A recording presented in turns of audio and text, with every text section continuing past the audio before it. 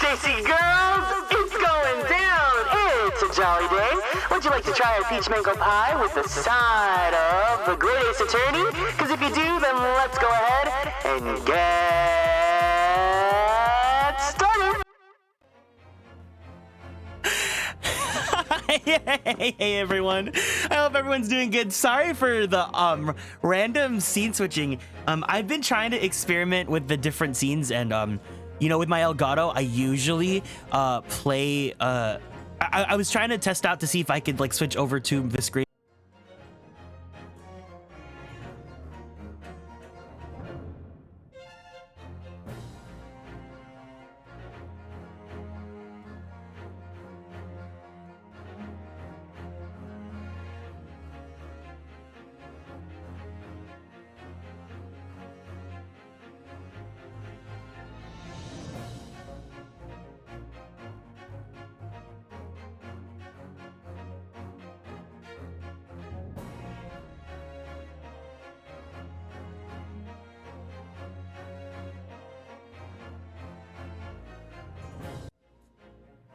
There we go. All right. Thank you guys so much for waiting. Thank you for the care package. Yeah, let's go. You know what? I need it because I'm a little dehydrated because I had some coffee. So let's go ahead and get out of our seats. Let's stand up. We're gonna go ahead and stretch our bodies to the left. Stretch to the right. One more time to the left. One more time to the right. Stretch your arms straight up to the sky. Roll out that right shoulder. Roll out that left shoulder. Very slowly and very gently roll out your neck. Take a deep breath in. And a deep breath out. One more deep breath in. And a deep breath out. And take a nice sip drink of your water. Ooh. Thank you for the care package. had coffee at this time of night. No, I had coffee earlier in the day. I had a UCC Kona mocha or Kona coffee with milk from Daiso, because I went to Daiso after. If you guys saw, I had a really yummy, delicious teppanyaki for lunch with a friend. We went on a huge adventure, actually. So long story short, me and my friend went out to get some teppanyaki for lunch because they had a really good prices for the lunch. It was like the New York steak with chicken and rice and the garlic butter and all that, and it was like $12. I was so astounded. It was really, really, really, really, really yummy. If you guys didn't, I was super jealous. Here, for anyone that didn't see on Twitter or the Discord, let me go ahead and get that picture and show you guys. Wait, I saved that to I saved that to the album of all the fan art that you guys draw. Hold on. Let me just save this to my desktop. DC, welcome in, and VCal Shoes, welcome into you as well. Here, let me show you what I had for lunch today. It was very, very, very delicious. Here it is. This was the teppanyaki that I had with my friend. So I had the steak with the chicken, and she had the steak with the shrimp. It was super, super, super good. Doesn't it look so delicious? Oh my god. That looks so good, right? That looks so good. It was so good. And can you believe that was like $12? I was in shock. I was in shock because teppanyaki is usually really expensive. So I was really happy. I want to make that. Hold on. Okay, but yeah, that's what I had for lunch. And then after lunch, we went to Daiso. I got some more of the shikishi boards so that I can sign them for our subathon next weekend. And what else did I get? Oh, and then I went to the mall to look for, because I told you guys I've been looking for, Autodonin, thank you so much for following and joining the constellations. Welcome in. I went to go ahead and look for a coat to wear for our trip to Japan next month. And it's, funnily enough, do I have it on my phone? I'll send it to myself on Discord. I got a coat. It's a long coat, and it's kind of like a natural tan. You know how we were joking about the yaoi boys love K-drama coat? So I ended up getting one for myself, and I'm super excited to wear it. But then I sent it to my friend. I sent it to my other friend that we're going to Japan with, and she's like, "Okay, Phoenix Wright gumshoe," and I was like, "Shut up!" My Phoenix Wright obsession is so strong that people will say that. It was really, really funny. But here, let me show you guys really fast. That was my lunch. Where is my outfit? There it is. Here it is. Wait, hold on. Let me resize that. There, so I got the coat. I got the BL K-drama coat. So yeah. I'm really excited. I'm so happy. I haven't had a coat in so long. So I can't wait to wear that on my trip because obviously I can't really wear that here in California, but I can wear it in Japan when it's really cold.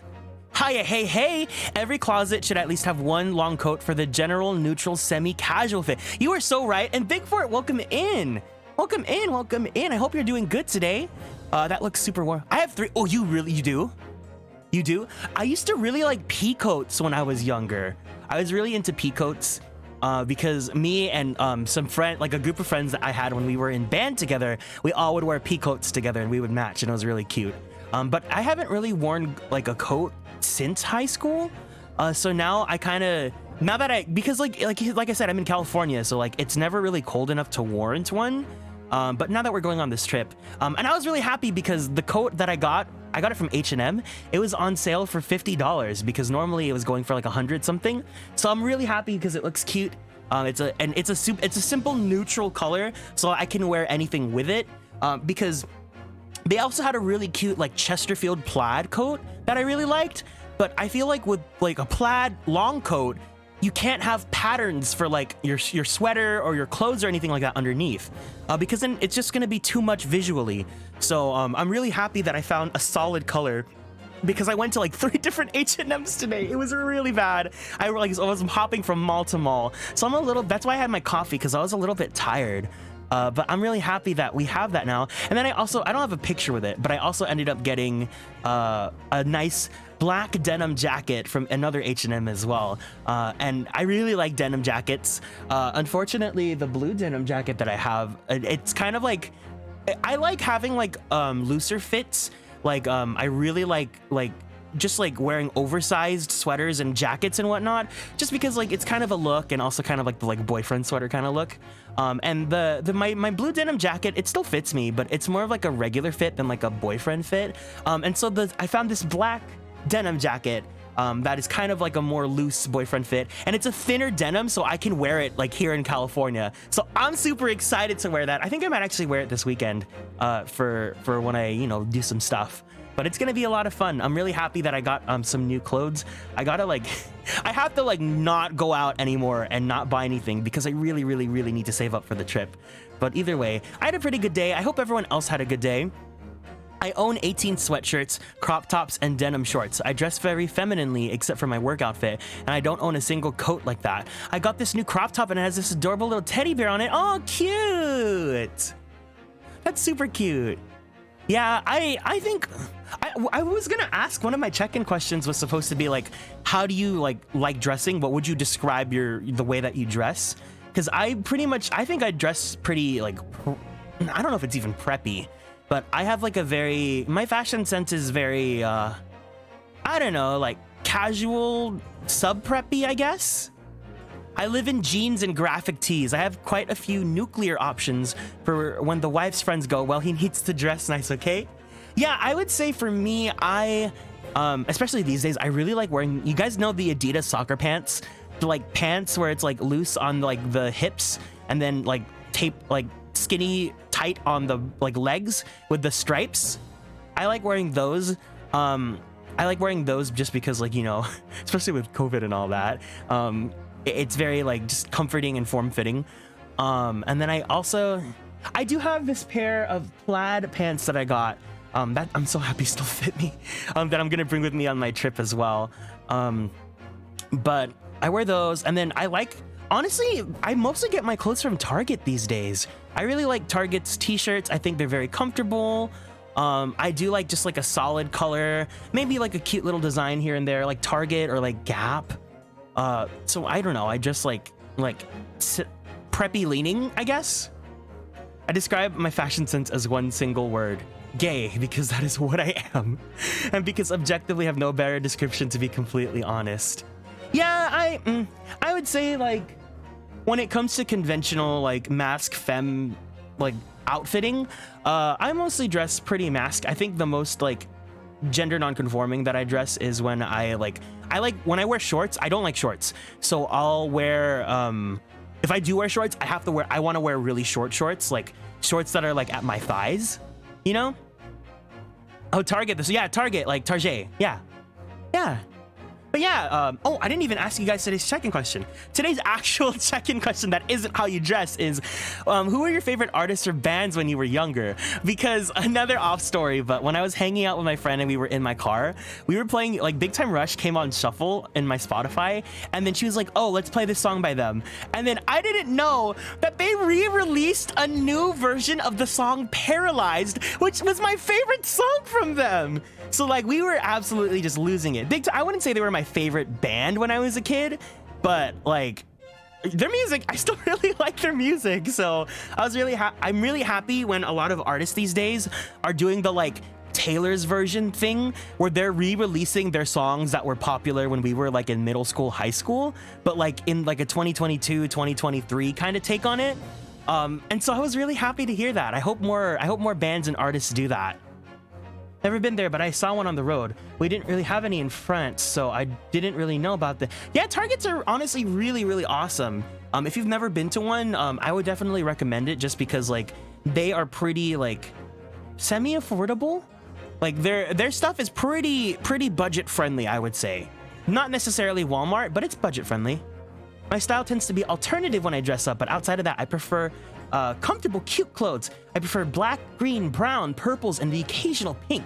I don't avoid color. I feel like for me, I definitely I go back and forth between like neutral black and white, and then like colors depending on how I feel. And I would say for colors that I really like, I think red, like on like me IRL. I think red looks good on the IRL. I think like autumn tones, like a mustard yellow or like a burnt orange, stuff like that, you know?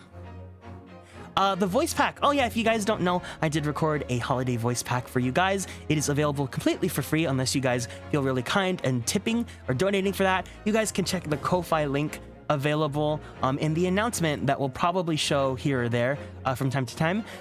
So please feel free to download that and let me know what you guys think.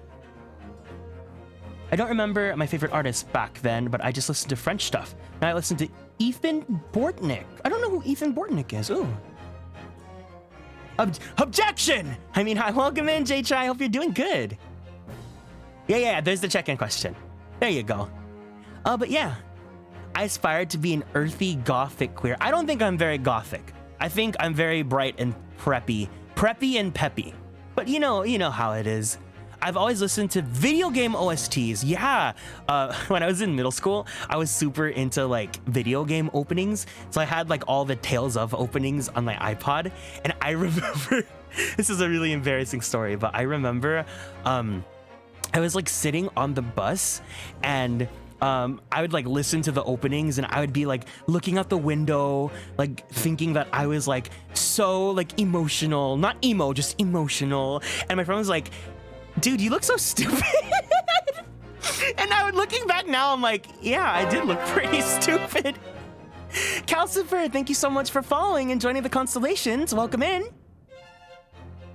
My favorite artists are the Black Eyed Peas, Katy Perry, and Lady Gaga. Ooh. Yeah, when I was in high school, it was during Katy Perry's Teenage Dream era. And I think that was her peak. Like, that was a lot of fun. I really, really like that. That album. I always loved listening to The Prodigy. They have a few songs in The Matrix, old 90s electronic industrial. Ooh, I love learning about your guys' music tastes. He's the guy who wrote Engravings and Arsonist and Cut My Fingers Off, if you're familiar with any of those titles. Not really. I will say when it comes to French music, there's this, because I like ASMR, there's this ASMR artist that I used to really like watching. And he has a band as well. I can't remember what it was called on the top of my head, but I listened to some of his music because I liked his ASMR. I thought it was really good too. I guess the closest thing you could say I had to a favorite band was Crush 40, because the music they did for Sonic was, oh my god. So my friend, when she was still working with me, we were really into, when we would go have our lunch breaks, she would play, you know the song from, I think it's Sonic R? Can you feel the sunshine? Does it brighten up your day? Na na na na na na na na na na na. We would play that all the time when we went on our lunches because like it was like the like pocket of bright sunshine and happiness that we had during our work day. Yeah. Can you feel it? That was a good song. That was a really, really good song. I found Hatsune Miku as a child by accident, and it altered my brain chemistry. Were you there for the Project Sekai stream when I was like learning about the Vocaloid songs? Because I really enjoyed, I had a lot of fun playing them. I finally understand, I think out of the classic songs I learned, I liked Just Be Friends, I believe? I should listen to that again and see if I can add that to my playlist or anything like that. Still listening to California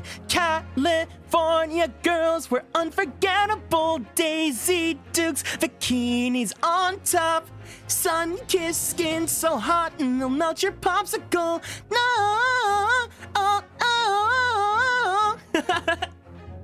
I listened to, oh my god, Avril, he was a skater boy. She said, see you later, boy. He wasn't good enough for her. I really want to do another like early 2000s karaoke. That'd be so much fun. But have you guys heard Avril's latest album? The one with Bite Me? Because Bite Me is a really good song. I really, really like that. And then she also just re-released like a modern version. Speaking of re-releases, she did a modern take on her original album, which was really good. Because then she also released her original version of Breakaway that she ended up giving to Kelly Clarkson. That was really good. Can you feel it? My sister's afraid of that song because of the Tails doll creepypasta. I don't know that. I also listened to System of a Down, Slipknot, and heavy metal. Oh, I'm not really into metal. That's not really in for me. Just Be Friends is such a classic. I love that song. Like, sing me to sleep. You're so good. Oh my gosh.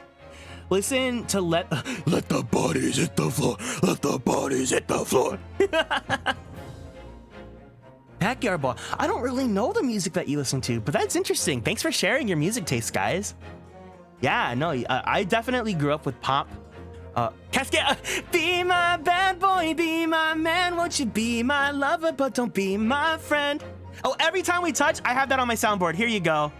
'Cause every time we touch, I get this feeling. And every time we kiss, I swear I can fly. This is a karaoke stream now. I'm sorry, guys. Basically made the Tails doll into a monster for some reason. Part of it involved, can you feel the sunshine backwards? No! Some of my favorite artists when I was younger were Tupac, DMX, Drew Hill, and early Linkin Park. It's Bad Boy and Every Time We Touch. Still have those on my Spotify play. Oh my god, man. We had the whole reason why I got back into Cascada was because me, Reisna, and Han were going to a wedding a few years back. And we were just like, it was a long drive. And then I think it was Reisna that was just like, you know what? I really feel like listening to like 2000s Euro dance. So then like we played Every Time We Touch, and then like we just started playing that. We played a lot of Aqua. We played like all the what is it? I think Han really liked Cartoon Heroes. I think that's also Aqua. But we were playing like all those songs and we were just absolutely losing it. It was so much fun. I hope Cascada, because I know Cascada still performs. I hope that she re-records Every Time We Touch. That'd be so much fun. Bad Boy and Every Time We Touch. I still have those on my Spotify playlist. Aqua's Barbie Girl and Roses Are Red. Ooh. Yeah. But I kept you... Okay, wait. We've been talking about music. I appreciate that. That was a lot of fun. We gotta play Ace Attorney. We're starting Adventure 4, The Adventure of the Clouded Kokoro. What is this?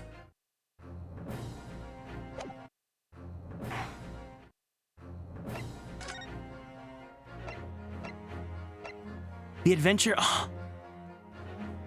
The Adventure of the Unspeakable Story. I'm so sad. Like, we're on case 4 now, which means we're gonna be so close to finishing this game, and I don't want to finish this game, guys. I'm having so much fun with it.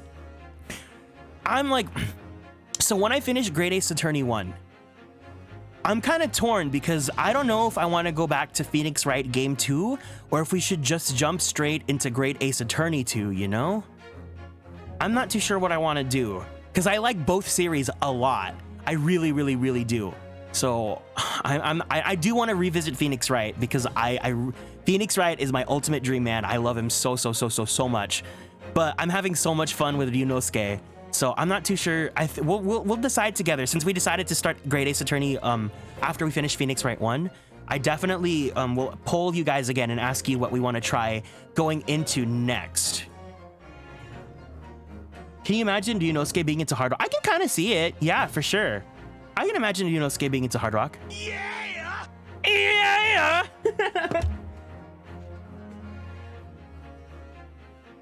I mean, Great Ace Attorney is like a prequel to Phoenix. Yeah, like they're both standalone. It's more like if you played Phoenix Wright, you'll get a bunch of Easter eggs to Great Ace Attorney. But they're both really good. The good thing is that Great Ace Attorney hasn't added too much, where going back to Phoenix Wright doesn't seem like it'll be a slog. I think they're both very similar. Like, you know, it's still the same formula of game. But I'll definitely ask you guys what you guys want to play when we finish this one. Let me go ahead and let's get started with case 4.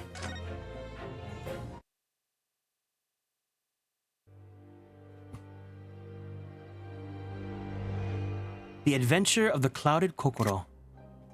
Okay, I gotta take a bunch of screenshots whenever we have the anime openings. Think, Wilson, said Sholmes, turning his head languidly in my direction. Because I was trying to make a thumbnail for the last stream, and then the movie player doesn't let you play through the anime scenes again.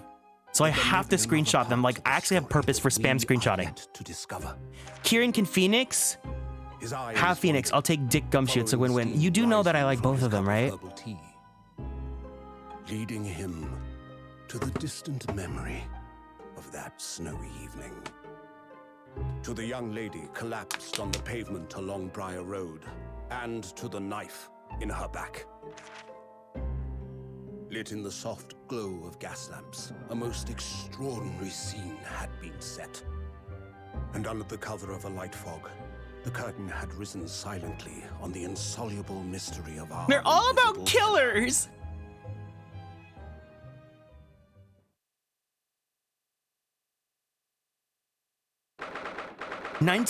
February 9th, 9:47 a.m. British Supreme Court, Lord Chief Justice's office.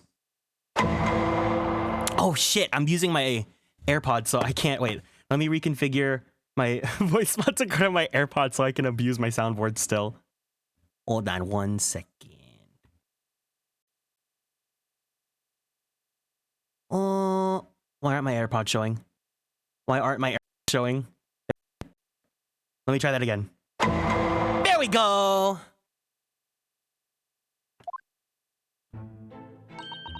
Did you sleep last night, Mr. Naruhodo? No, not at all. It was an enormous hotel, wasn't it? The rooms were so luxurious, I felt like we were staying in a palace. And with all the gaslights twinkling, it was brighter than a day even in the middle of the night. What about the enormous beds? After my time on the SS Buria, I wasn't going to waste a single inch of that space. I spent the entire night rolling from one side of the mattress to the other. Oh yes, it really was the sort of night you can only dream of normally. Except... when I learned that we owed £3 for the rooms, that dream quickly turned into a nightmare. Oops, sorry about that. The building was so impressive, and the entrance so inviting, I just wandered in without thinking.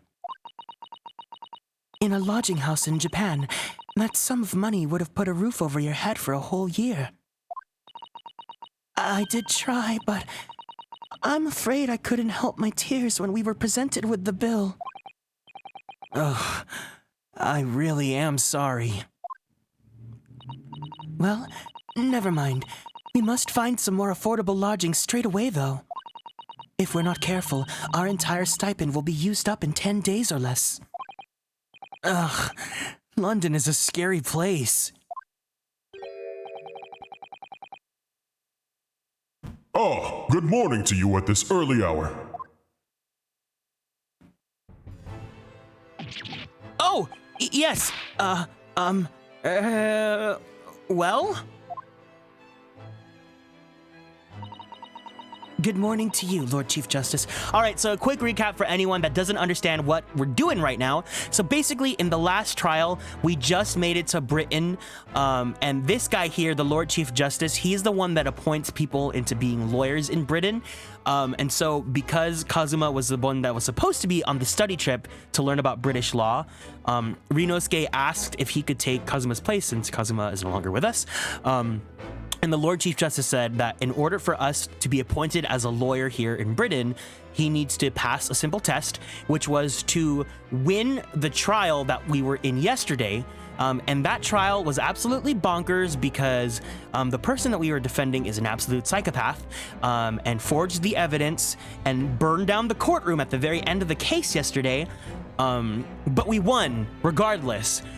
So we now we're getting the repercussions of now that we won, we're going to be appointed a lawyer, or so I believe. Yeah, Kazuma got a free trip back to Japan. He even got his own room. Shut the hell up!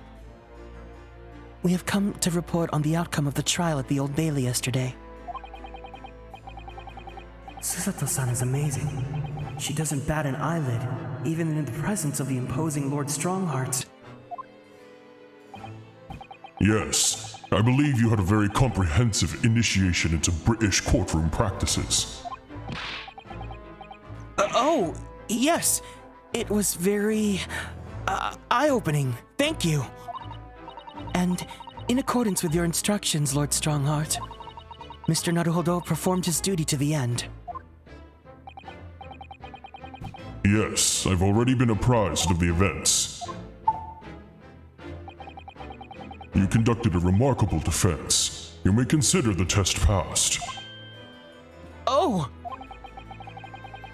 No longer are you a student from the Empire of Japan. You may henceforth claim to be a fully fledged lawyer.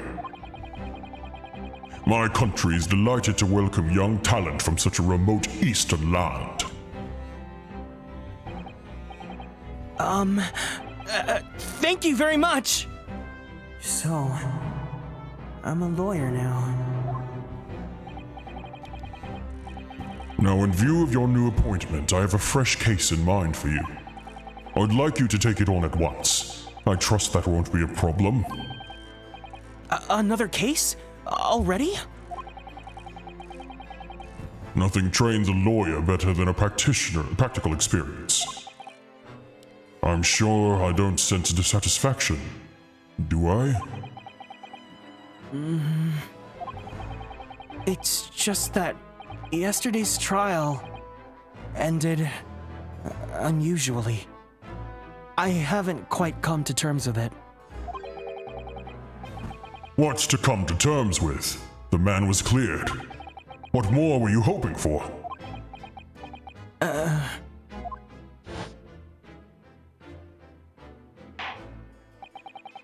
The culpability of the defendant has not at the present time been established by this court.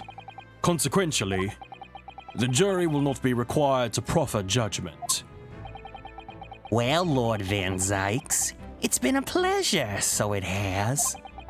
And as for you, my dear fella, I couldn't have asked for a better defense.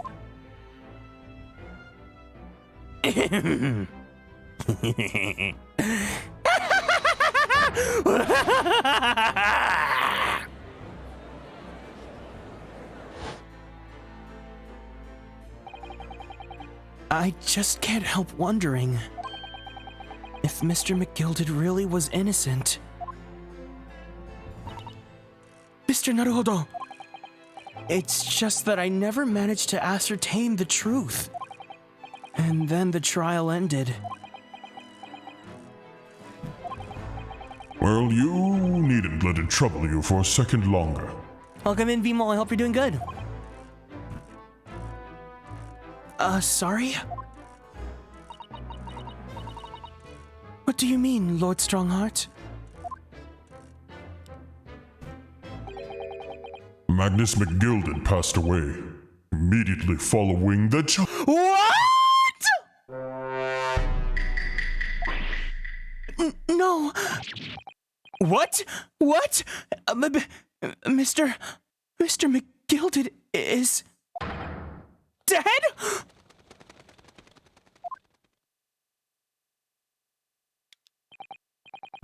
I have 19 minutes and 41 seconds until my next engagement. Time enough to talk.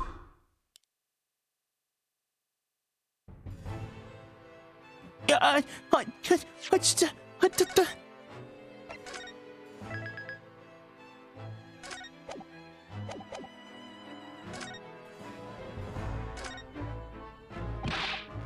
don't understand. What happened? How can he be dead? After the trial concluded yesterday, there was a great commotion in the Old Bailey. As you'll presumably recall, an omnibus had been wheeled into the courtroom.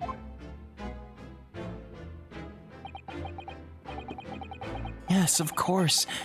That was the scene of the crime which Mr. McGilded had been accused of.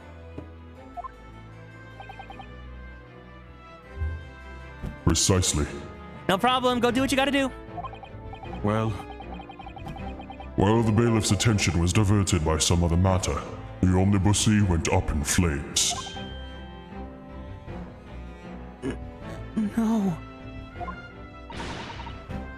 How could such a thing have happened? That is being investigated as we speak, but already.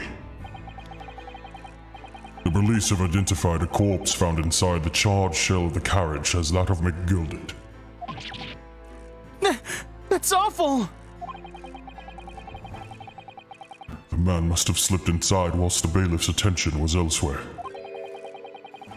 That bailiff really needs to pay more attention. And how could that have happened? That is also being investigated as we speak. Thinking back now, immediately after the trial, Mr. McGilda did mention going back into the courtroom to look at the omnibus.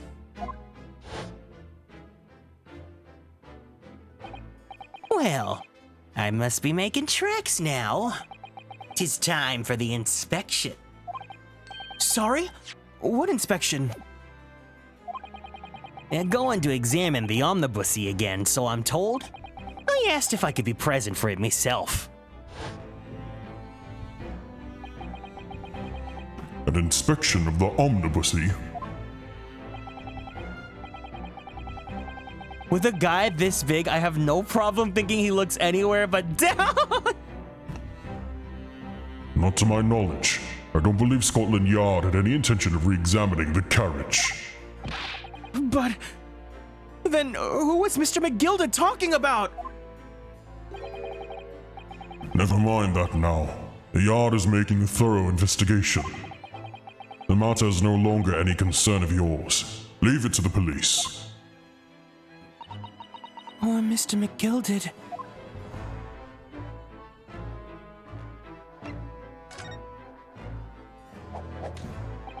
So, how did you find your first taste of our country's Supreme Court?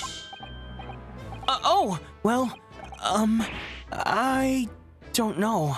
I mean, it was, wow! Mr. Naruhodo means that the whole experience was steeped in the solemnity of Great Britain's long history. It's really a world apart from our own judicial system in Japan, which is only a few short decades old. Wow, Susato-san is such a way with words.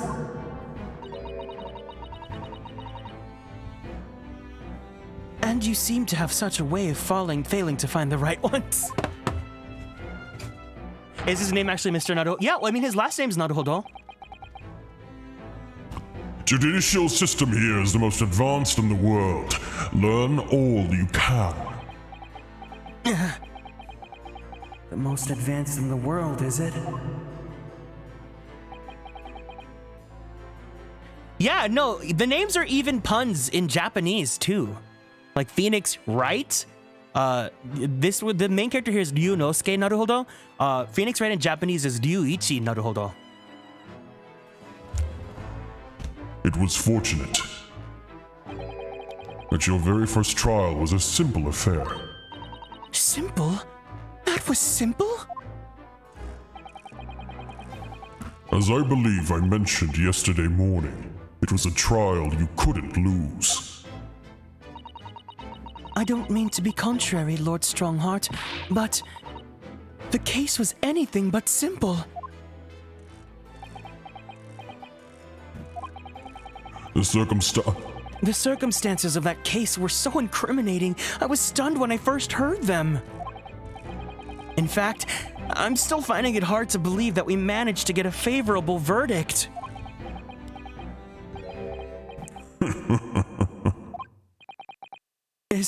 Is something funny? No, my apologies. However, the fact is that you did receive the not guilty verdict you set out to achieve. And that can only be attributed to exceptional talent. Wouldn't you agree? Well, I don't know about that.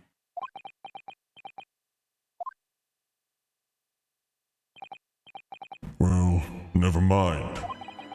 You exceeded my expectations, I freely admit. That much is at least an undeniable truth. Which is precisely why I've prepared the new case for you that I mentioned before. What's going on? What was he going to say before? Could you perhaps give us some more details about the new case you mentioned? Don't tell me. It's a murder and the trial starts in 10 minutes. Don't worry, it's nothing so alarming or quite so urgent as your last assignment. In fact, this case is completely different. Oh, I see. Did he just read my mind? That is to say, no one has died, as yet. And the trial will not be today. There's plenty of time to research the case thoroughly. Oh my Damn that goodness! base Famapog. Damn that pace. Famapog. Michael, thank you so much for 10 months in the Superstar Sub Club. I greatly appreciate it. I hope you've been well. Welcome in, Michael. I'm gonna go ahead and give Empty Bomb 96 a shout out. He's one of my great mods, but he's also a really good friend and a funny streamer. I've actually been really listening to a lot of his VODs this week, just because Michael has a very he has a radio voice. He has a very deep and gravelly voice. So if you guys are into deeper voices, check him out. Let's hear a clip from him. Heard you guys like mudkips. Yeah, I like that. Very deep.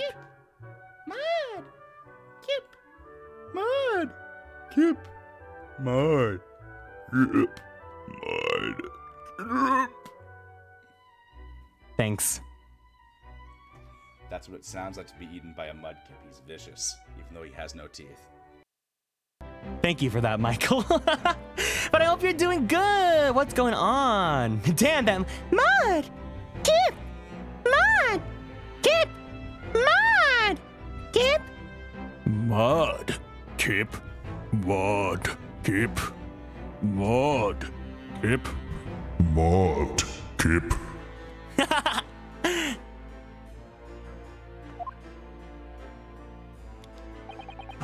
23 hours, 43 minutes, and 19 seconds to be precise. So the trial's tomorrow then.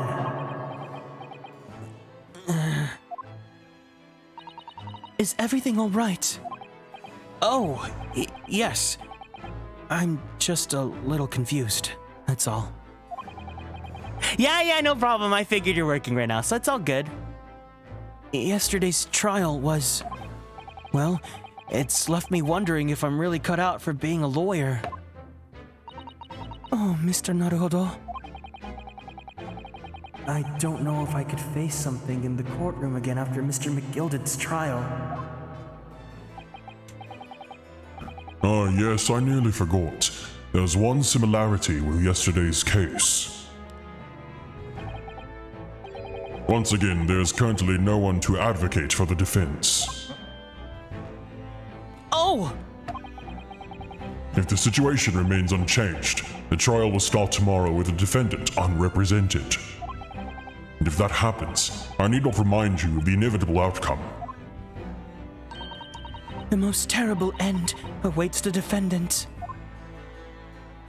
This reminds me, someone at ALA Masquerade did a Great Ace Attorney calling? No! Really? No, I wish I was at ALA. Don't make me regret not going. I'm so sad. If I have to be really conscious about my shmoney, but if I see any Ace Attorney merch, if I see any Ace Attorney merch at Impulse this weekend, I really want to go buy it. Always next year. ALA is the best. Yeah, no, I really like ALA too. Is it Kieran's Oshi? Who's my Oshi? Michael also, it was really cute. Michael sent me a video of someone singing Diamond City Lights at the con as well. And I was like, wow, you remembered the song and you remembered me.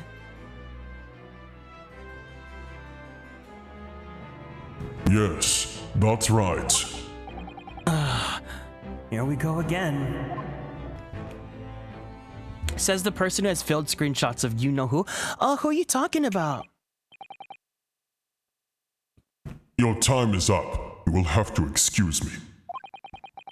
I would advise you to begin making preparations for tomorrow's trial.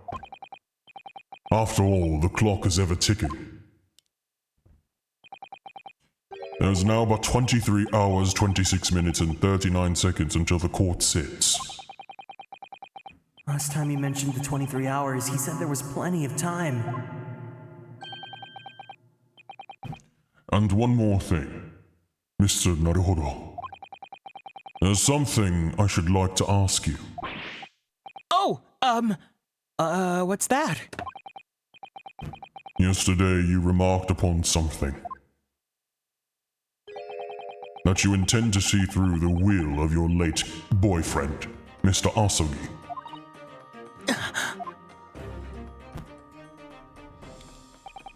I would be interested to hear what exactly you mean by that. Is this guy Edgeworth's great? No. Let me show you Edgeworth's, the guy who I believe should be Edgeworth's, ancestor. Here. There you go. Hold it!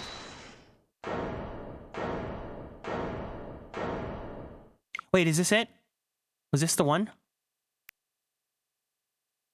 Where is it?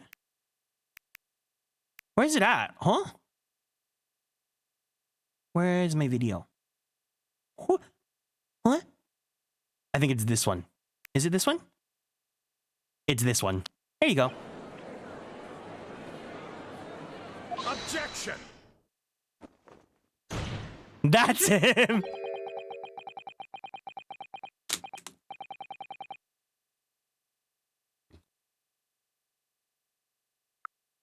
There you go. Oh, well, Kazuma always used to say, you see, that he wanted to learn how the greatest justice system in the world worked so he could change ours in Japan. Now that he's gone, I'd like to work towards that myself. And there's one more thing. Oh! Another thing? Continue. On the way here on the steamship, he said something to me. There's something very important that I have to do.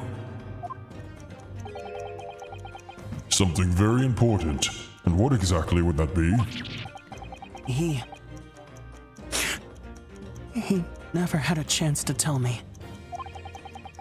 I suppose he would have done if he made it to. You're out of time. Well, thank you for an enlightening discussion. Wait. Great Britain, okay. Mr. Naruhodo, what's all this about? Mr. Asogi never once mentioned anything of the sort to me. No problem. Thank you so much, Arrhenius. Take care. I urge you both to focus your attentions on the matter at hand. I've taken on the liberty of summoning the police inspector in charge of the case. He'll be able to apprise you of the details. How long has he been there? So, I wish you the best of luck and bid you farewell.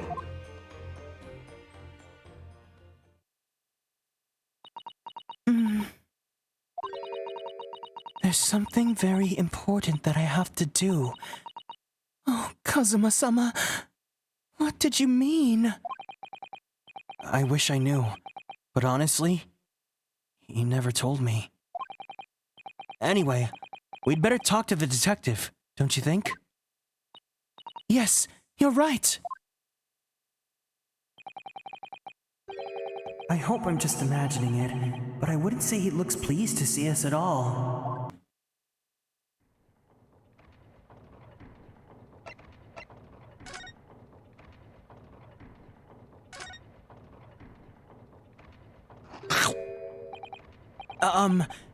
Could we trouble you? What do you think?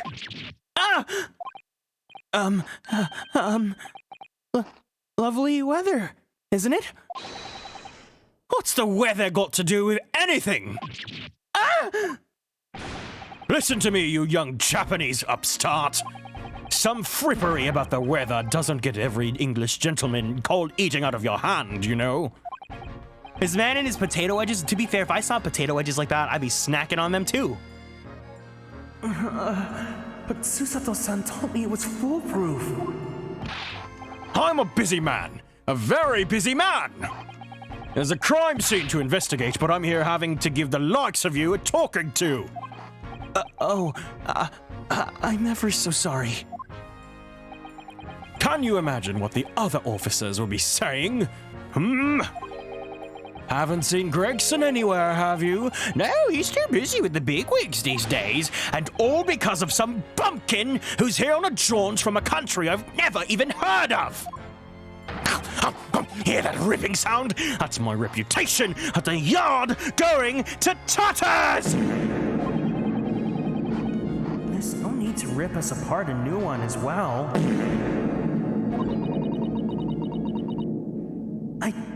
I don't believe we've been introduced. This is Mr. Ryunosuke Naruhodo, a defense lawyer. It's a pleasure to make your acquaintance. I'm Mr. Naruhodo's judicial assistant, It's lovely weather we're having today, isn't it?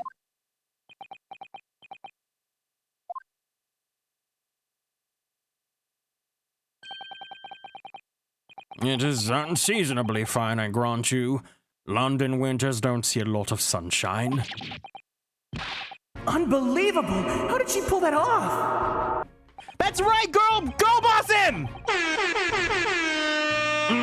So, Lord Strongheart has asked me to fill you in on the case.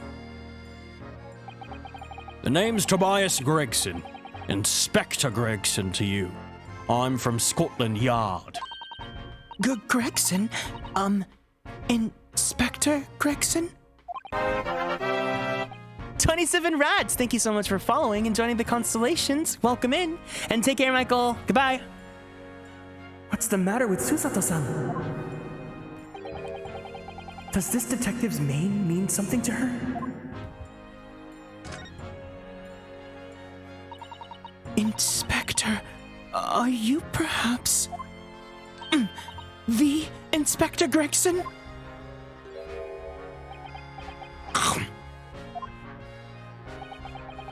You're acting like you know this man, Miss Susato, but he's a London detective. Oh, I do know him. Very well, in fact. Big Bubble BB, thank you so much for following and joining the Constellations. Welcome in.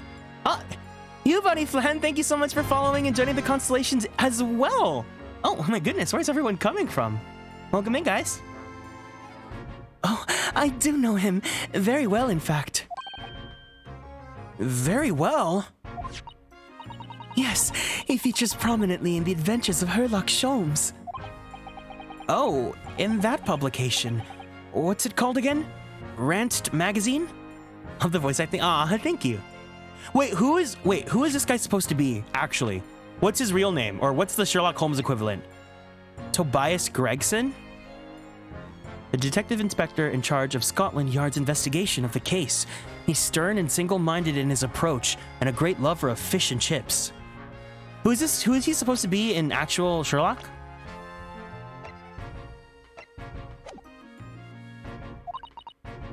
That's right! Inspector Gregson and Mr. Sholmes enjoy a wonderful homo-romantic romance. Really? You rivaled the great Mr. Sholmes? Oh, that's incredible! Oh, well, I don't know about that. Mr. Sholmes isn't a professional like myself, of course, but he does come up with the goods from time to time. Mr. Sholmes is equally complimentary about you, Inspector, isn't he? You've earned his highest praise. Gregson is a pick of the bad lot of all the Scotland Yarders. That was all his own words. That's his highest praise? Well, Mr. Sholmes isn't particularly known for giving compliments, you see. That he is not. Thanks to that magazine, my name's known all over London town now. That's great, isn't it?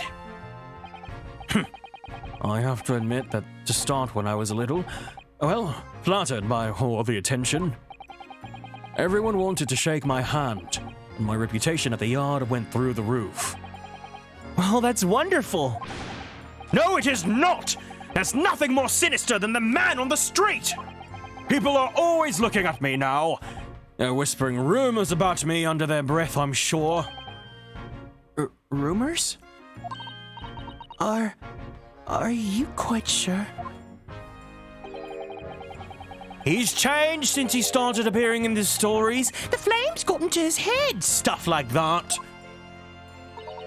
Gosh, do you really think people are saying such mean-spirited things about you? Like I said, they whisper, so I can't catch exactly what they're saying. But I know what folk are like. I'm sure that's what they're saying. As sure as eggs is eggs.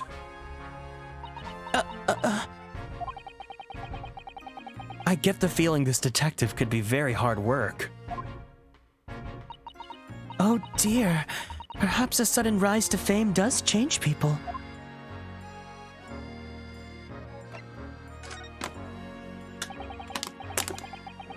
So, about the case that the Lord Chief Justice mentioned before. Nothing detailed, really. As far as we're concerned at the yard, it couldn't be simpler. Oh dear, that probably means that as far as we're concerned as lawyers, it couldn't be more complicated. I wish you were wrong about that, but I have a nasty feeling you're right. A young woman was walking along the pavement of the Briar Road when she was stabbed from behind. Fortunately, it wasn't fatal, but she's still laid up in the hospital, unconscious. That's despicable! What sort of coward would attack the poor woman from behind? I suppose you would have finished whoever it was with a suicidal takedown, would you? That is neither here nor there, Mr. Naruhodo. Brace yourself, Ryunosuke. You've angered her now. Anyway, after something of a whirlwind investigation, the criminal was arrested. He barely had time for a cup of tea after the incident took place, to be honest. So, there must have been something left at the scene that led you directly to the culprit. Or perhaps a reliable witness who recognized the person in question.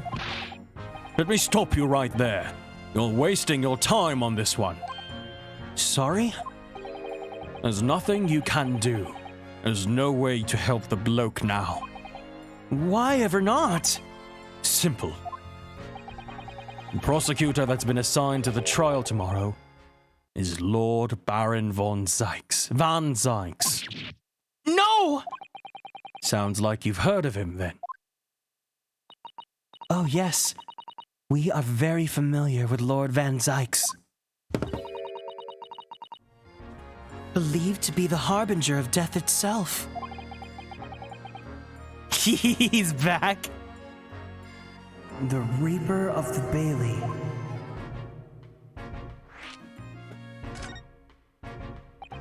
Lord Baron Van Zykes, who we faced in court only yesterday. Mr. McGilded told us about him before the trial, didn't he?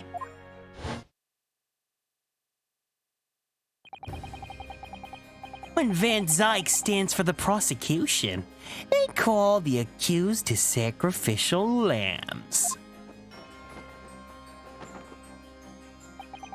And in every single trial in which he's been the prosecutor, the accused has been damned. This Reaper of the Bailey nickname. I suppose he's earned that because of every defendant he advocates against is found guilty. Is that it? Well, if that's the case, we should inform you, Inspector, that in yesterday's trial against Lord Van Zykes, Mr. Naruhodo secured a verdict of not guilty. Huh. And what of it? I think that means that even against the Reaper of the Bailey, it's not impossible to save the defendant. No, you really don't have a clue, do you? What do you mean? What happened to that bloke in the end, eh? He's dead. Magnus McGilded came a cropper in that omnibusy when it went up in flames. So you can't rightly say you saved the defendant, can you? What are you saying? Look, if Van Zykes could get the dirt to stick on everyone, he'd be a miracle worker. But that's not how it goes. It doesn't work miracles. He works magic.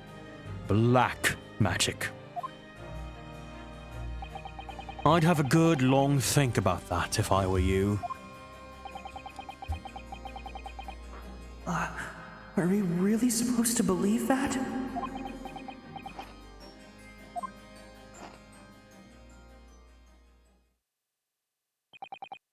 Right.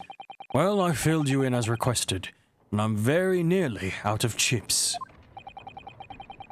So I'll be heading back to the crime scene now. We're still carrying out a few investigations there. It was Briar Road, you said, didn't you? Where the incident took place. That's correct, ma'am. And if you head over to the holding cells, you can meet the criminal himself. You've branded him a criminal already? He's good as is. He's as good as. Shaken like a leaf in his cell, he is. It'll give you a chuckle if nothing else. He's inmate 53. Speak to the jailer and he'll show you the way. Inmate 53. Thank you.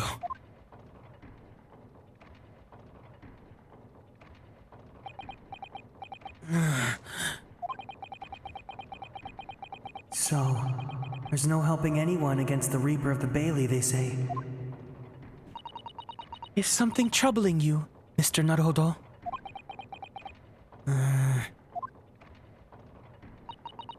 To tell the truth, when I recall the trial yesterday, I can't stop myself from shaking. The idea of facing the Reaper in court again is... Well, if you think it's too much for you, there's no shame in turning the case down. That takes courage, too.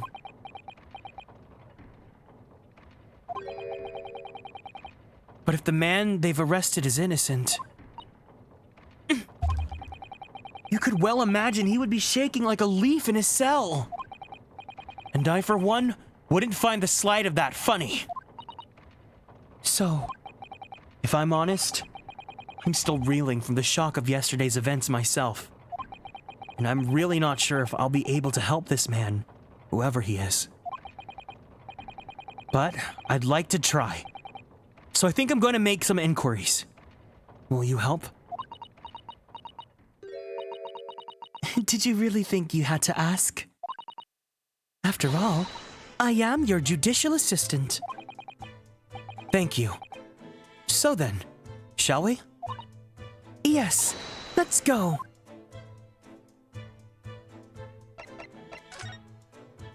I always feel on edge here, but there are so many interesting books I wish I could borrow. Oh, we still haven't been here yet. I wonder what awaits us. Let's go see Briar Road first. Ooh, that looks pretty. 19th February, Briar Road.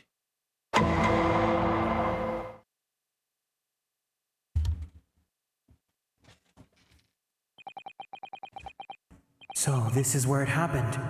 Briar Road. Ah, look, Mr. Naruhodo! Look at that regulation metal helmet. It's unmistakable. The men of Scotland Yard are here. They're investigating as we speak. That is their job, you know. But Mr. Naruhodo, to see one with my own eyes. They're often depicted in the adventures of Herlock Sholmes, but I never dreamt I'd ever see this come this close. To a real Bobby's helmet. She's a Teaboo! She's a Teaboo! What? The helmet? Of course. I have to try on one day. Well, I hope your Hattie dream comes true. I don't see Inspector Gregson anywhere. Shall we see if we can sneak past and investigate the scene of the stabbing? Why should we sneak? I don't want to upset one of the bobbies and be butted on the head by one of those metal helmets. My skull would crack in two, I'm sure. Oh no, an English bobby would never do such a thing. This is a land of gentlemen, you see.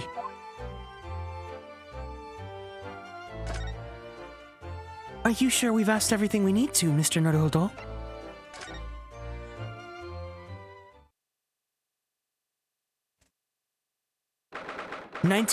February. Local prison. Cell 9. So, these are British prison cells. Oh, and they're ghastly. It feels like a dungeon. Yes, and having experienced it in Japan myself, I can assure you that our wooden cells feel a lot cozier than these cold stone walls. Oh, don't, Mr. Naruhodo. You're making it seem worse. Apparently, our client is in this cell here. But it's so dark at the back there, I can't make him out. I wonder what he's like. Inmate 53, your legal representative is here to see you. Stop hiding in the back of the cell and show your face at once. Am I a cat as yet with no name? Calling me by a number! It's utterly, unbelievably, unjustly unreasonable! I refuse to answer! Mr. Naruhodo, what? What do you think is going on here? I have no idea, but I wasn't just hearing things, was I? That tirade of complaints was in Japanese!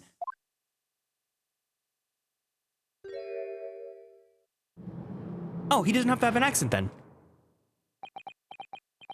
No. Excuse me, but who? Shh! Quiet.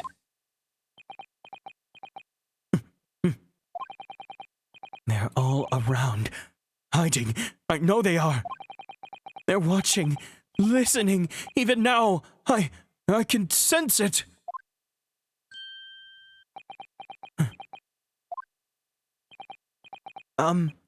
Right. So, could I ask you, who exactly? There you are! You've come to curse me, haven't you? Don't try to hide it, you're a ghost! A ghost?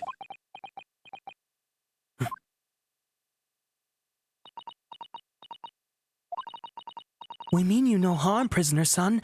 Are you Japanese, by any chance?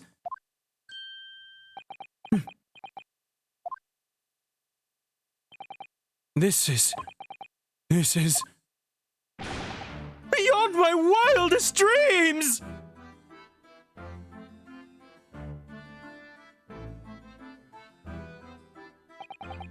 Forgive me for that outburst before. I'm so sorry. Oh, it's fine. We were just a little surprised, that's all. Imagine it! It's been 12 long months since I left my hometown, and here I am, in a frightful fix in a foreign land! So, hearing the sweet, sentimental tones of a compatriot's voice in here in this damp, dark hellhole was a most monumentally moving moment! Who could have guessed that this new client Lord Strongheart assigned to us would turn out to be a fellow Japanese? What compassion my fellow countrymen show! To dispatch a first-class lawyer all the way from Japan to defend a mere foreign student! Noble, nurturing, never-falling Nippon! A first-class lawyer? Oh dear, I think there's something of a misunderstanding here. I wonder, won't you be so kind as to tell us what's happened? Why you've been detained as a suspect, for example? Yes, I can. I will. He's a little handsome. I think he's kind of cute. Shut, stay, sullen, and silent! I'm not quite sure I understand what he means, but he seems happy. Yes, he does. I just hope he actually has a good reason to be. Thank you for your cooperation. I am a lawyer, as you said. My name is Ryunosuke Naruhodo. And I am Naruhodo-san's judicial assistant, Susato Mikotoba. I am a visiting student, sent here by our government. notably, notoriously named Natsume. Soseki Natsume. What is his... 33. Soseki Natsume, a scholar sent to Britain by the Japanese government to further study his English. He's the defendant accused of attempted murder. Got a lot of like push broom mustaches. Soseki Natsume-san? What an unusual name. Call me Soseki, please. I'm a poet, you see. A writer of haiku. It's something of a nom de plume. A nom de plume? You mean an alias? That's right, Naruhodo-san. No!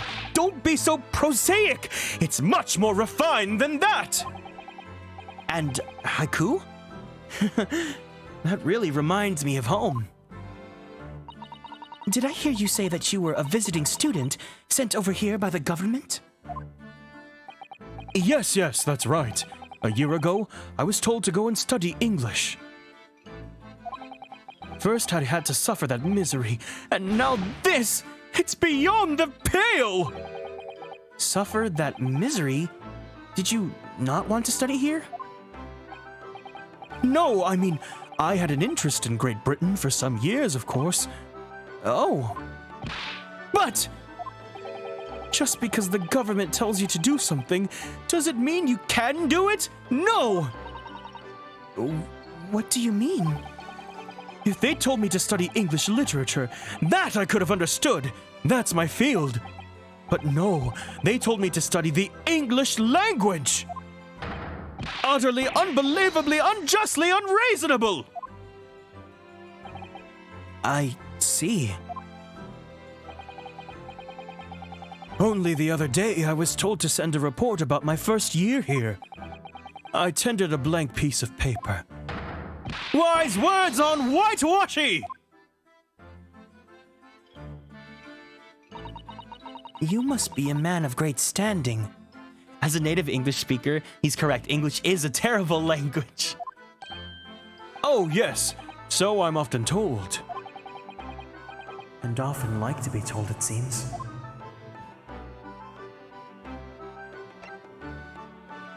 We don't have grammatical rules so much as grammatical suggestions. Yeah, it's definitely... I can imagine how hard it must be learning English as your second language. Could you perhaps tell us exactly why you've been arrested, Soseki-san? I didn't do it! I didn't commit that atrocious murder! Murder? Oh, no, it's all right. The woman didn't actually die, did she?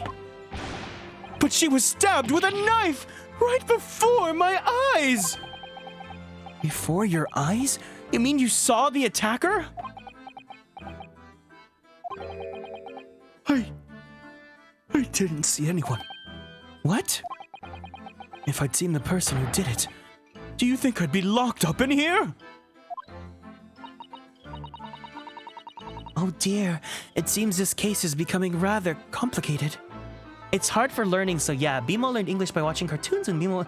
Oh, I see. For anyone, I'm assuming... Actually, I thought a lot of my audience would be mostly from the States, but it looks like we have people from all sorts of places.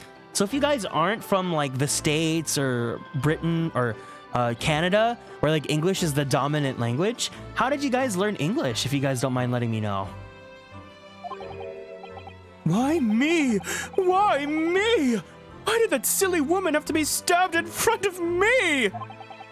It's the curse of London. It's incredibly, inexcusably, irritatingly inconvenient. So, Soseki-san was there at the scene, but he didn't see the attacker. It's vital that we find out more about the case. It's just that some are afraid to not make mistakes. So yeah, no, I get it. I'm definitely extremely nervous, like talking in Japanese or Korean. It was an accursed evening, just after the snow had started to clear and heavy with fog. I'd been to the bookshop to buy some books, and I was on my way back to the accursed lodgings. Sure, the bookshop wasn't a curse too? As I was walking along that accursed pavement, I could make out the sole silhouette of another ahead of me. A woman wearing a green overcoat she was, and just as I went to overtake her... Bimo learned conversational English before getting formal education. Odd for Bimo, since Bimo can speak Japanese and understand but cannot read. She suddenly let out a little scream and collapsed onto the cold, hard slabs of stone at my feet. How terrible! I called out to the woman, but she didn't move. It was like a ghostly, ghoulish, grim graveyard. Slight exaggeration there, perhaps. People online who learned English as a second language seem to have a better grasp of language than native English speakers. Yeah, I would say so too. I was terrified. I had to get away from there. So I ran as fast as my legs could carry me back to my accursed lodgings. That's not good. They'll say it was shameful, I know, to run away like that. Tell me, Soseki-san, was the victim an acquaintance of yours? Don't be so ridiculous! Do you think I know any of these fair-haired English? And a young woman of that? I'm indifferent, shy, timid, unsure. I can't talk to people. I see. A young woman. Unknown to Soseki-san. And at the time it happened, who else did you see nearby? Did anybody pass you? Regrettably, apart from myself and the woman, I didn't see a soul. No one? Oh, great. So, the victim was unbeknown to you, and there was nobody else on the street at the time. That creates something of a conundrum, doesn't it? What conundrum?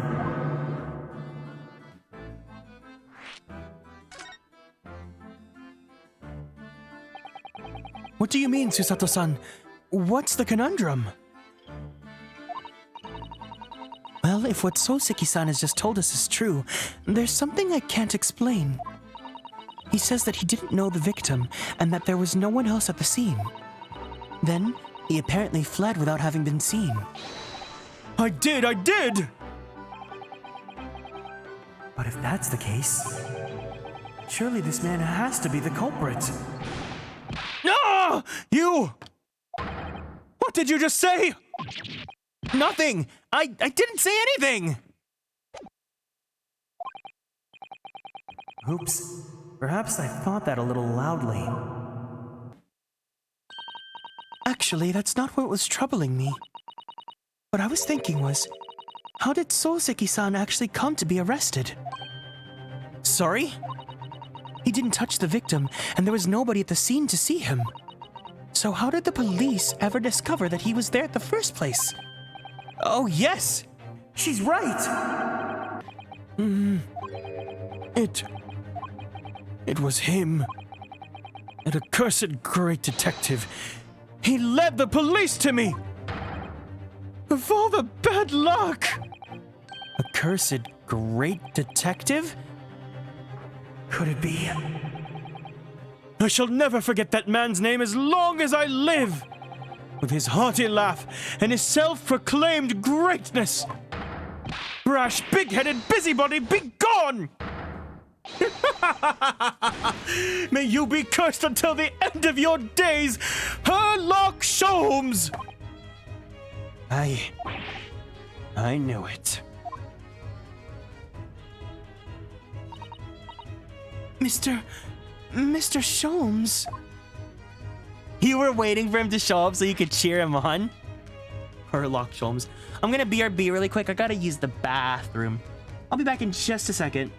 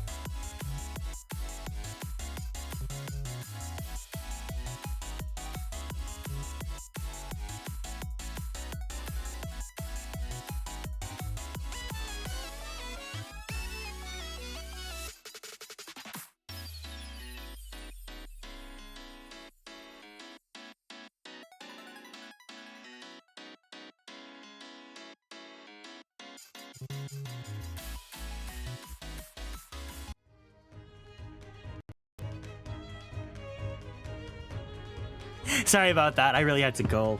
Okay.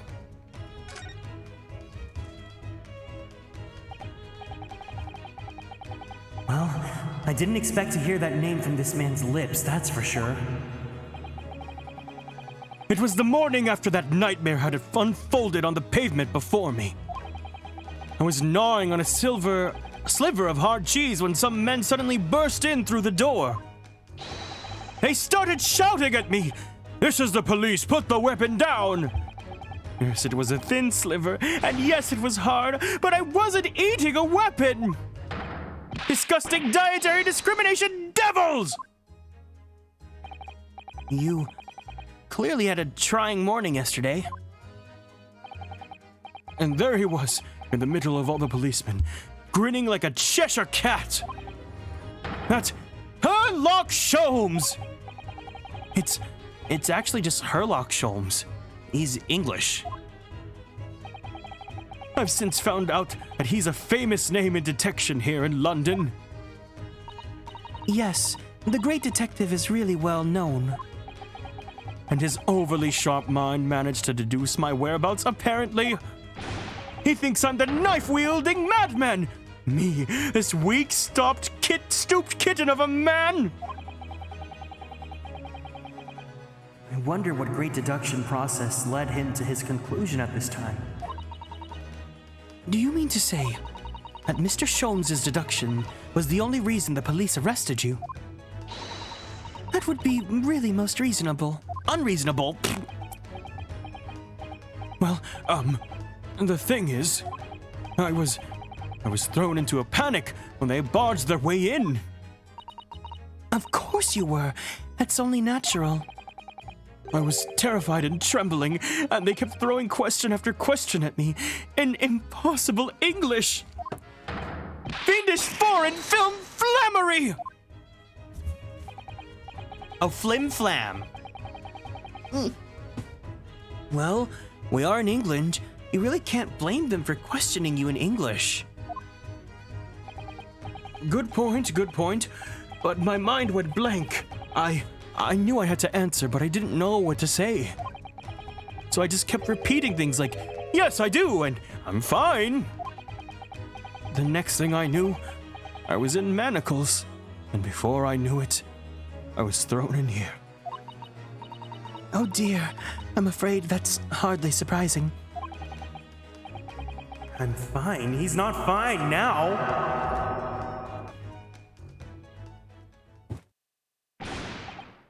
Mr. Naruhodo Esquire! Oh, you can just call me Naruhodo. And when we're speaking English, a simple Mr. is more than enough.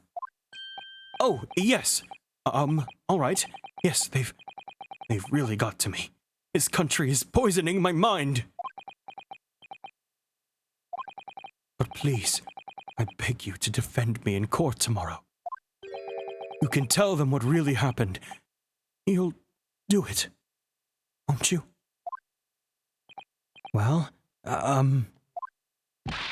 Why is it so hard to say yes to me? well, the thing is, I'm just a student like yourself, on a study tour. A student? I've defended a case in the Old Bailey, only the one though. But at this moment in time, I really don't know what I'm supposed to believe in. I'm confused about what justice in this country even means. Oh, Naruhodo-san. I'm not even the foreign student who was supposed to be here. I'm a sort of locum lawyer, I suppose. But that armband, that's the mark of a defense lawyer from our great empire! It's a keepsake from the man that I loved, who should have been here. He was my whole world. A keepsake?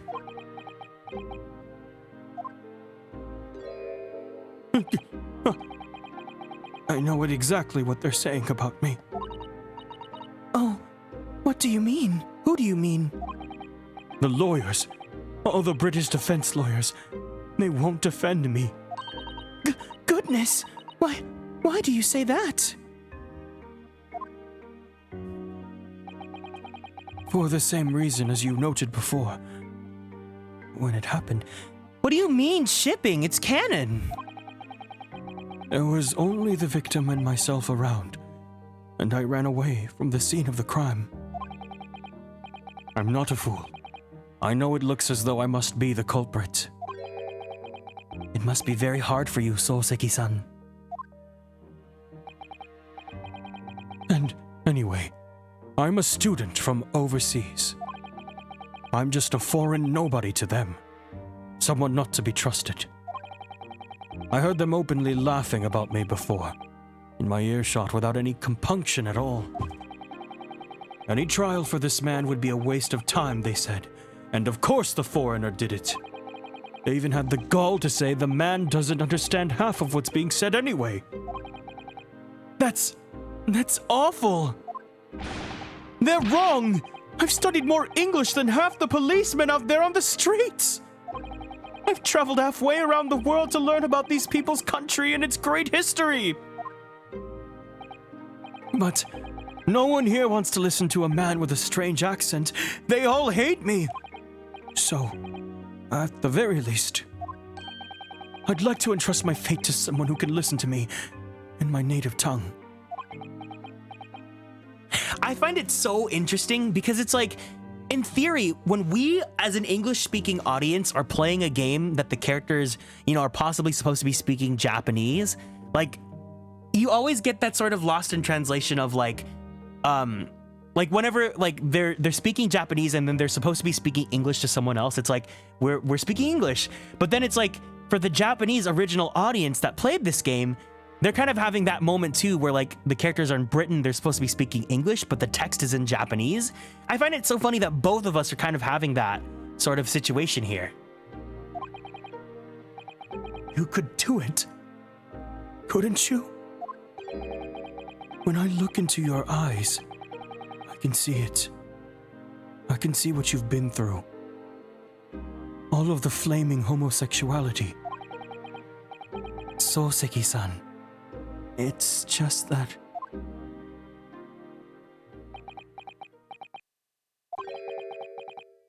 Give me a little time, please. I'll do what I can for the time being. What do you mean? We shall investigate the case as thoroughly as possible. If we can find some clues, it will give us a much better chance, I'm sure. Oh, yes. Thank you. I'll be in here, all alone, waiting for you, locum student Mr. Naruhodo Esquire. We should be going then, Naruhodo-san. We have a case to prepare for. Okay, we got all that. People kind of funny that localization, they speak English and characters who are Japanese. Oh, come on, it's English. People like, you're speaking English, right? Exactly! Visiting a cold, dark jail brings home the reality of crime and punishment.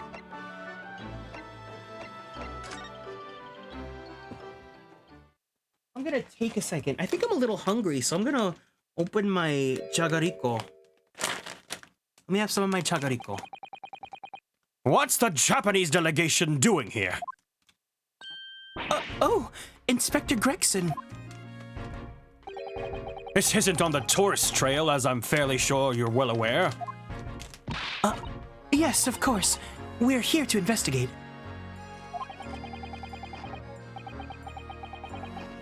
So, you've been to the holding cells then?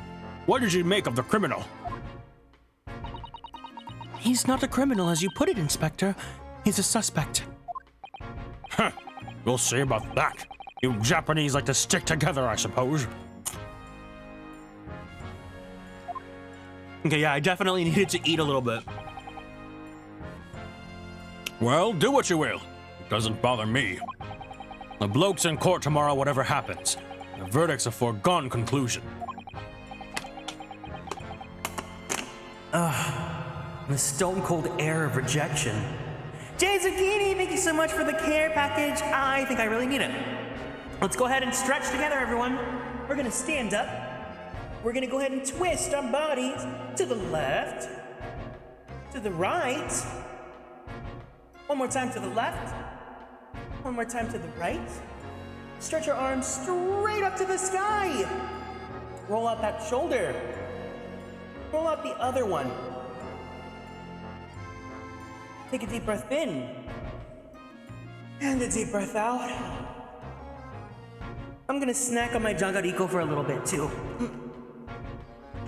I understand it's supposed to be translated for our benefit, but sometimes it just... No, I'm saying like, it's silly, like to us, but I bet it's even like, I like that this time around, it's not just us that's having that experience. Like the Japanese audience is probably experiencing that too, when they're supposed to be speaking English, but they're speaking Japanese, you know?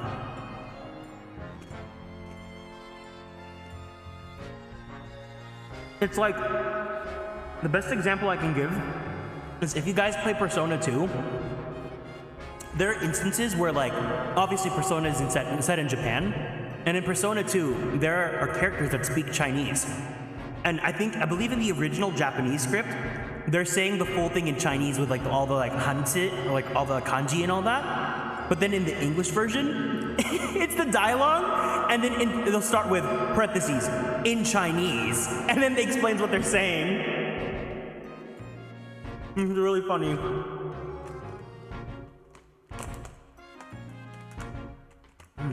Maybe I should see if I can grab something to eat really fast.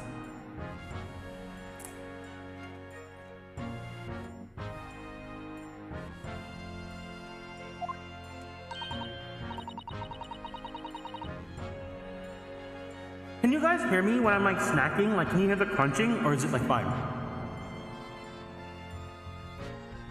Take heart. London at this time of year is full of stone cold air. That makes it worse somehow. No, the reverb is still. Oh my god, I'm so sorry!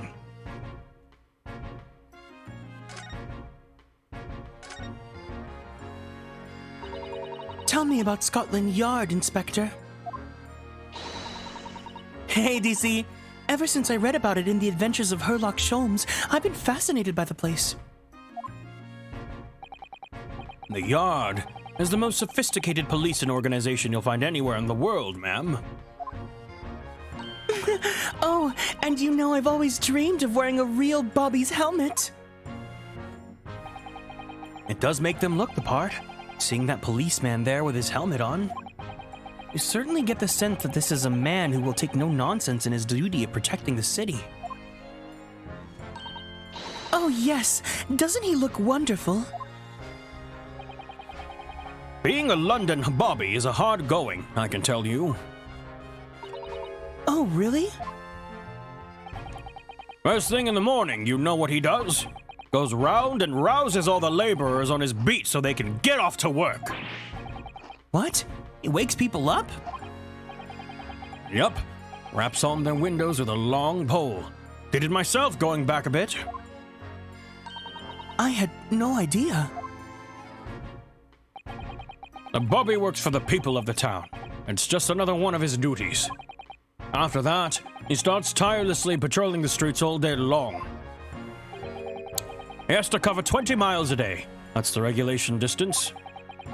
Can't really imagine how far that is, but it sounds like a long way. Let me see. 20 miles. That's approximately the distance from Tokyo to Yokohama. On foot? That's definitely taking things a step too far. And when it gets dark, of course, he has the important job of lighting all the gas street lamps. Oh my. And I suppose in between all those duties, Bobbies are expected to investigate cases as well? And chase after criminals trying to evade the law. I'm not sure you can call it in between exactly. More alongside, but yes. They're expected to handle those jobs as well.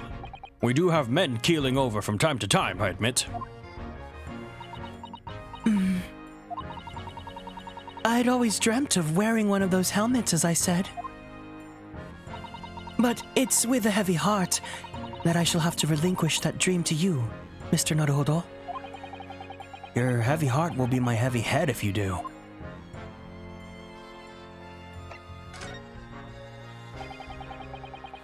You gonna finish those fries, my god? I know, it makes me hungry. Is it okay if I take a second to see if there's any food in my house? Is it okay if I BRB one quick little second? Go ahead. Okay, I'll BRB.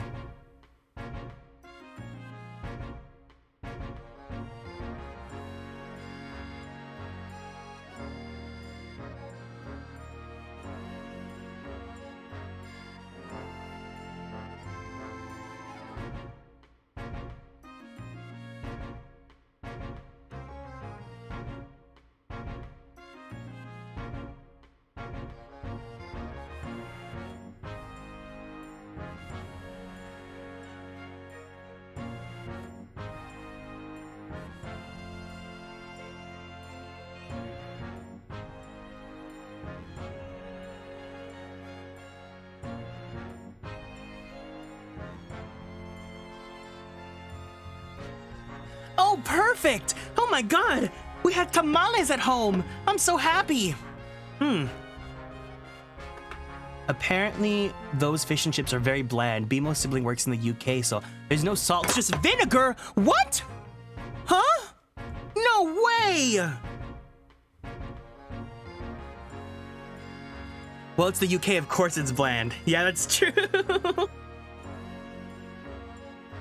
Let's talk about food for a second, since I'm gonna eat my dinner really fast. What did everyone have for dinner today? Hold on. What if I... Let me write this.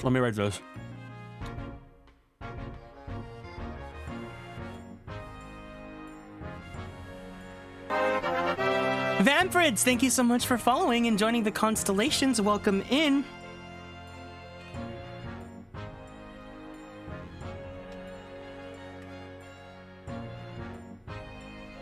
Frozen taquitos. Ooh. Tuna melt. Mixing salt and pepper into my tuna lately. Okay, thank you for seasoning. BMO's sibling, it's not sour enough. What? Oh, the vinegar? I don't like vinegar that much.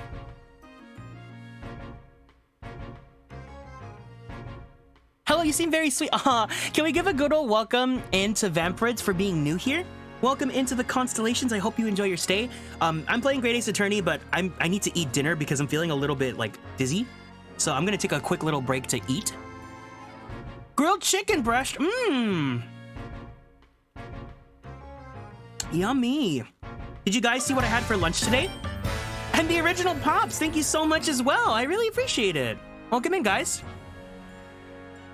Did you guys see what I had for lunch? It was really, really good. I should have saved some for dinner. The steak and rice, I know, right? The chicken was pretty good too. Oh my God, this tamale tastes so freaking good. Let me have some with my jagarico.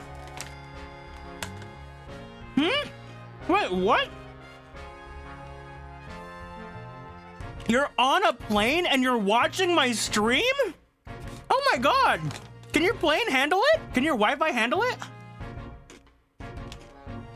Yeah, I hope your flight's going good too.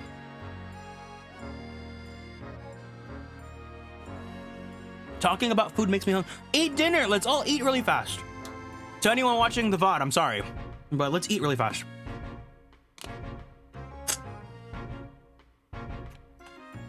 I'd rather we do a quick dinner zatsu in the middle of the game than me being like, guys, I need to end the stream early because I need to eat. I think, no, some flights have Wi-Fi. Some flights do offer Wi-Fi, because I remember I did have Wi-Fi, or I had the option of buying Wi-Fi when I was flying to Japan in 2016. It's like super slow though, but it's an option.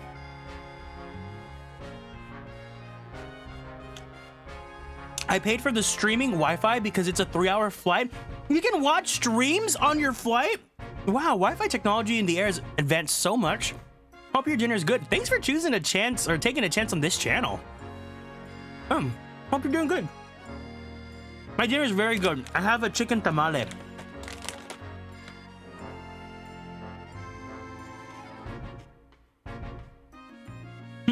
Technology is incredible. I think JetBlue does Wi-Fi. It's pretty good. Man, I can't believe my trip is gonna be in like 1 month. And we booked our seats and everything. I'm just so excited. I love your model. Thank you. Can we give a good warm Constellations welcome to the original Pops for being new as well, please? I've never been on a plane for more than an hour and a half. I really enjoyed my flight when I went to Japan in 2016. I flew with Singapore Airlines, so I've heard a lot of good things about them. They were super nice. I had a bunch of meals and a bunch of snacks when I went on that flight. This time around, I think I'm flying Delta, I want to say. It said that we're being offered a dinner, so hopefully, you know, that's pretty fine too.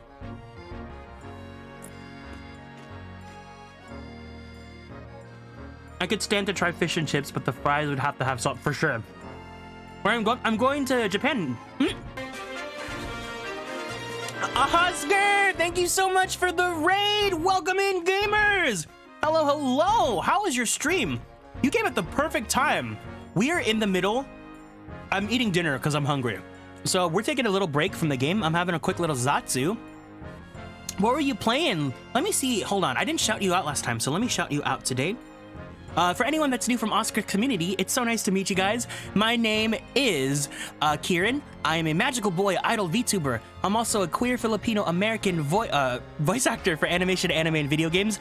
If you guys play Fire Emblem Heroes, I provide the English voices for Sane and Rickard. If you guys play Genshin, I play Kazuha's great-grandfather, Kaedehara Yoshinori. And if you guys like yaoi or boys love, I provide the English voice for Koichi Mizuki in The Titan's Bride. Overwatch! Ooh, I hope you won. Let me see your game. Your gaming. Do we not have a clip? Do we not? Is the clips not working? We won. We jumped from a few. Oh, let's go. Let's go. Congratulations. Let me give you a. This is what a superstar looks like. Let me try that one more time. I want to see if I can get the clip.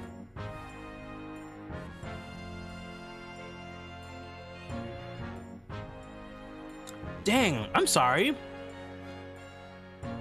I apologize. It looks like the clips aren't working, but if you... Oh, I think you broke your clips? Oh, okay, Lamau. If you guys want to stick around, we're just eating quick dinner. Tell me what you guys are eating, how you guys are doing, how the stream went and whatnot, while I finish eating up so that I have energy to continue the stream. And of course, as always, thank you so much for sharing your community with me. I appreciate it.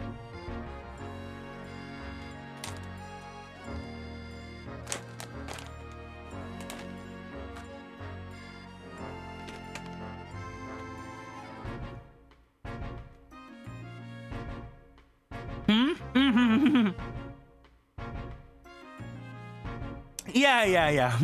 They're nothing too big, but I hope you enjoyed them.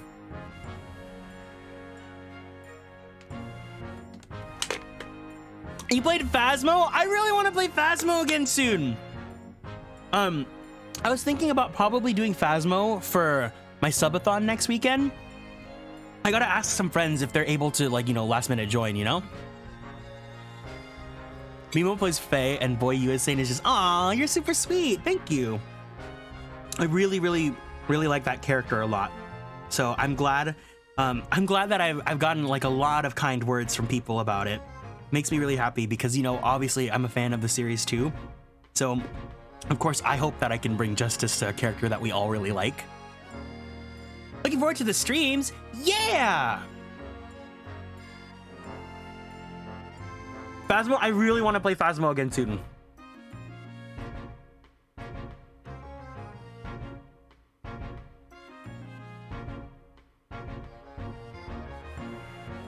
I had no idea Sylvain's husband was a fan of Fire Emblem.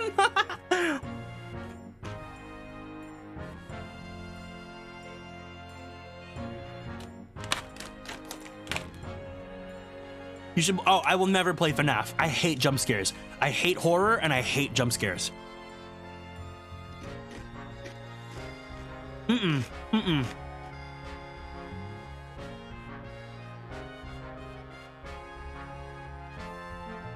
If Helios gets dubbed, you can see me as either Faith or... My god, if I played Faith, that'd be so weird. I'd be playing another husbando of mine. What does Gash look like again? Hold on. I really do hope Helios gets localized, though. It doesn't have to be dubbed, but I hope that game gets put into English soon. Oh. The delay's insane for me, so I won't say much, but I'll be... No problem.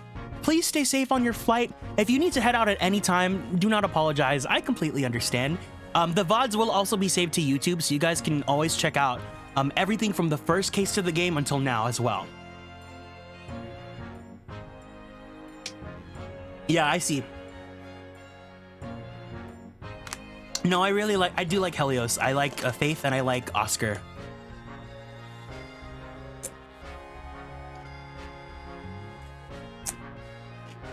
I'm gonna head out now. Have a good stream. No problem.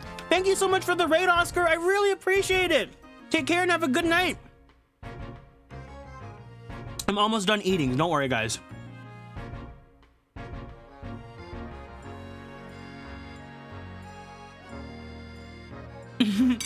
Let me send a heart to you too. What do I have?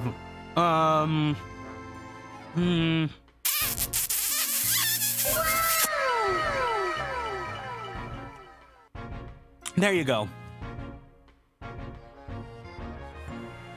You're almost done, but Gregson hasn't even started.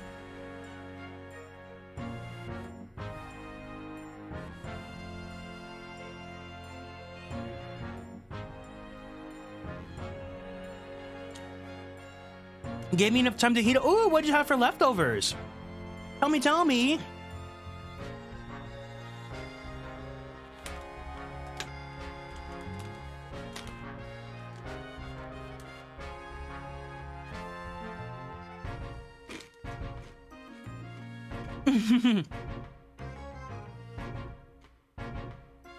What about this heart? The heart eyes.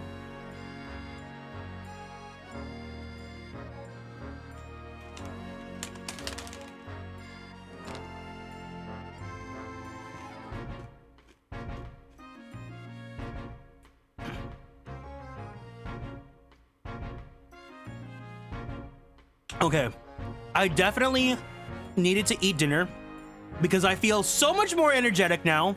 I was feeling a little tired and like dizzy.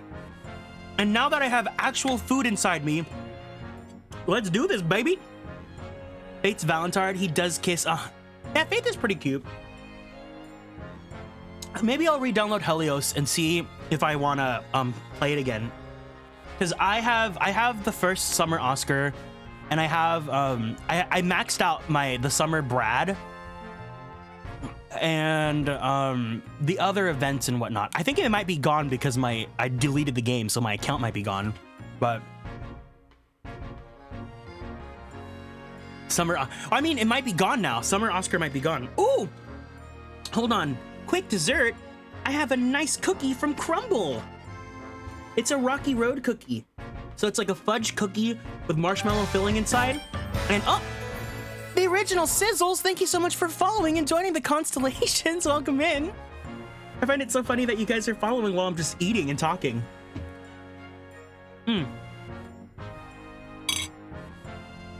It's a fudge cookie with marshmallow inside and then some like peanuts and caramel morsels on top. Really yummy.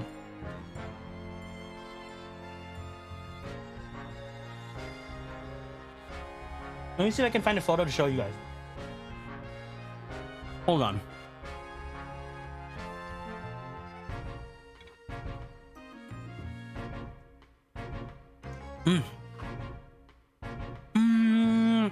Crumble cookies.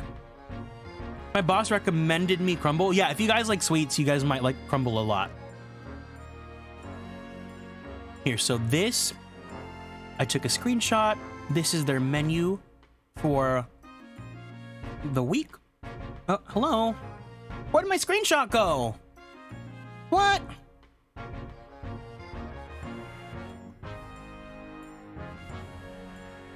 Yeah.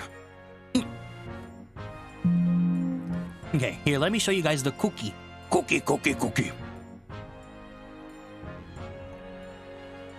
This is their menu for the week. Crumble is a cookie place. I don't know if it's only SoCal or just in the US, but they change their menu every week. So this week, their flavors are confetti cake, peanut butter chocolate chip cups featuring Reese's, lemon cheesecake, Rocky Road, classic pink sugar, and milk chocolate chip. I think these flavors are okay, but they have some really bomb flavors sometimes. They look so good. Do they look yummy, guys? Maybe you guys should try it if you guys have one near you.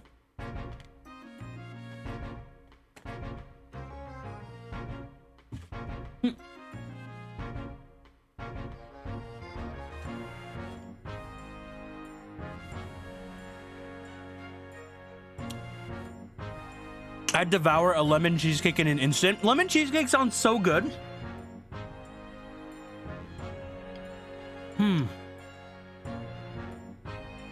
They've had some really good flavors before, though. I definitely want to try more. If I get more, I'll share them with you guys, obviously.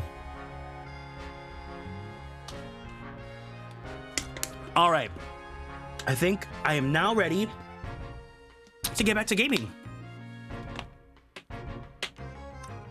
Helios Voltage Max. What's that? Is that another mobile game or for console?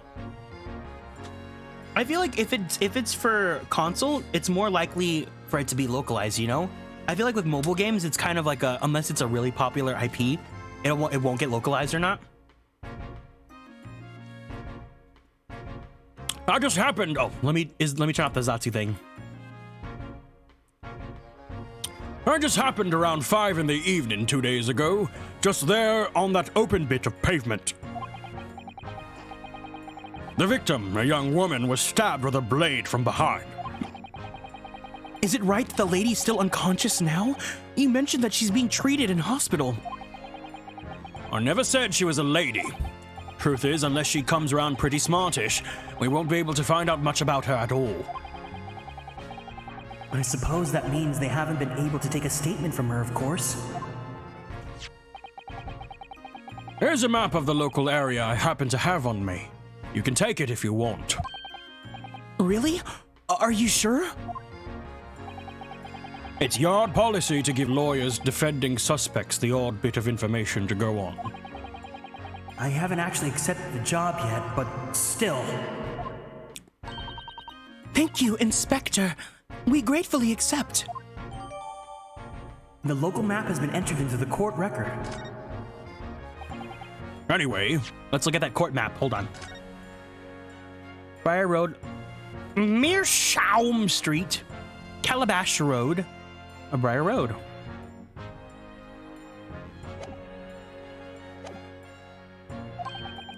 as far as we know, there is no one else on the scene other than the victim and your fellow countrymen.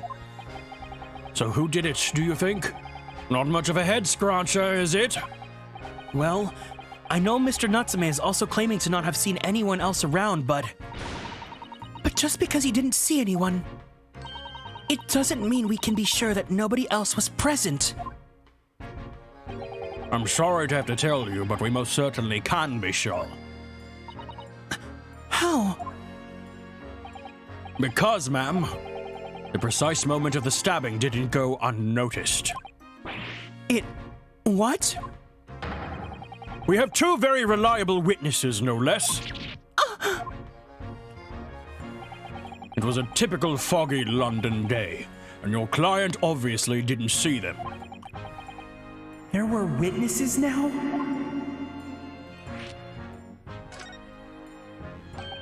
Who are these witnesses, Inspector? A fellow and his wife, and the man's one of the most reliable and respected citizens in all of London. He's a copper from Scotland Yard. A policeman? That might change things. And this policeman just happened to be there at the exact moment the woman was attacked? Nothing peculiar about that, ma'am. Part and parcel of being a bobby. Catching them banging the act and all that. Do you think it might be possible for us to ask that policeman a few questions? Be my guest. You can ask him what you like. In court tomorrow. Oh. I've no doubt he'll be summoned as a witness. So that'll give you something to look forward to. And that's that, then. He's got no intention of letting us meet the man beforehand, it seems. A policeman witnessed the incident. As your judicial assistant, I must warn you that this could make our job very difficult indeed. Yes, as a non-judicial assistant, I could have warned me that of too. Oh, yes. One more thing, Inspector. What? The person who led you to the suspect. I hear that was Mr. Herlock Sholmes. What are you bringing him up for? Was it something I said? The color drained from his cheeks.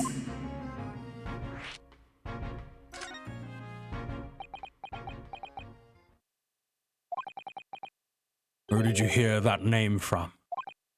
Oh, well, it was Mr. Natsume who mentioned it. He said that Mr. Sholmes was with the police when they entered his lodgings. I'm sure it was the result of one of Mr. Sholmes's inspirational great deductions. Fiddle faddle!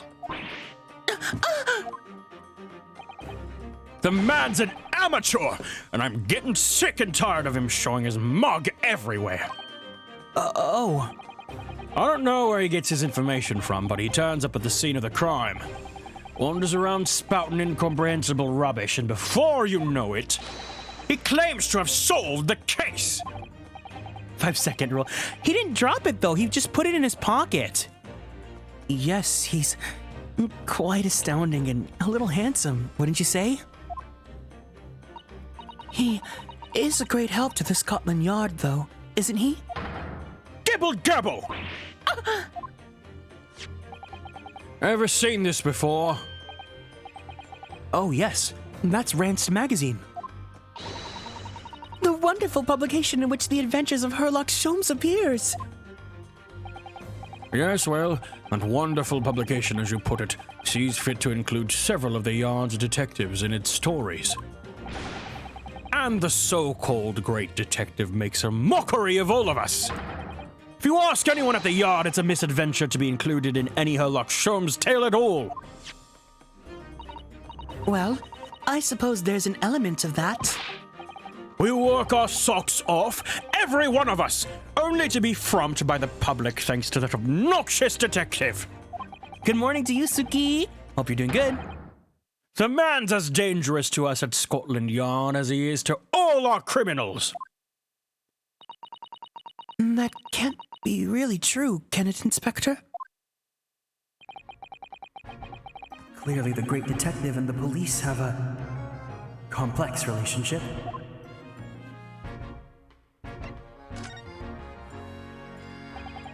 That twitchy Japanese bloke goes on trial tomorrow. Are you going to defend him or not? Well,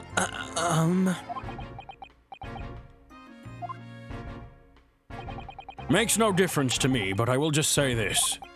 No London lawyer worth his salt would touch that case with a barge pole. Because the prosecution is being handled by the Reaper of the Bailey, you mean? There's no way to save the man now. It's a waste of time trying. It is all a bit strange, though. Sorry? The Reaper. He hasn't appeared in court once for a good few years now. Rhyme, thank you so much for following and joining the constellations and helping us hit our goal of 1,400 constellations. Oh, I really appreciate it. Welcome in, welcome in. I hope you are doing good. Hello to you. The Reaper. He hasn't appeared in court once for a good few years now. Yes, we did hear something to that effect. And the only people he usually bothers with are the real scum. The master criminals. The violent ones. Master criminals? Pum Lover, thank you so much for following and joining the constellations. Welcome in. Master criminals? The violent ones. That's right. He handpicks his victims. Only deals with those guaranteed to go to the gallows for their sins. But Mr. Natsume wouldn't hang for what he's accused of, surely. That's just my point, sunshine. 1 second. Let's go ahead and start a new goal. Yes, the young woman was stabbed, but it didn't kill her. Couldn't even say the intent was there. So this isn't the sort of case I'd be expecting the Reaper to want to sink his teeth into, for want of a better phrase. Well, it's not exactly a minor infraction, is it? No, there's got to be more to it. Some reason he's taken an interest. Really? What sort of reason, Inspector? You think I can tell what's going on inside that head of the Lord of Darkness? You'll have to ask him yourself at tomorrow's trial. Are we really going to have to face the Reaper again? The sexy Lord of Darkness, as he put it? He put it himself, not me. Well, I don't think we're going to get any more useful information out of the detective.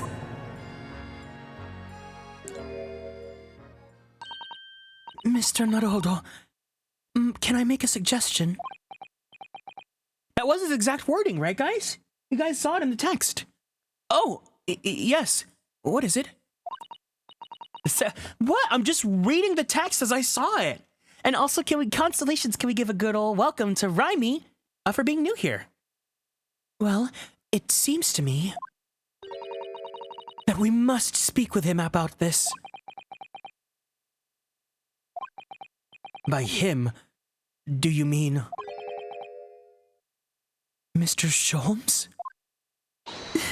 Yes, Mr. Sholmes. Mr. Herlock Sholmes. Exactly.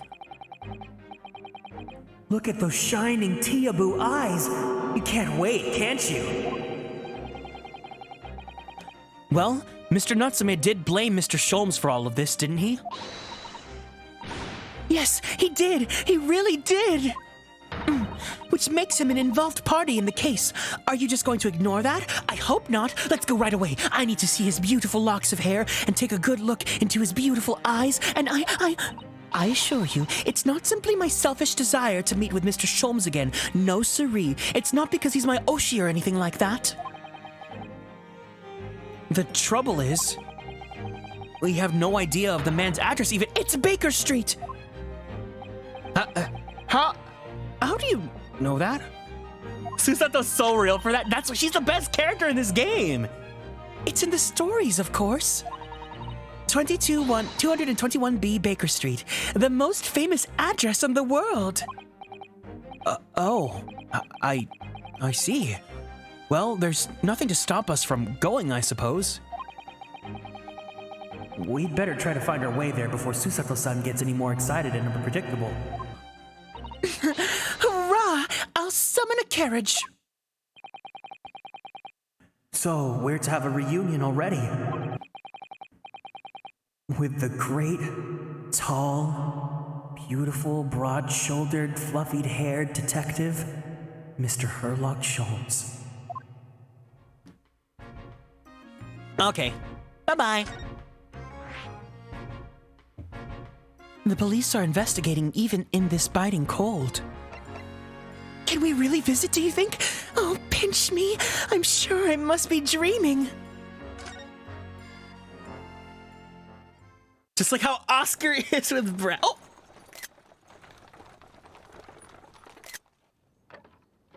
Oh my god, the animation.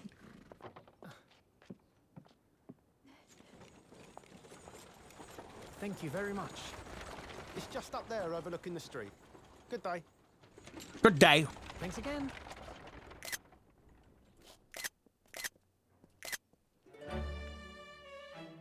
This is it. The residence of Mr. Herlock Sholmes.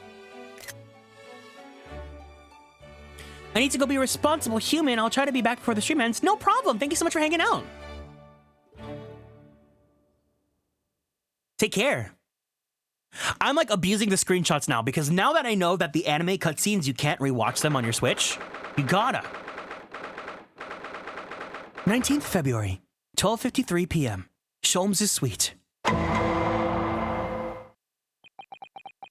So this is where the great detective makes his living.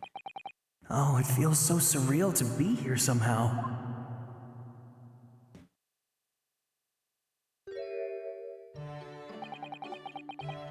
Is it as described in the stories, Miss Susato? Susato-san? Many famous cases have been solved here, in this very room. I suppose they must have been, yes? I've never read the story, so it's hard to get quite as excited about it as she seems to be. The detective chases the villain relentlessly as he disappears into the fog down an unlit London street. Oh, the thrill of it! The romanticism! Can't you feel your heart thumping in your chest? can't you, Mr. Naruhodo? I suppose I can, yes. So, if you don't mind.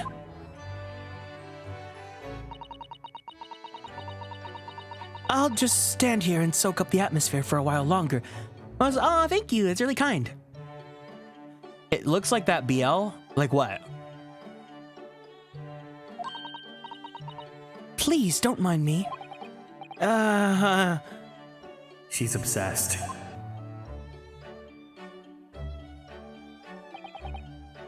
Well, it looks like our detective friend isn't home at present. Excuse me, is anyone home? Oh, do we have a visitor? Oh. Hello, is this a big new case for Mr. Sholmes? Hello? Wait, aren't you... Oh, how rude of me. I'll go and make some tea at once. I'm sure it's the same girl. Miss Susato, did you see the girl who was just here? Oh yes, isn't it truly extraordinary? To think that the King of Bohemia came to this very room to ask Mr. Sholmes to take on his case.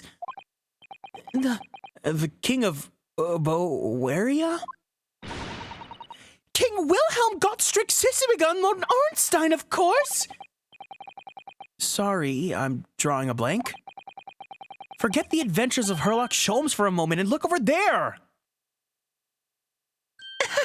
The tea's brewed, and I have a freshly baked cake as well. It's you! I knew it! Susato-san recognizes her too!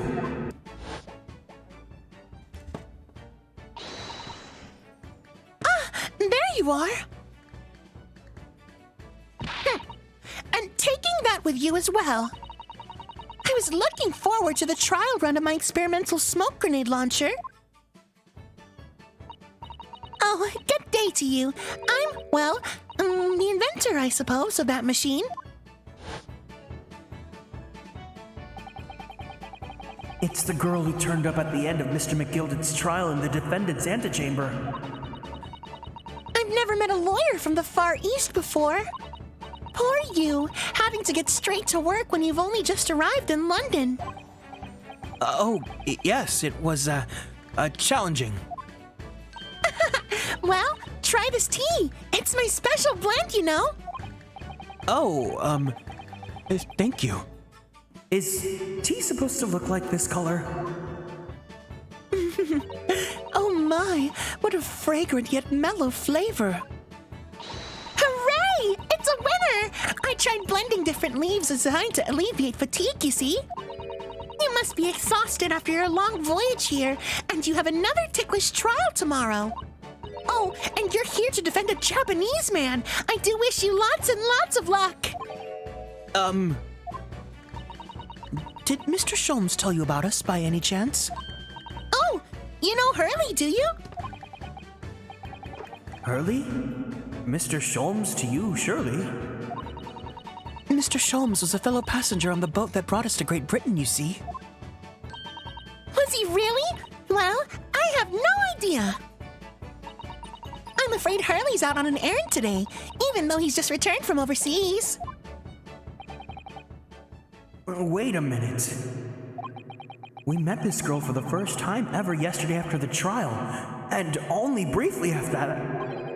How on earth does she know so much about us? Did she deduce all those things, do you think?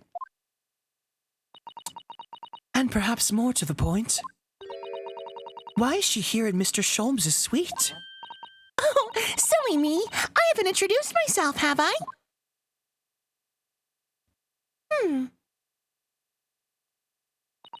It's a great pleasure to meet you both. My name is Iris Wilson. I live here together with Hurley. Ah, Iris, is it? What a lovely name. What? What's the matter? No, wait, This can't be. Did you just say that your name is Wilson? What's the matter with Susato-san? Why is she so flustered all of a sudden? Yes, that's right. And what are your names? Oh, I'm Ryunosuke Naruhodo, a lawyer from Japan. Oh, sorry. I'm Mr. Naruhodo's judicial assistant, Susato Mikotoba. It's wonderful to meet you. Lovely. Susie and Bruno. Got it. Susie? And Runo? There's more to this girl than meets the eye. I have so many questions for her. I don't know where to start. Yes, and so do I. Okay, give me 1 second. I'm not gonna BRB. I'm just gonna go grab some tissues to blow my nose because I'm feeling a little bit congested.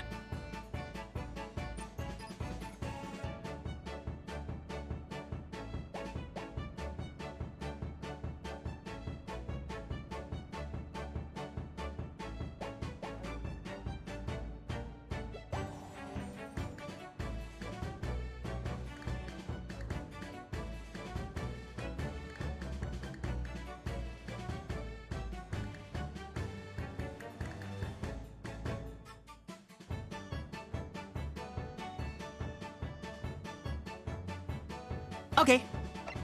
Feel a lot better. It was you that we ran into yesterday, wasn't it? At the Old Bailey. Yes, that's right. You were ever so helpful. Thank you so much. Oh no, not at all. I'm so sorry we couldn't have been more welcoming. Though at the time, we did have a rather large gun pointed at us. Like this?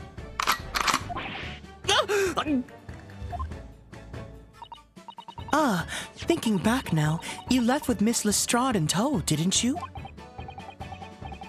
Oh yes, that awkward witness, Gina Lestrade. Oh, Ginny? Yeah, she's a professional pickpocket. So we found out. It was very naughty of her to pinch my invention like that. Are you referring to that trial-disrupting gun-like contraption?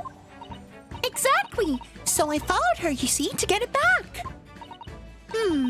Perhaps I should think about fitting a self-destruct mechanism in my inventions. This girl is dangerous. Anyway, I brought Ginny back here after that, so she could apologize to my trusty technician. Sorry, your technician? Hurley, of course, silly. Hurley? Yes, Herlock. Herlock Sholmes. We live here together. I had no idea the great detective had such a interesting young daughter. Daughter? Ew, not likely. What? I wouldn't call him Hurley if he was my father, would I? Well then, what is your relationship with Mr. Sholmes? Well, I expect you found out that the lodgings of any kind in London are very expensive. So the solution to share the cost with a partner, a roommate. Your roommates? I hope you don't mind me asking, Iris, but how old are you? 10 at last this year. Well, what of your mother and father? Oh no, they're not around. Oh, I see. I wonder what the story is there. Just go back to the first case for you.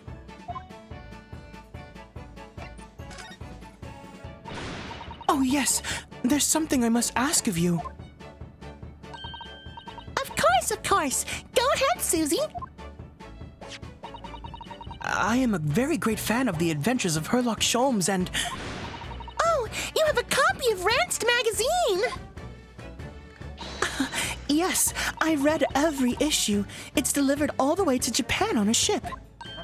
Oh, This is so exciting! My stories are being read on the other side of the world! My stories? That's right. Hermie is always solving such amazing cases, you see, and he tells me all about them.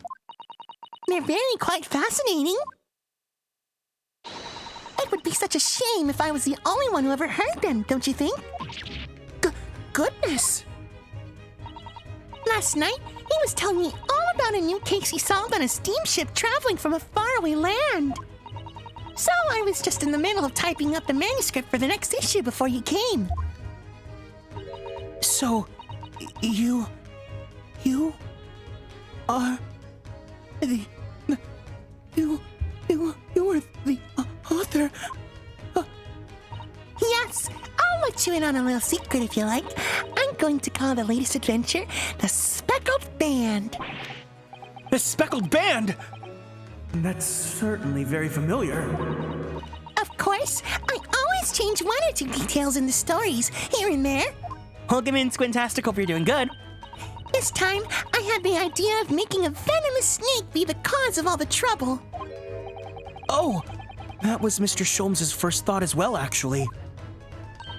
Yes, and of course I know that a snake might not be a credible fit for all the facts exactly, but... it's a story. Some poetic license is justified to make it more thrilling, I think. Don't you? You sound like a bit... That's super kind of you, thank you. So, you don't mean to say... Are the stories about Mr. Sholmes that are published in Ranced magazine? All written by me? Yes, on my wonderful and very modern typewriter.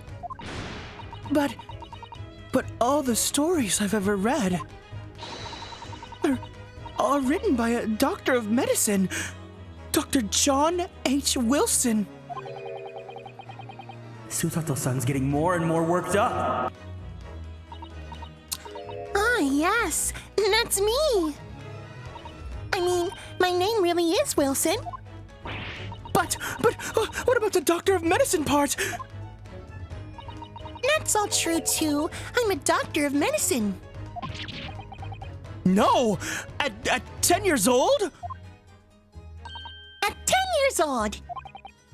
Well, that's quite incredible. But...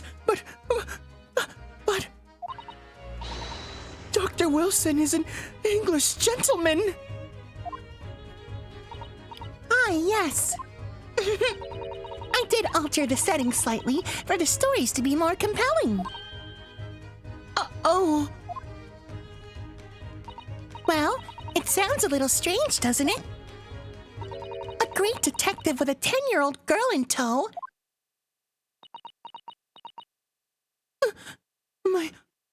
My fanfics.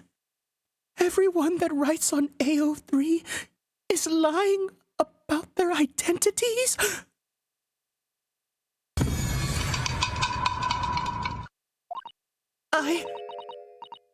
I suppose it does.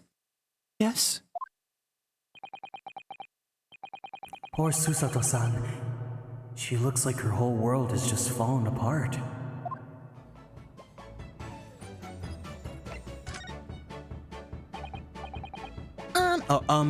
About before. Her OTP was crushed right in front of her eyes. Yes. What's on your mind, Bruno? Do tell me.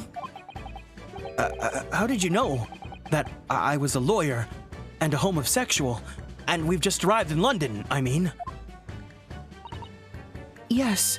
Oh, and that we have a difficult trial tomorrow. How did you know all of that? Oh, it's what you mean. That's what you mean. Please, tell us how you did it. Explain every detail.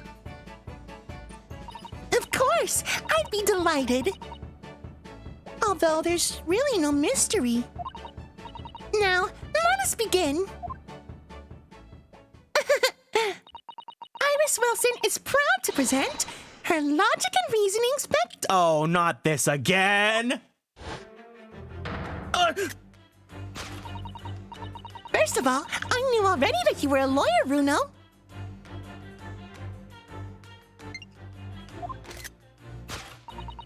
After all, I met you yesterday at the Old Bailey in the defendant's antechamber. But you also said that we'd only just arrived in London. How did you know that? I observed a passport and traveling ticket protruding from your breast pocket. You know, your very large and very welcoming chest. Oh. So, I was reasonably confident that she must have only arrived in the country. And on top of that, you accepted a case against that particular prosecutor, telling me you were unaware of London's court affairs. The Reaper of the Bailey.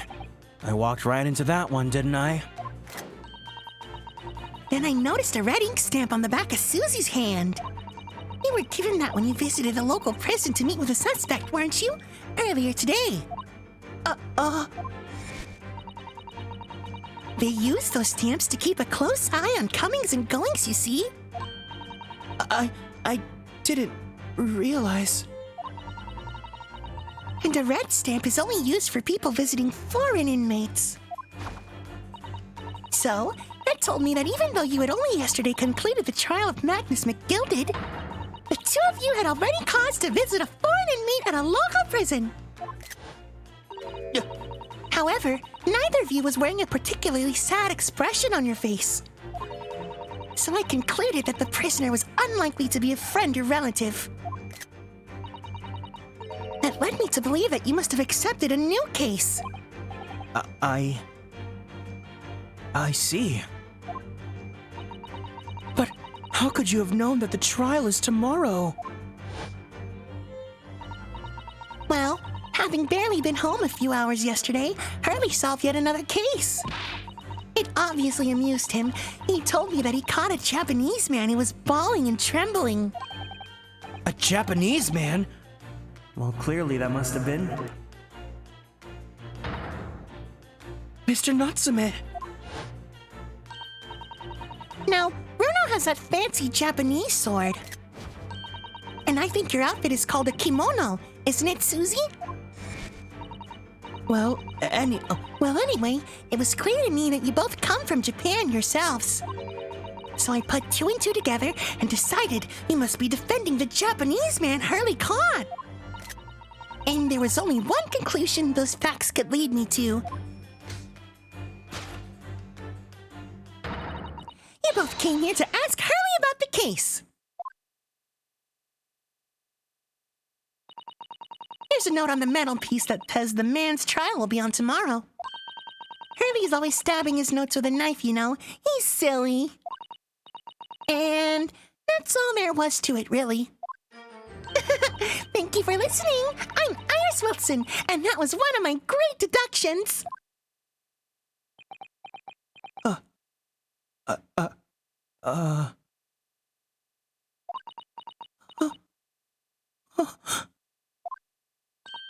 Well, was it a winner?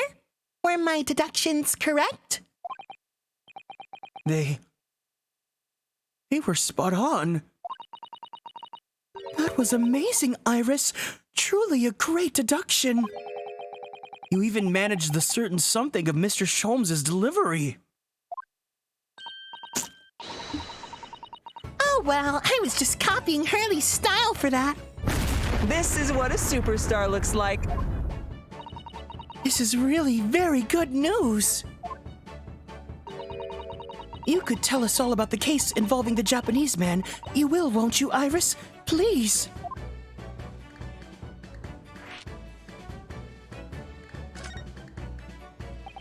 So, yesterday, Mr. Sholmes apprehended a Japanese man, you were saying? Yes. Hurley had just arrived back in London after his sea voyage. But the police were waiting for him at the railway station to take him directly to the crime scene. Ah. The great detective is a popular man, it seems, both with the police and with the fanboys and fangirls. Apparently, a woman was stabbed on a quiet street somewhere in town.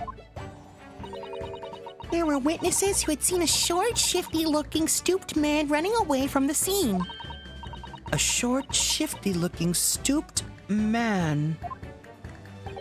Mr. Natsume beyond any doubt. Souseki-san said that he didn't see anybody else on the street at all. But it seems there were witnesses after all. Hurley used his great detective powers to determine the man's address.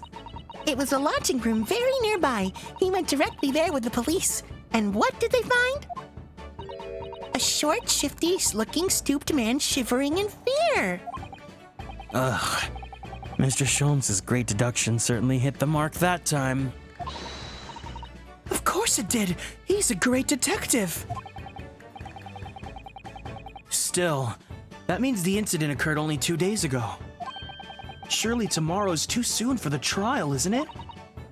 Definitely. We have no time to investigate properly. Hurley says that London is rife with crime. Oh. Scotland Yard is doing its best, but they can't stay on top of it, apparently. Oh dear. I hadn't realized the situation was so dire. That's why they can't afford to spend too little time investigating cases and trying to find trying the criminals in court. Staff and money are both short. Crimes are usually pinned on the first suspicious person. That's terrible. I suppose it's the harsh reality of the workings of the world's greatest justice system. I suppose it is. But in that case, I don't hold out much hope for Souseki-san.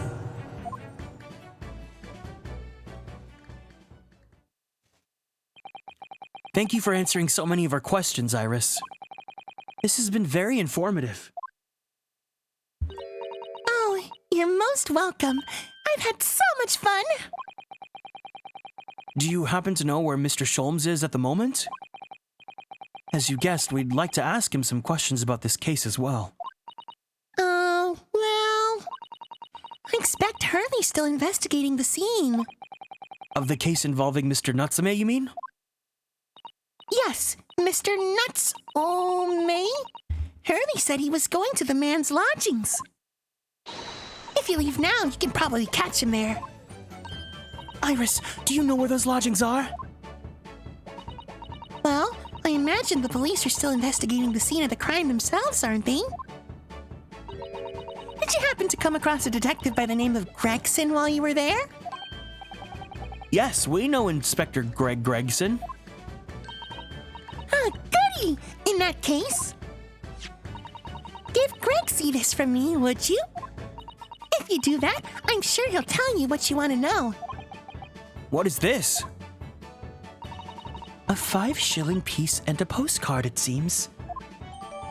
Iris's postcard has been entered into the court record.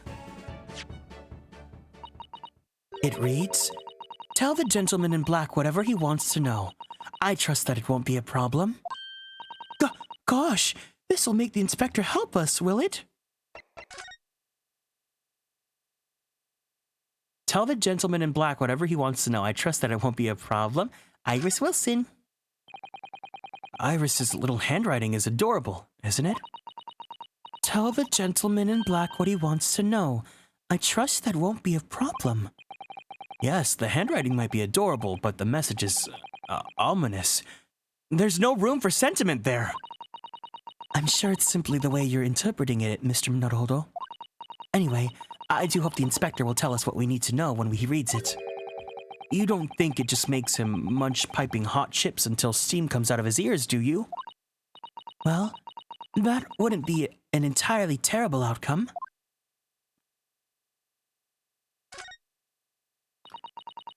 This is a 5-shilling piece, isn't it? I believe it's called a crown. Yeah, she's threatening him, dude. All the girls are girl bosses.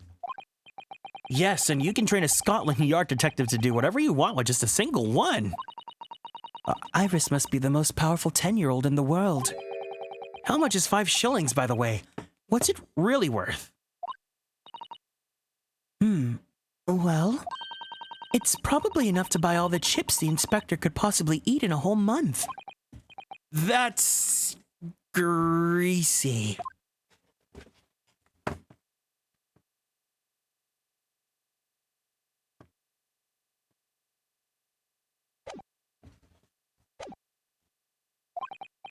Well, thank you, Iris. We'll give it a try.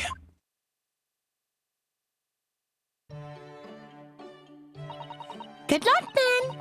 I'm going to return writing my manuscript, The Speckled Band. $50 in modern. Oh my god! And what coin? And I'll be making more special blends of tea, so come back again soon. We'd be delighted. Thank you so much, Iris. Well, Mr. Naruhodo, it's back to the scene of the crime.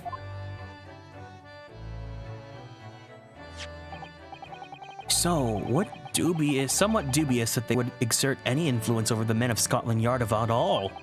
We headed back to the scene with Iris's curious note and one of the world's heaviest silver coins in hand.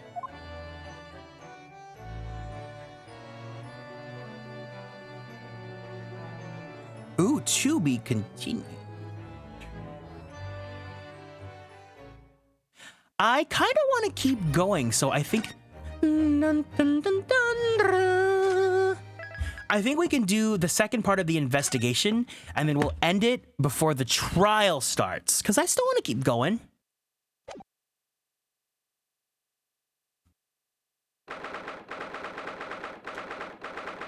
"19th February, 2:38 p.m. Briar Road.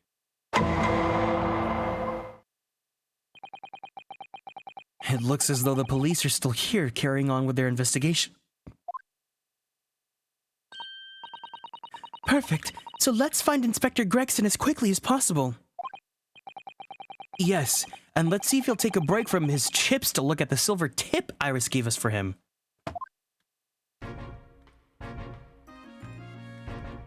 One second.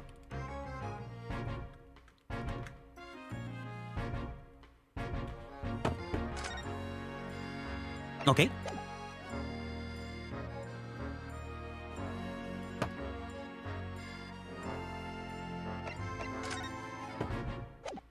Oh, we gave him the thingy. Inspector Gregson, do you have a moment? I'm sorry to say I don't. I'm a very busy man. Much too busy to talk to a pair of foreign gadabouts, that's for sure.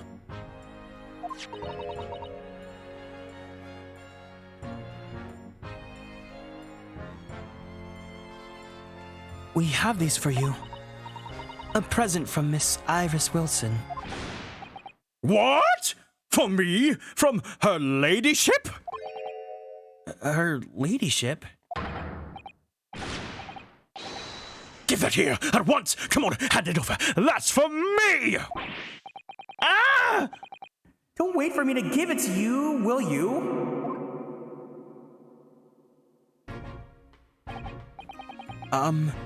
What was that coin exactly? It's a silver crown, obviously, but it's a lot more than that. It's, well, it's an appearance fee, that's what it is. An appearance fee? Oh, I see. You mean... That's right. For the adventures of Herlock Sholmes. Her ladyship always offers me a little financial reward for featuring me. Every time! Yes, of course. I know all about your exploits, Inspector. I've read them avidly. Of course, using my name without my say-so does make me the butt of a lot of unpleasant jokes, but still. I am sorry, Inspector. That must be difficult for you. You know, always being the... of the jokes. Never you mind that! So, what do you want to know then, eh? Sorry? Tell me the gentleman in black whatever he wants to know. I trust that won't be a problem, it says. Well, obviously it's not a problem. Go on, fire away. What do you want to know? My social security card number? It is...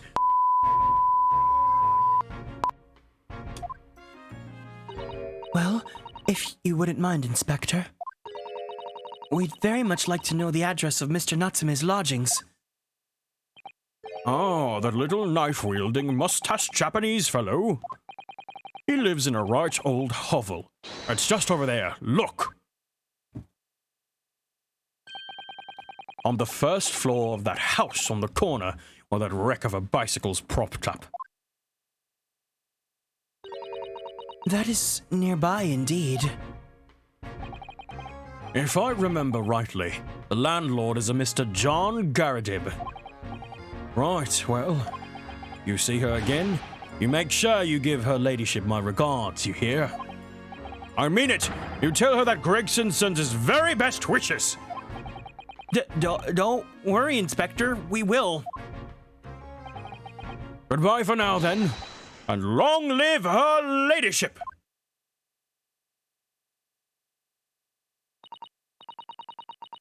Well, at least he told us what he wanted to know before he left. Yes. So then, shall we go and see what we can find in Mr. Natsume's lodgings? Definitely.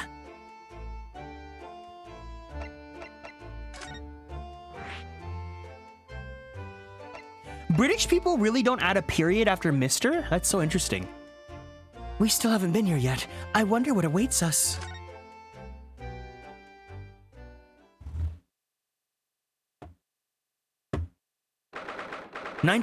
February 19th, Mr. Natsume's lodgings.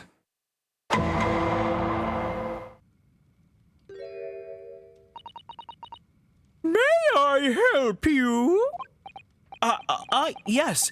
Would this be the residence of Mr. John Garadeb? They don't? All the people I knew did that way. Did what at university? What? Indeed it would, sir. And who, may I say, is calling? My name is Ryunosuke Naruhodo. Mr. Naruhodo is representing Mr. Soseki Natsume. I believe he takes lodging here. Oh! At periods? Oh, yeah. I don't know. That's weird. We would very much like to ask him some questions about our client. One moment, please. I shall convey the message to Mr. Garadeb. Did you see that, Miss Susato? That was a real-life English maid! Localization, okay. I know, and as I understand it, anyone of standing in English society employs a number of household staff. But that was the first time I've ever seen one in the flesh. Oh, this day keeps getting better. It certainly feels like we've arrived now, doesn't it?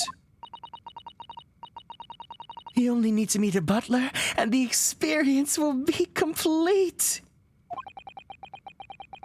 Well, I'm not sure it'd go that far, but I understand the sentiment.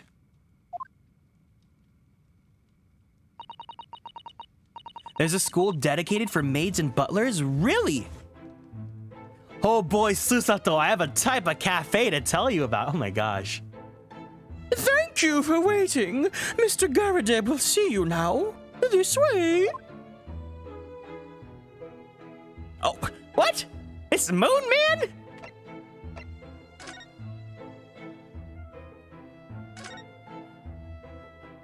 Yummy! Oh, I don't know about that, but that looks yummy.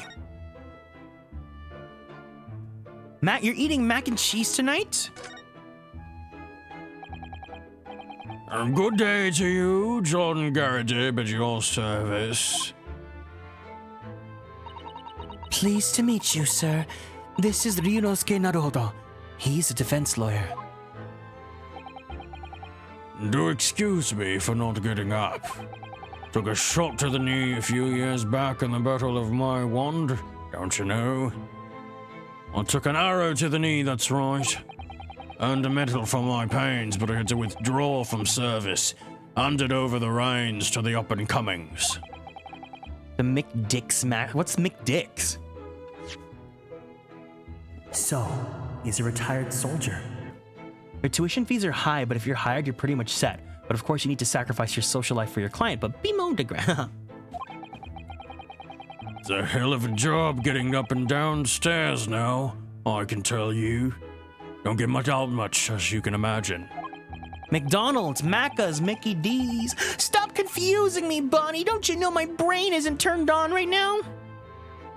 Yes, it's quite a climb up here to the second floor, isn't it? I was panting at the top of the stairs. You really must take much more exercise, Mr. Naruto.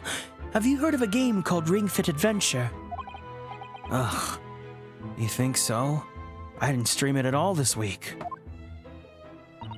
Well, Mr. Garadeb, no doubt you were very courageous to earn yourself a medal.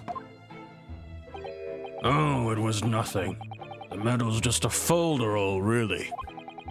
Wouldn't like to offend the general, though, so I grudgingly displayed it on the wall. Emo seen fan art of Ryunosuke in a butler outfit? Oh, cute! Why don't you fetch it down, Joan? Let these good people see it properly. Joan! Fetch the... Ah! Dash it, all women! Be careful! Oh, dearie me! I do beg your pardon, sir. You jolly nearly took the skin off my bloody hands! I shall be more careful, sir. So anyway, there you have it. Living the quiet life now. Yes, I see. Now then, I hear you want to know about the chap lodging downstairs, is that right? Yes, we would be very grateful if you could answer some questions for us. Only too pleased, naturally. Especially if it helps to keep the peace here in the Blighty. We forged an alliance with the Empire of Japan recently, as I'm sure you're aware. So this case is very much in the public eye, as it were. Is it? I even had some famous detective poking around, you know. In this old house, would you believe? Yes, Mr. Herlock Sholmes. Heard of Ben? And catch the chap's name. Not really my cup of tea, all that detective business. Oh, but you have a copy of Ranced magazine here, so...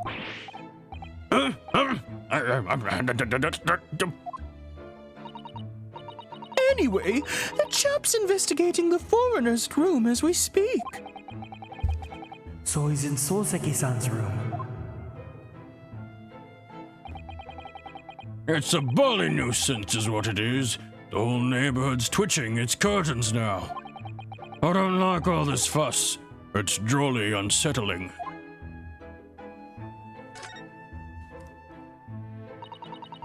About Mr. Natsume then, Mr. Garadeb, please, do tell us. Oh yes, the Japanese chap. Only been lodging here for a week. Oh, just 1 week? So he moved in very recently then? I'd have 2 lodgers most of the time. One on the ground floor and just one below us. Conmi May, thank you so much for following and joining the Constellations. Welcome in, I hope you're doing good. First floor room became available a week ago, you see, then... Ah! Dash it, old Joan, do be careful! Oh my goodness, I'm terribly sorry, sir. If you want to know my opinion... I thought he was a shady sort from the moment I set eyes on him. Oh? Why? He seemed to have a most nervous disposition, always shaking and looking over his shoulder. The man's had shady written across his sweat-soaked brow, if you ask me. I said to myself, Joan, that man is trouble. Sooner or later, he's going to do something untoward. And I'm rarely wrong about anything. We won't be calling this maid as a witness, that's for sure. Was there anything else that struck you as suspicious about the man at all? Yes! Oh, yes, indeed there was! And she's dying to tell us the tea.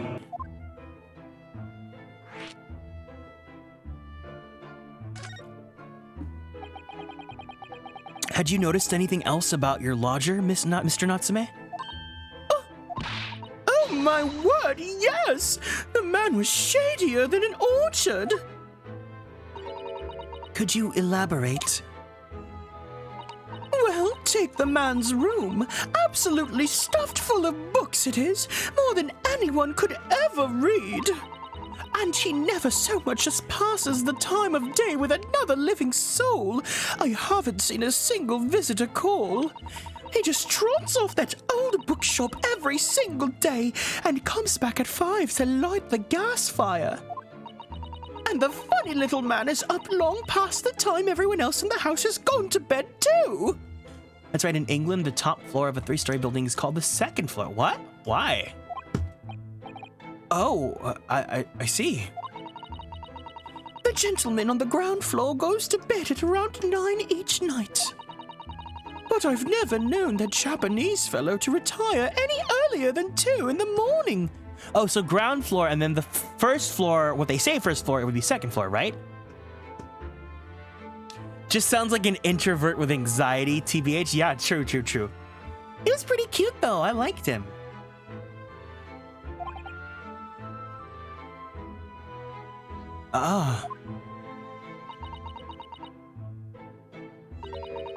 Could you clarify something, I wonder?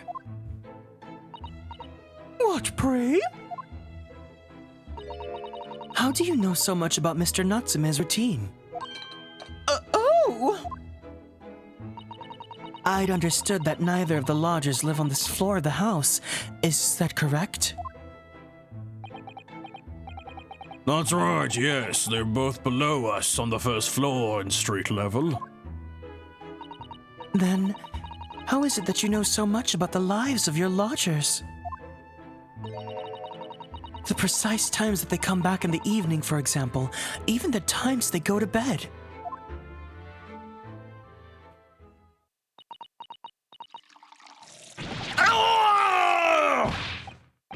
Good grief, Joan! Be more careful, woman!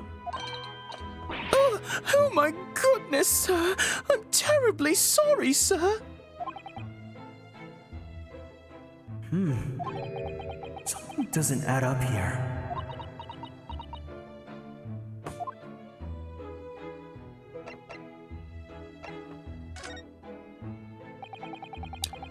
It seems that the incident took place around 5 in the evening.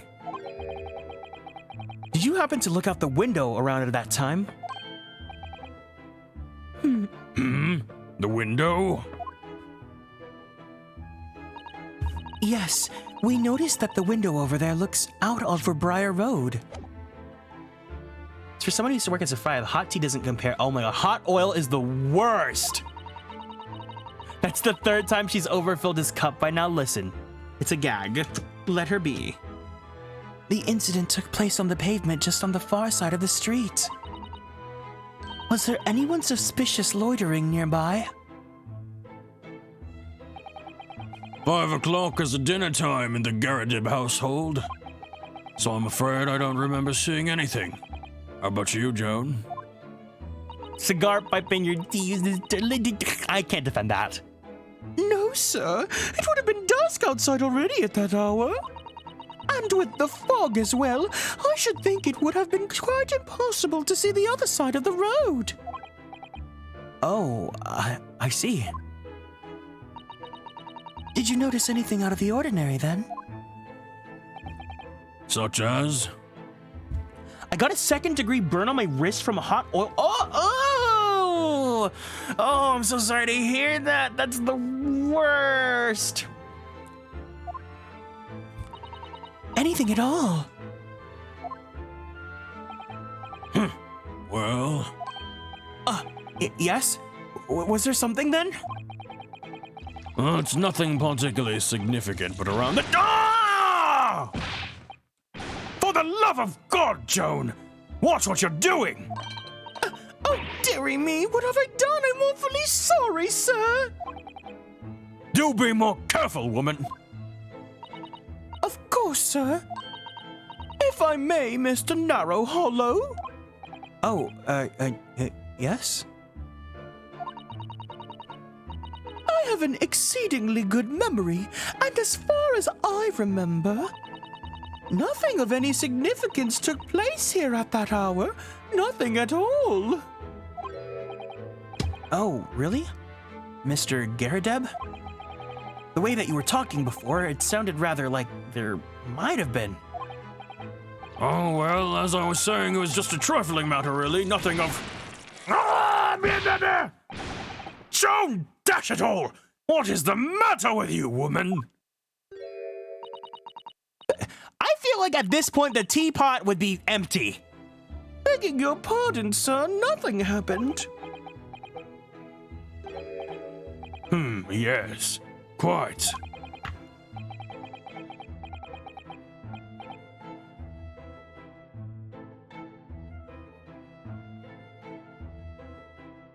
Sorry, I had to blow my nose. Nothing happened. We sat down to a quiet, uneventful meal. Joan? That's right, Mr. Garadeb. I'm calling it now. The maid did the killing, and she's blaming it on Solseki. What's the matter with these two?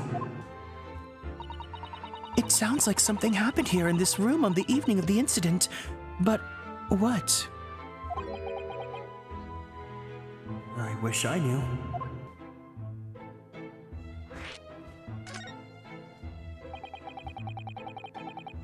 Could you tell us which floor Mr. Natsume's room is on? Oh, certainly. Just below us on the first floor. And Mr. Sholmes is investigating there, even as we speak. Yes. Told me not his name and asked about to look him into the matter, so I gave him the key. The tea in the pot comes from the same pocket universe as Matt Engard's glass of wine. Mr. Natsume has engaged Mr. Sholmes' services? That's a blatant lie. Would it be alright if we also had a look around? In Mr. Natsume's room, I mean. Don't see why not. It's just down one flight of stairs. Who knows if we'll find anything that could help us with the case, but we have to try. We need all the clues we can lay out our hands on, shall we? Yes, and while we're there, we can speak with Mr. Sholmes again. Perhaps he'll be able to tell us more. Tea's hot leaf water while coffee's bean water. That's true. You're very much right. Even when they're a little worse for wear, English rooms are so splendidly colorful.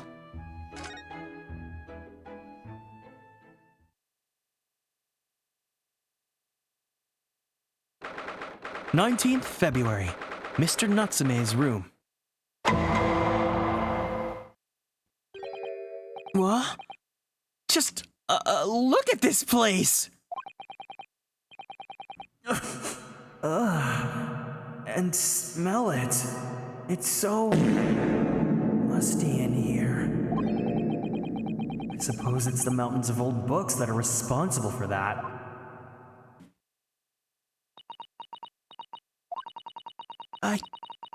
I don't think I've seen so many books in all my life. No, me neither. It's so dark in here, too. Is that the window over there? Well, it was the window, I think. Yes, once upon a time. But for some reason, it's been closed up with bricks and mortar. So this is where Mr. Natsume lives. By the way, I haven't spotted Mr. Sholmes anywhere. Have you? No, that's true, but according to what Mr. Garadeb told us, the great detective should be around here somewhere investigating.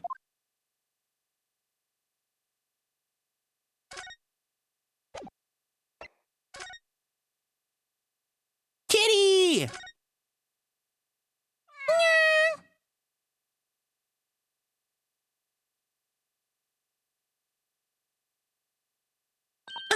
Oh my! What an adorable little cat! Perhaps he's looking after all the books while his master is away.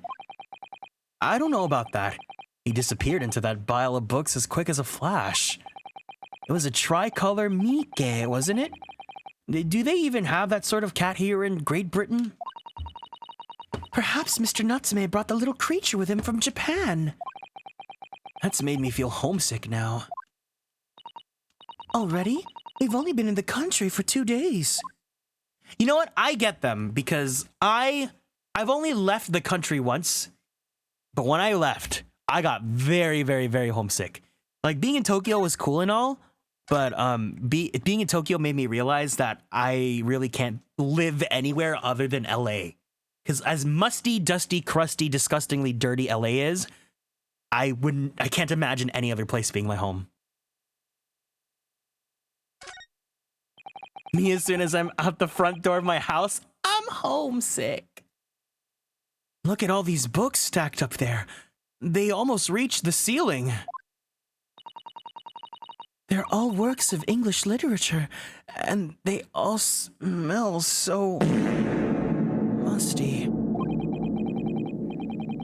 With this volume of books to hand, you'd never be short of reading material, would you? No, what a dreamy idea. A bad dream, maybe. For me, at least. Mind you, I don't imagine the book that's at the bottom of the pile now will ever be read again.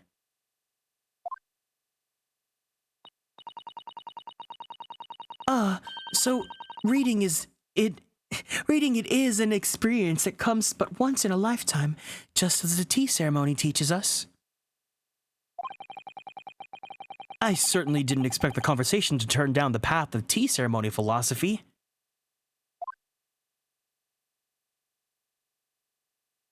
Ooh, maneki nickel. Oh, look, it's a beckoning cat from home. It's a bit big and bulky, isn't it? Surely Mr. Natsume didn't bring that maneki neko all the way back from Japan with him. I hardly think you're in a position to comment, Mr. Naruhodo. Are you forgetting the enormous Daruma doll that you brought in your luggage? Well, it can be dangerous traveling abroad.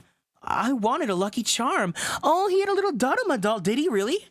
No, I want to go name... you know what? I have a shiny Darumaka. Maybe I'll name the Darumaka, Ryu, for Ryunosuke.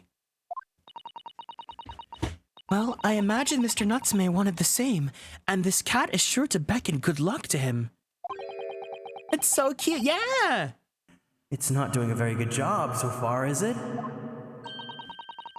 You mustn't say such things. I didn't say a word! Why are my eyes such a giveaway?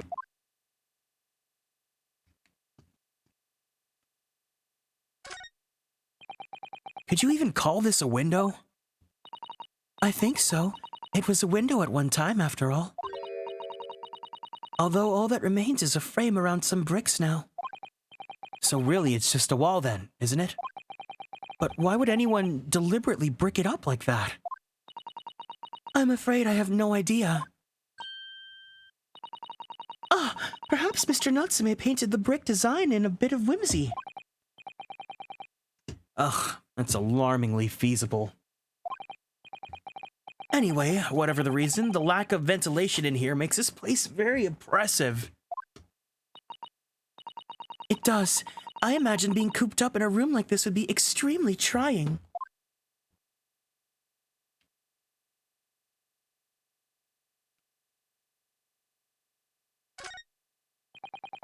I've investigated thoroughly, but I can't find any... What? Oh. That desk seems to be wedged into a crevasse between the mountains of books on either side. I suppose Mr. Natsume would sit there and read while stroking his cat. I feel like they wrote that line on purpose. I feel like they were tongue-in-cheek about that on purpose. But surrounded on all sides by these towering old tomes, surely he dreamt of books every night as well. Yes, he must have done, mustn't he? Oh, What's this? It's a receipt from a second-hand bookshop. Your books. Oh, yes. Mr. Natsume's name's on it. Look, and the date of purchase. 2 days ago at 4:45 p.m. Wait, that's the day of the incident! That's just a short while before he was embroiled in the terrible attack. He must have been on his way back from buying some old books. Second-hand book receipt has been entered into the court record.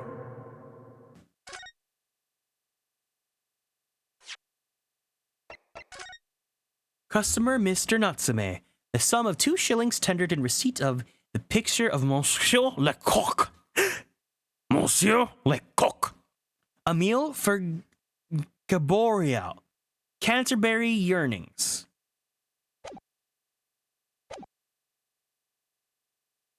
Lecoq. This appears to be some sort of meter on the wall here. It looks very robust. I wonder what it's for. There's a slot for inserting coins here, too. I believe that is a gas meter, Mr. Naruhodo. A gas meter? Yes, it seems there's piped gas in this district, which consumers pay for by putting coins in the meter. So if we were to put a coin in the slot... Yeah, I was thinking Canterbury Tales as well. That would be enough gas to use the lights and the gas fire for the whole night. So if you're too poor to have a coin, you'd have to spend the night in the dark, freezing cold? That's right, as would a rich man who only carried crisp white notes. London is a scary place.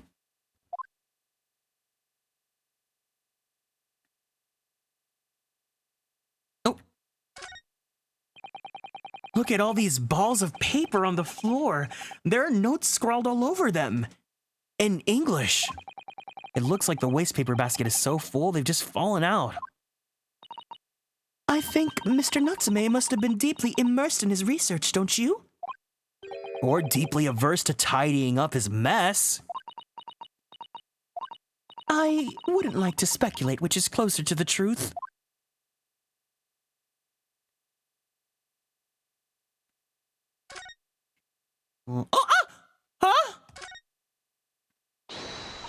Look, Mr. Naruhodo! Aha! There he is! Where did he appear from? He seems to be engrossed in the pages of an old book. There he is! I hope he wouldn't mind if we disturb him. Hello, Mr. Sholmes? Ah, you two. Good day. Now, let me see. Where was it that we met? Oh, Mr. Sholmes! Yes, of course, the Burya. And let me see. What happened on that voyage? It was Kazuma Asogi. The love of my life. He died. Tragically. But you were a great help to us. Ah, yes, but of course, the case of Mr. Asogi. It was the one with the snake, wasn't it? Oh. Well, you seem to remember something of it at least. What an honor to be remembered vaguely by the great Herlock Sholmes. This is Mr... Oh, no, my dear madam, hold your tongue. I pride myself on my superior powers of recollection. Your names are safely recorded in my brain attic. Miss Naruhodo. And Mr. Susato. Try the other way around, Mr. Sholmes. I lose the first round. I love him so much. He's so stupid. In truth, I'd hoped to invite you both to my Baker Street suite the other day we arrived in London, but some Scotland Yarders ambushed me at the railway station and whisked me away to a crime scene. It was an entirely trivial case, of course. I solved the matter in no more than 30 minutes. I want to be remembered vaguely by Sholmes. Ah. Is he a himbo? No, he is a himbo. He's 100%. You can be intellectually smart but still be a himbo. So they apprehended Soseki-san in that short amount of time? I'm afraid the pursuance of a new case has dulled my recollection of my past involvements a little. A little? It is a mistake to think that one brain's attic has elastic walls that can distend to any extent. I do my best to forget useless facts, lest they should elbow onto the useful ones. Yes, those are my own words of inimitable wisdom, you know, from an adventure titled A Study in Scarlet. Please, there's no need to quote yourself. I don't always remember my pearls of wisdom, but fortunately, my associate pens them beautifully. He means Iris, I suppose. Mr. Sholmes, we have some extremely important questions to ask you about the trivial case you just mentioned. Goodness, what an earnest expression. My dear madam, I should be only too pleased, and this murky room is an apt place to discuss the murky case.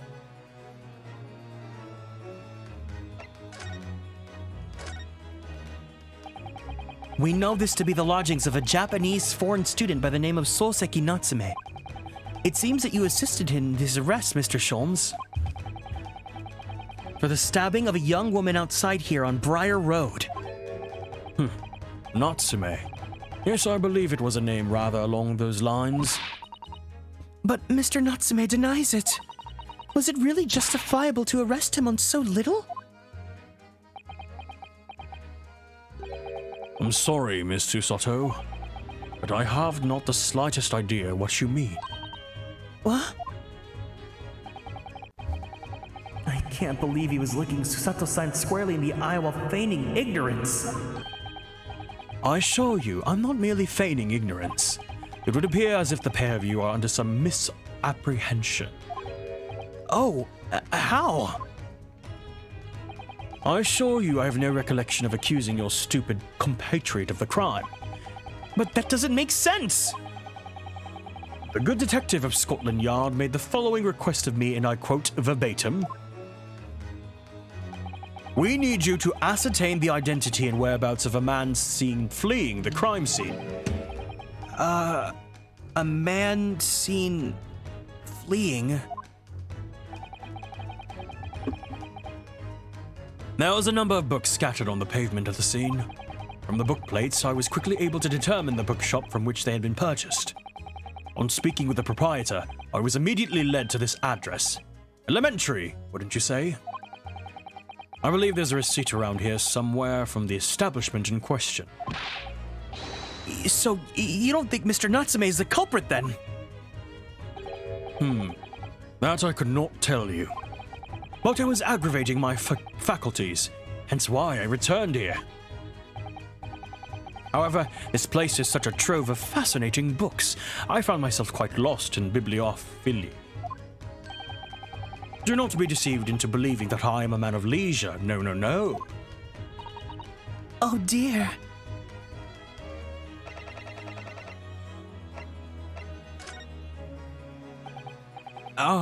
Tell me, have you encountered the landlord of these lodgings? Yes, Mr. Gerdeb, a retired military man. It was the first time I'd ever met a soldier from the Great British Inquisition, that is the services. Or institution, my bad. And it would be the first time I've ever met a maid from the Great British Institution, that is, service.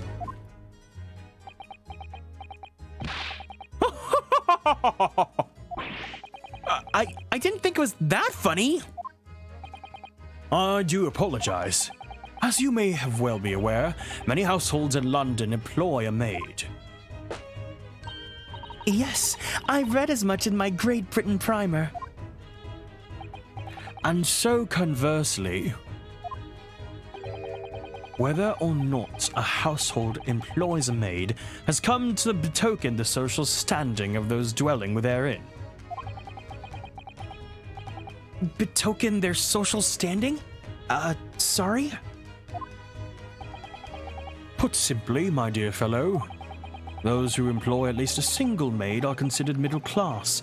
Those who do not are beneath that.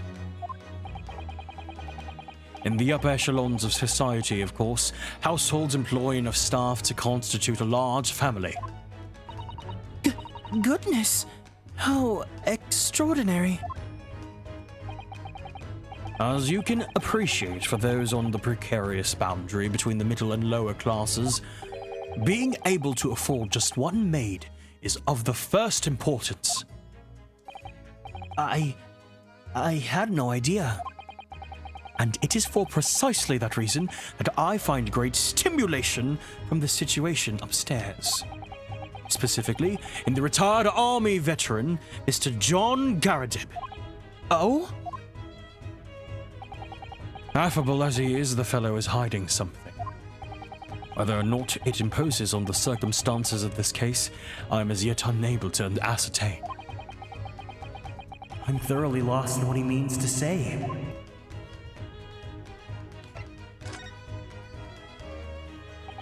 This room is thoroughly suffocating for the soul, my dear fellow. I assure you, any man whose lot is to dwell in a place such as this will stab somebody sooner or later. Mr. Natsume has stabbed no one. Ah, but sooner or later, as I said. I don't believe that is the issue here. About this dark little room, Mr. Sholmes.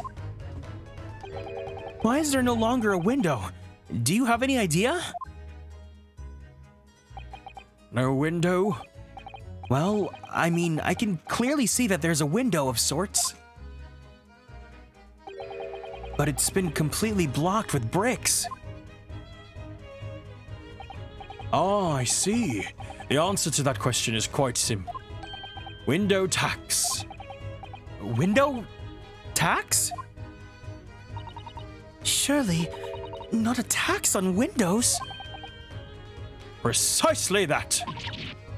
Oh my goodness! Until relatively recently, a tax was levied on the households in this country by the number of their windows. Those of lesser means, having inherited a sizable and costly family home perhaps, rapidly closed windows up, while the rich opened windows here, there, and everywhere, in an effort to curry favor with those in power by furnishing them with large sums of tax money. How awful and unjust! Forcing people to live in rooms devoid of light! Indeed, disease was rife as a result. So some 40 years ago, or thereabouts, the window tax was abolished.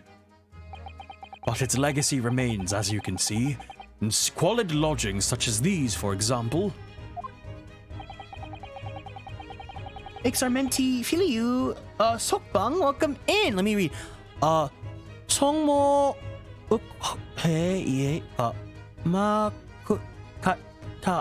I can't read Korean that fast. Welcome in. I hope you're doing good. I suppose Mr. Natsume's stipend for living here in London isn't very generous, perhaps. It would appear so. I've done a little digging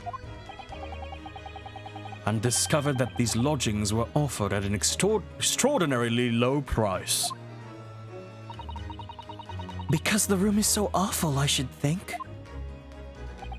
Apparently, Mr. Natsume only moved in here about 1 week ago. Yes, that's correct. Oh, wrong person. Yes, that's correct. However, I don't believe the low rent is explained by the shabby nature of the accommodation. Oh? Still, that is of little relevance here, a matter not worthy of further attention. Are you sure? I'm curious now.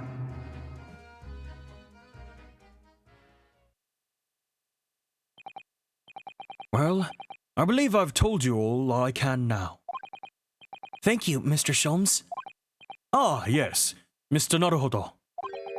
Was it not your intention to become a practitioner of law? You remembered that, did you? Will you perhaps be offering your services in this very matter, I wonder? to the occupant of this room, Mr.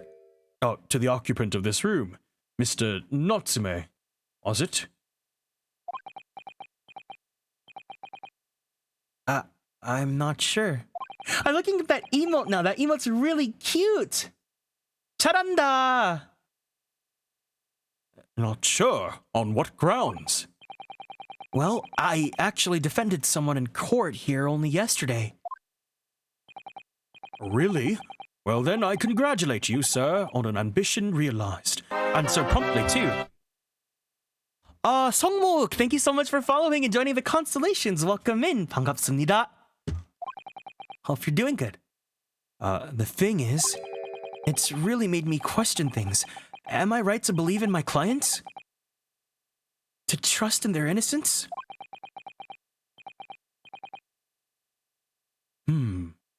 Yes, trust. Mr. Sholmes. Mr. Natsume didn't do it, did he?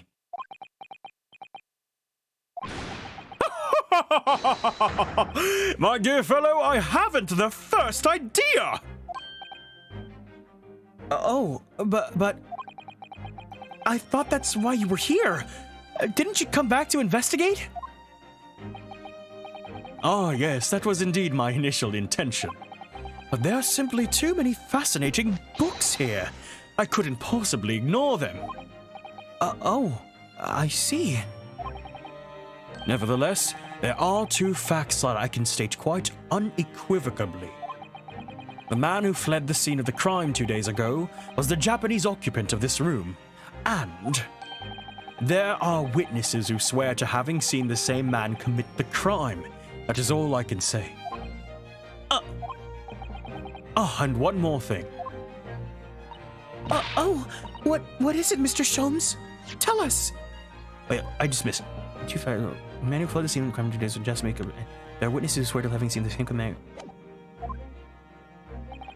I cannot say with any certainty whether or not this is relevant to the case, but I'm quite sure that the retired army man who owns this property is hiding something. Mr. Garadeb is... Mr. Sholmes said as much before, actually, didn't he? Anyway, at present, that is really all that plays on my mind in relation to this case. Mr. Naruhodo. As yet, our investigations have uncovered nothing that could help establish Mr. Natsume's innocence. No, you're right. Perhaps it's time we probed a little deeper into Mr. Garadeb's secret. Just remember, I cannot be sure whether the landlord's secret will prove to be irrelevant or not. But I wish you every success, of course, to Mr. Naruhodo. A busy man indeed. A tall, handsome, stupid, but so sexy businessman indeed. He's gone back to his book in the corner in the room.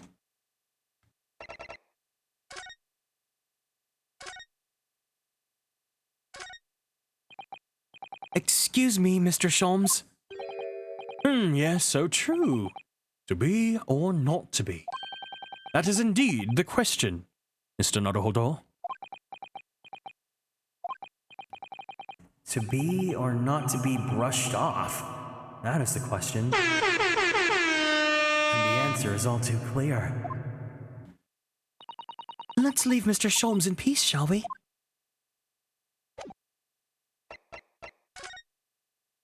I rather enjoy the smell of books, but it's overwhelming here.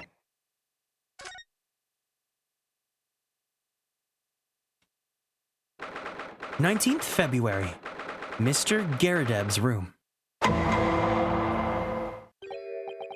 Ah, you pair again. Tell me, was the detective chap, I forgot his name, still hard at work down there? Mr. Herlock Sholmes? Ah, yes, rings a vague bell. All that detective business isn't really my thing, I'm afraid. Well, Mr. Sholmes is in his element down there. Jolly good show. Another cup of tea, if you please, Joan. Now then, why don't you tell me— Ah!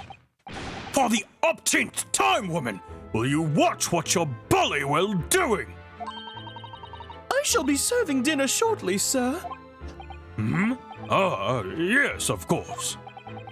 Frightfully rude of me, but I'm afraid I shall have to ask you to take your leave, if you so be kind.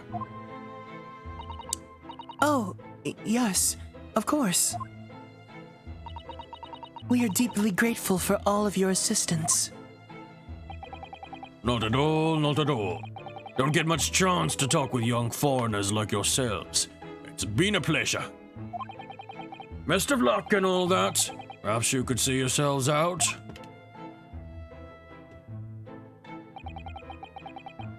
According to Mr. Sholmes, Mr. Garadeb is hiding something.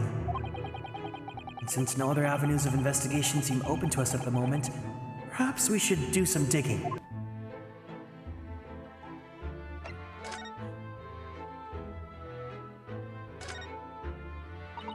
That looks like a Medal of Honor, and it's showcased on a very grand banner. Yes, it's displayed with some pride, I would say, although it bothers me that it's not straight, just like me. What? That old thing? Sorry? I should be glad to see the back of it, but the general would turn in his grave if I disposed of it. All's the best place for it, keeps the bully thing out of my way. So it's just been polished to shine by accident, I suppose. There appears to be an inscription on the medal itself. Look. Let me see. It says, "For distinguished participation." Sounds like the kind of honors even I could be in line for. Well, one doesn't like to blow one's own trumpet, but I was given for it for the time in the army. I can't measure an officer by the number of medals to his name, of course, common knowledge in military circles.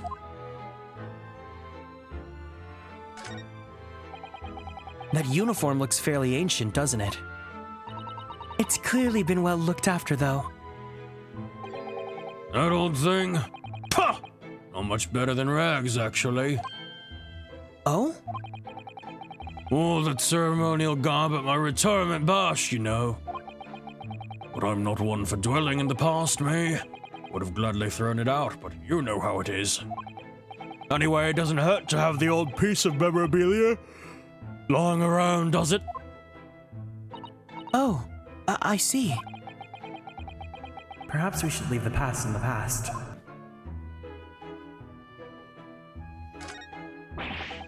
It's a full-size cannon! What's it doing in here? Oh my, it's real. I thought it might be a replica. That old thing?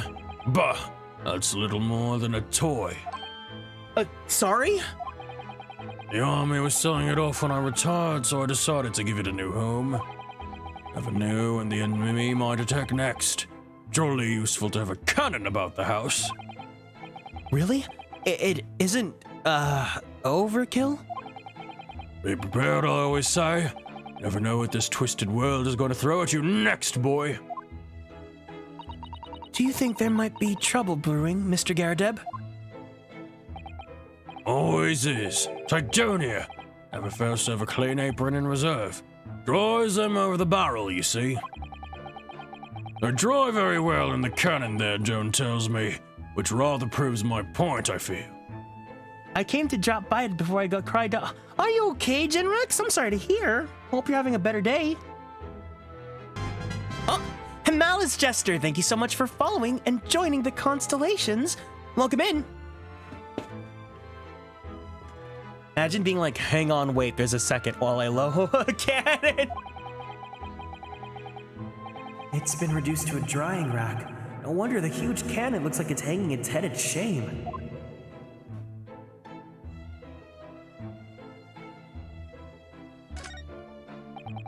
I notice you have a pile of books here, Mr. Garadeb. Do you enjoy reading? Ever experienced a London winter, boy? The nights are long. No better way to pass the time than in front of the fire with a jolly good book. Oh, There's a copy of Rant's magazine here, I see. No doubt Mr. Garadeb enjoys the adventures of Herlock Sholmes, too. The great detective has a great many followers, it would seem.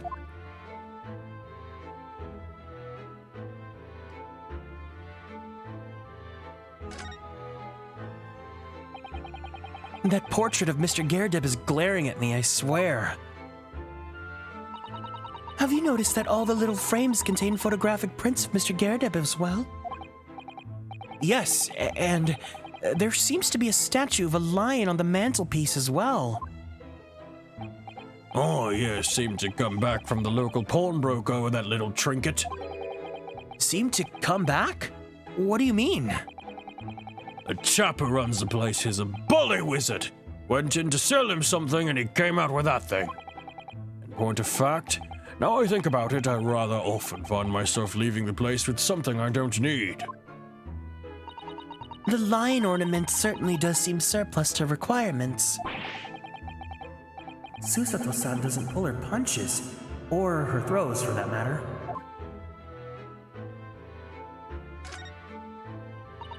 Look at that enormous screen.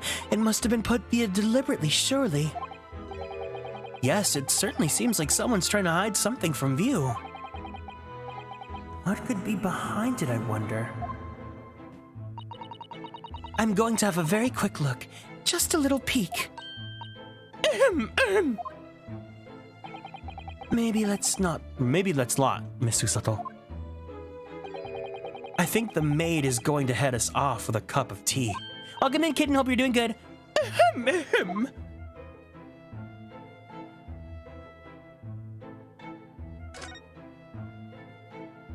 Oh! Herlock! Oh, look. What a wonderful collection of cakes lined up on that gleaming silver cake stand.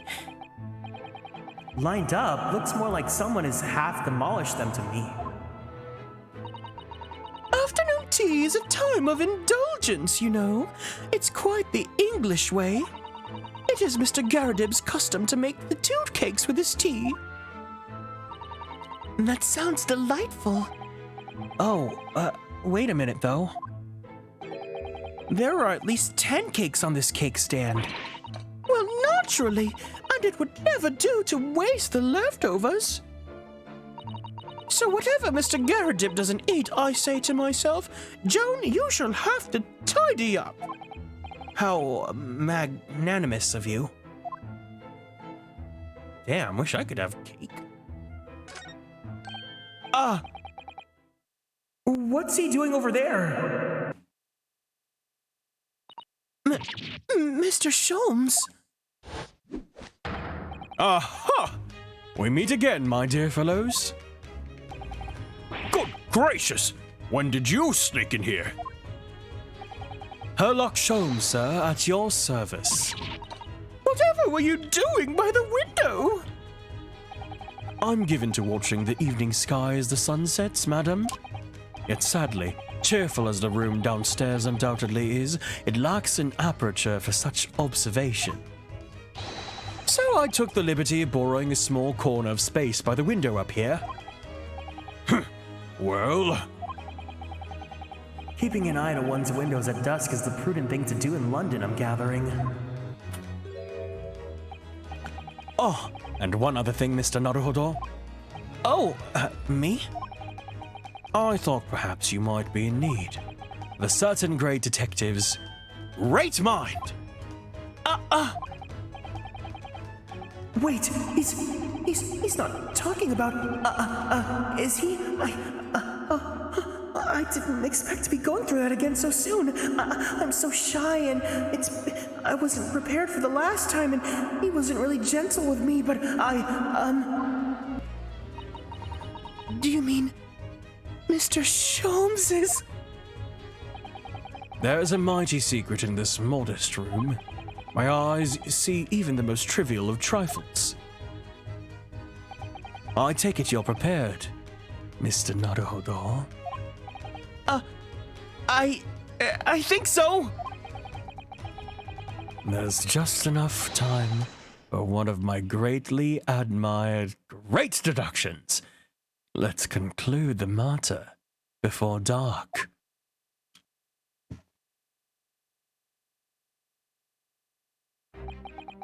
Oh, I haven't saved all stream. Hold on.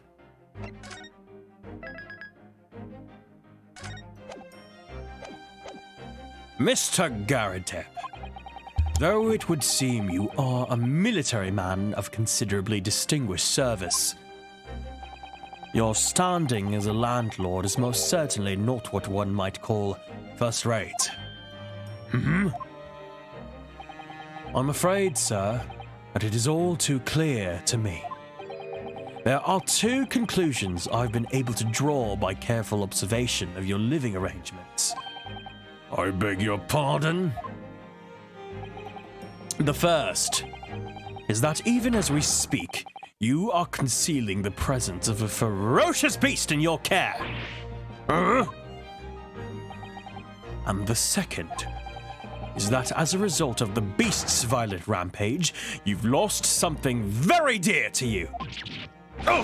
Mr. Naruhodo, look!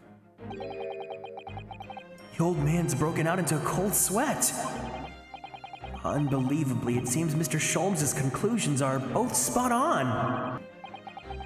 How could you possibly? How could I possibly know, you mean to inquire? Oh, the answer couldn't be simpler, sir. For in the dense jungle of logic and reasoning, I am the king of beasts!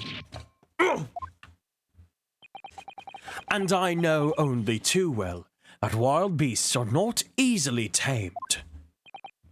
So, shall we begin? Once again, Herlock Sholmes is proud to present his logic and reasoning spectacular. Yeah! Topic 1. Nature of the beasts. It certainly shouldn't take a great detective to see that a fearsome beast has been on a rampage of late within these four walls. Thus, we are faced with the question, what form might this beast take? For a man with a military breeding, your eyes are most commonly candid. Your furtive glance, Mr. Garadeb, leads us directly to the answer. The true nature of the beast that has run rampant here is revealed by that lion's statue. Yes, you're an army man, you appear unimposing at best. A fact that has been fueled by your admiration for the mighty lion, king of beasts. What is this piffle, I ask you? In the end, your admiration became so great, in fact, that you had a living, breathing specimen shipped from India, which you tried to keep in this very house. What? Yet living with such a wild beast proved more difficult than you had imagined. The chilling traces of a wild rampage are still very much in evidence. Well! Yet as we look around, the beast in question fails to present itself. Where could this angry creature have disappeared to? Madam! Me? I pray you do not consider me unchivalrous, but it is plain to me with one glance in your direction. It is? Your dress pocket gives us a handsome clue as to the beast's current whereabouts. For protruding from it is a handbill advertising a circus show. Yes, you sought to dispose of this terrifying lion, Mr. Garadeb, at Batty's Circus, a traveling show currently sojourning in a nearby park. I've observed the tents. You sold the savage lion, sir, to the circus troupe. I most certainly did not. I believe I've made my point. The fearsome beast which ran amok in this room was an Indian lion. And in a simple visit to the circus now, we'll reveal the lion prancing jubilantly through a ring of fire. A rampaging Asiatic lion.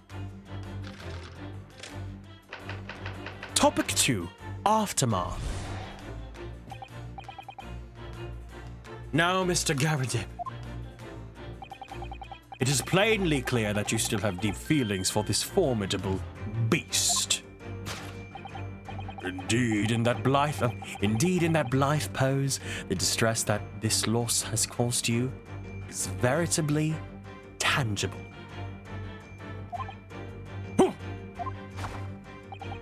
Your head weighs heavy on your shoulders, the pain you feel being revealed by that supporting arm. Amid fits of tears, you let your beloved beast go. The strain of losing something so dear to you is clearly visible in your visage. Nonsense, man! I simply... But what, we now ask ourselves, is the true cause of this plan? And we need only follow the direction of your gaze to find the answer. Yes, it is the pile of bills that has given rise to the pain you suffer. Every envelope contains another demand for payment. For cartloads of schmeat, potatoes, wheat, and tea. Indeed, feeding your beloved has had a devastating impact on the financial circumstances of your household. And so you had no choice but to let it go. Yes, Will. Now, in a final fit of rage, the ferocious beast carried out one last unimaginable attack. Unimaginable?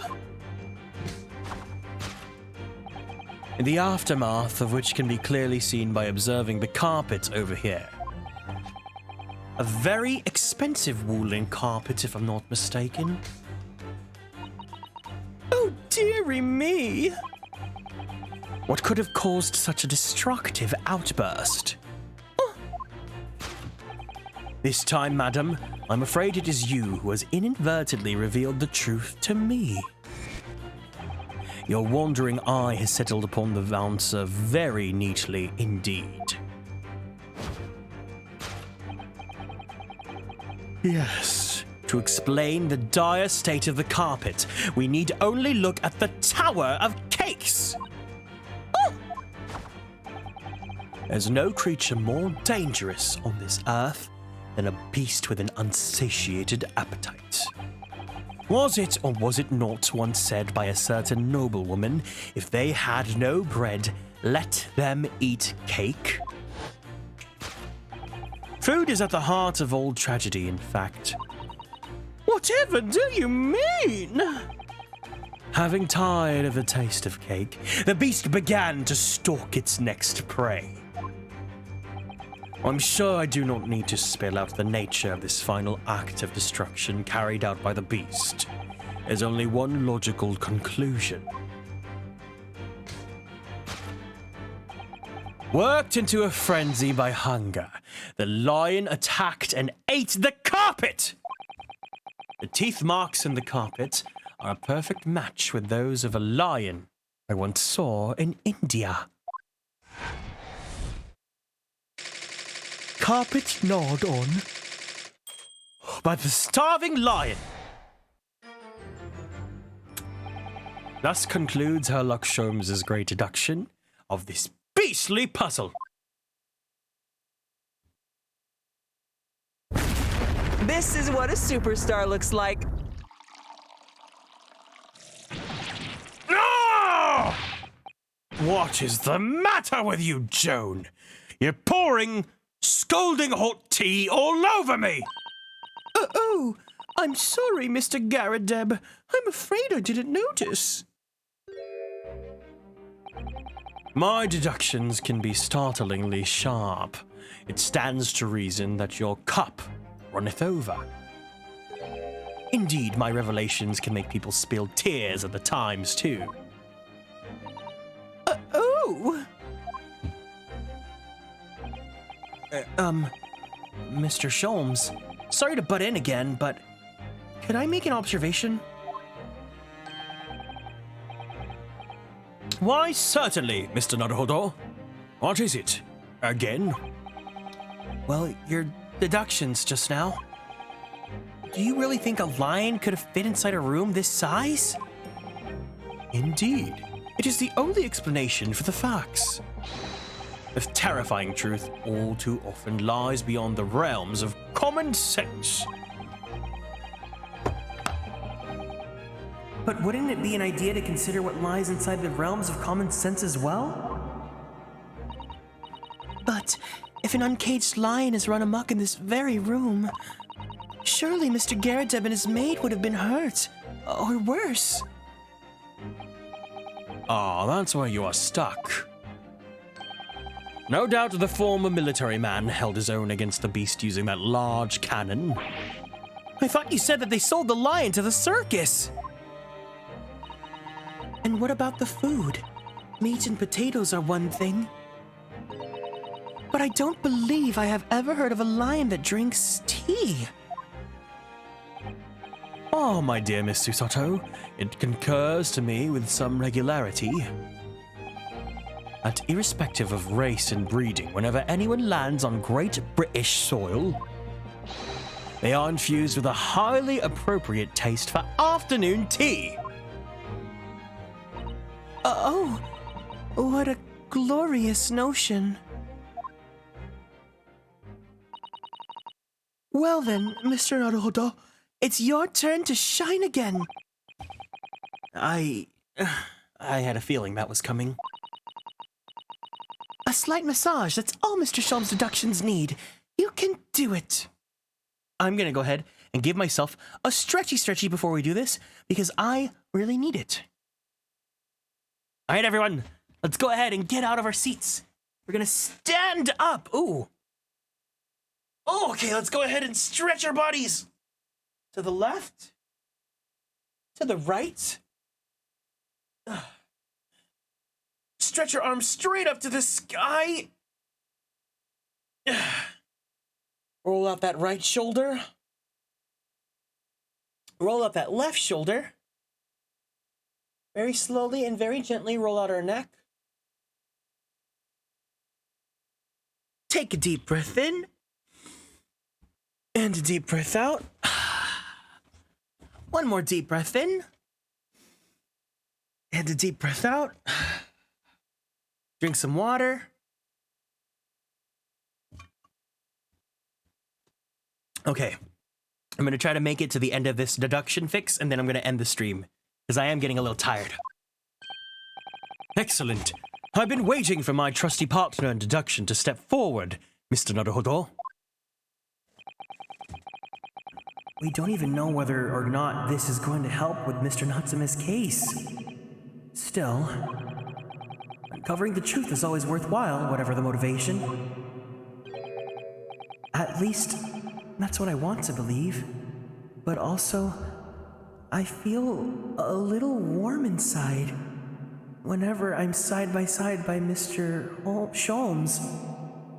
It's almost as if I feel love. Let us start again from the beginning of Herlock Sholmes's logic and reasoning spectacular.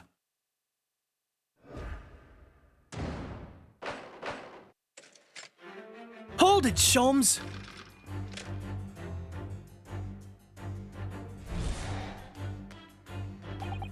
It certainly shouldn't take a great detective to see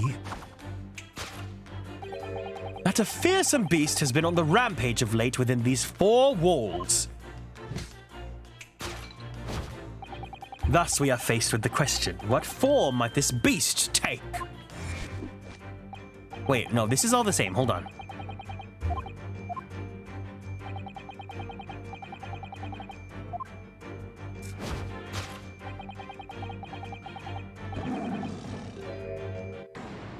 Okay, here we go.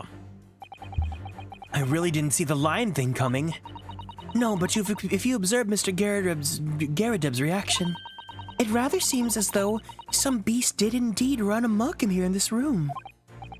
Yes, something with a very fierce nature. But it couldn't have been a lion transported from India.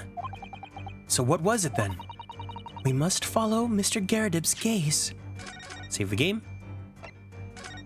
The game doesn't tell me how long I've been playing though, huh? That will lead us to the true answer.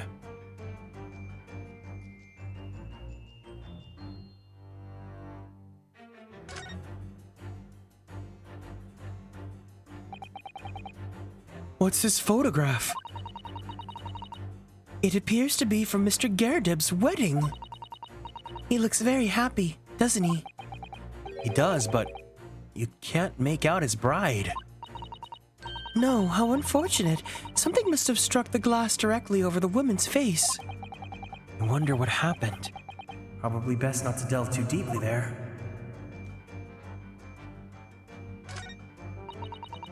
The glass is broken, so you can't see the bride's face at all.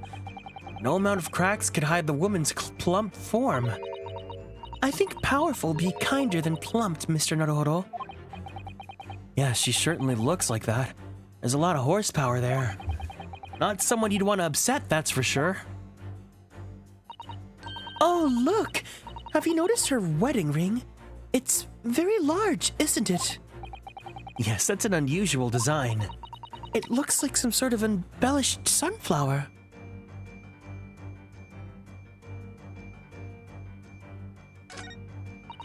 This must have been Mr. Garrideb when still in the army.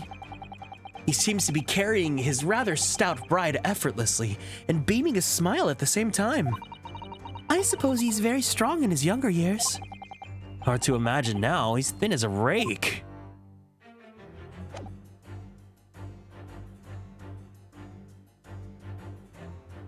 What? Stop it, Drift. These are shells for the cannon, are they? What a strange place to keep them. I imagine they have some significance to Mr. Garrideb from his time in the military. Ah, of course. He mentioned a battle to us before, didn't he? Do you remember? He said that he'd been shot in the knee. Perhaps it's one of those that hit him. If a round that size has hit his knee, there'd be nothing left of it. Or Mr. Garrideb, for that matter. Rivi Burville, tell me how to pronounce your name. Thank you so much for following and joining the constellations. Welcome in.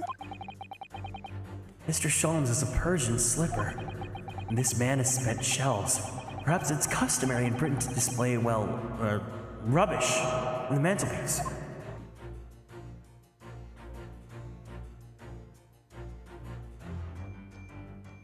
Oh! I think it is the bride then.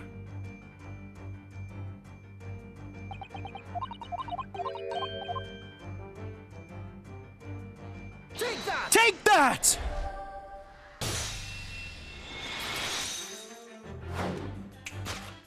Oh, Rui Brulee! Oh! Thank you so much for saying hi. If anyone's here, can we go ahead and give a good old Constellations welcome to Rui Brulee? What a beautiful username. Hope you're doing good today. The true nature of the beast that has run rampant here is revealed by that newlywed bride! Precisely, Mr. Naruhodo. No other explanation can possibly fit. Yes, this framed print pictures of your wife, Mr. Garrideb. And while we lament the fact that her face is obscured, we can still make out her mighty arms. We can still make out Mr. Sholmes. And note the considerable horsepower they must contain. Ah! Oh, Indeed. Surely any woman of such powerful constitution must be honored to be described as a beast. Honored might be stretching a point. too late. The fact remains that the beast, which so clearly savaged this room, was your wife, Mr. Garadeb. Oh! The chilling traces of a wild rampage are still very much in evidence. Well... Yet as we look around, the beast in question fails to present itself. Where could this angry creature have disappeared to, madam? Me? I pray you do not consider me unchivalrous, but it is plain to me with one glance in your direction. It is? Your dress pocket gives us a handsome clue as to the beast's current whereabouts. The poor, fragile, defenseless woman is beside herself. Well, I don't know about fragile. Oh, dear. Anyway, Mr. Sholmes is quite right. There's no sign of a Miss Garadeb anywhere. But it seems there may be a clue as to her whereabouts. A clue that this maid is trying to hide. I wonder where Mr. Garadeb's wife could be.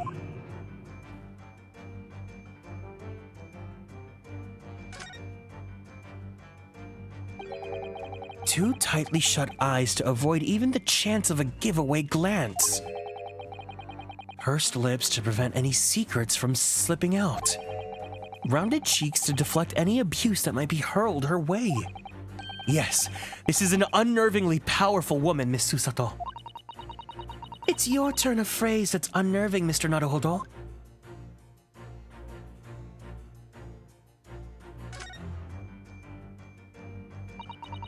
What a charming little teapot, and it's in pristine condition. Joan has been pouring some deliciously fragrant tea from it from Mr. Garadeb, hasn't she? Well, not so much for Mr. Garadeb, as on Mr. Garadeb, wouldn't you say? I wouldn't dream of drawing attention to it.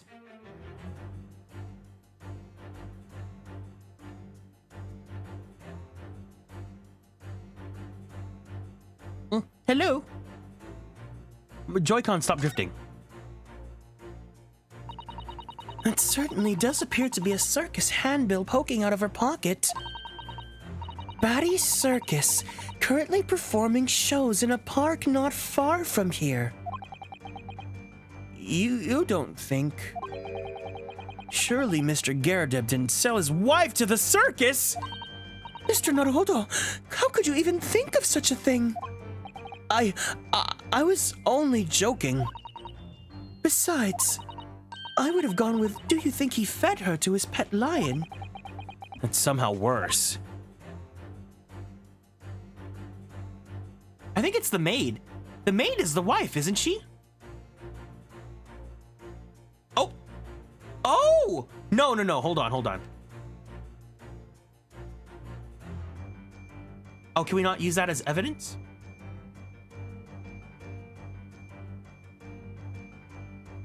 Oh, hello.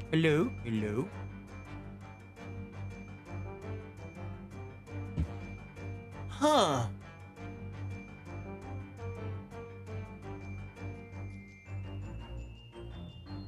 Take that! Take that! Oh, shit. I'm not even sure if I should voice this. It's impossible to believe it could be true, yet for some reason the thought came into my mind. And this serving maid is in fact a mighty goddess of destruction.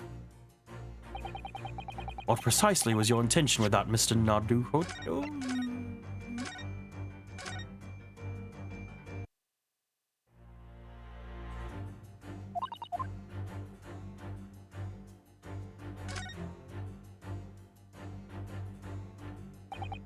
Yeah. Take that! Take that!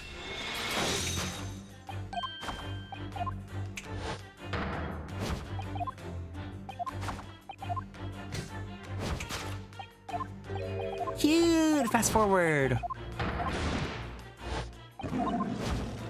There's like a voice line player in the main menu where I can have him replay hold it for as many times as I want to.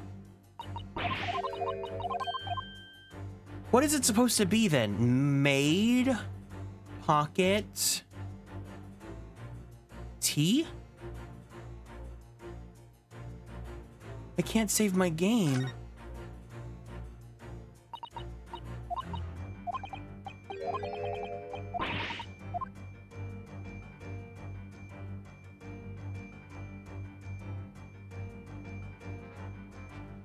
What's the thing? The dress pocket gives us a handsome. No, it's the letter then, isn't it? Is it the letter?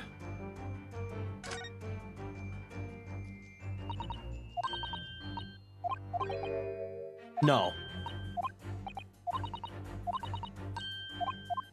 Okay, it's the T. Let's try the T. What's the T? Oh!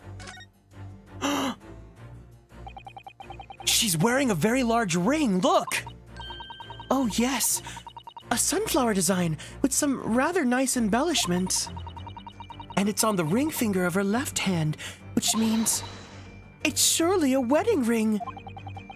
It looks like it's on there for life, too. I can't imagine it would slide off a finger of that size. That's something to think, Mr. Naruhodo, not to say. Do you know Mr. Garadeb's wife in the photograph had a ring very much like this one? It's a very large sunflower design as well. Really? You have a great memory for these things. A large sunflower wedding ring. It's quite a coincidence that they have the same ring, isn't it? Take that! There we go. Your wedding ring gives us a handsome clue as to the beast's current whereabouts. Oh! Indeed it does. That flowery band gleaming on your finger gives you away. For it is identical to the one shown in the hand of Mr. Garadeb's bride in this photographic print. Oh. In other words, you are no ordinary household maid. Oh.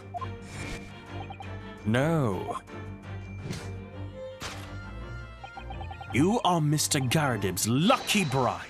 You are Mrs. Garadeb herself. Oh my word!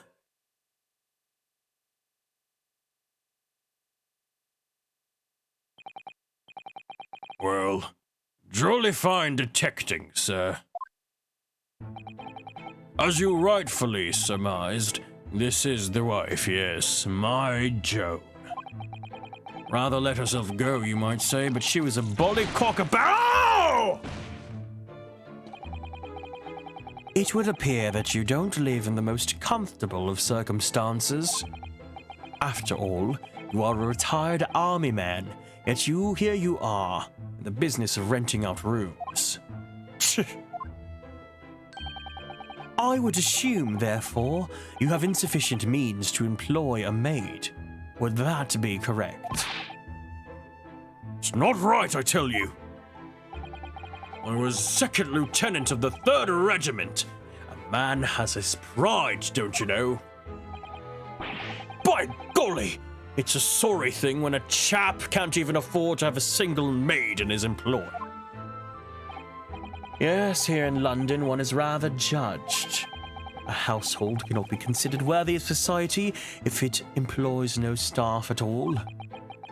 Though in my considered opinion, such concerns about appearances are folly. You mean Mr. Garadeb has his wife work as his maid? Precisely. Am I right, Mr. Garadeb? Only in company, obviously. But listen here. This must remain a secret. Tip-top secret, please. Nature of the beast? The raging wife of Mr. Garadeb. Solved!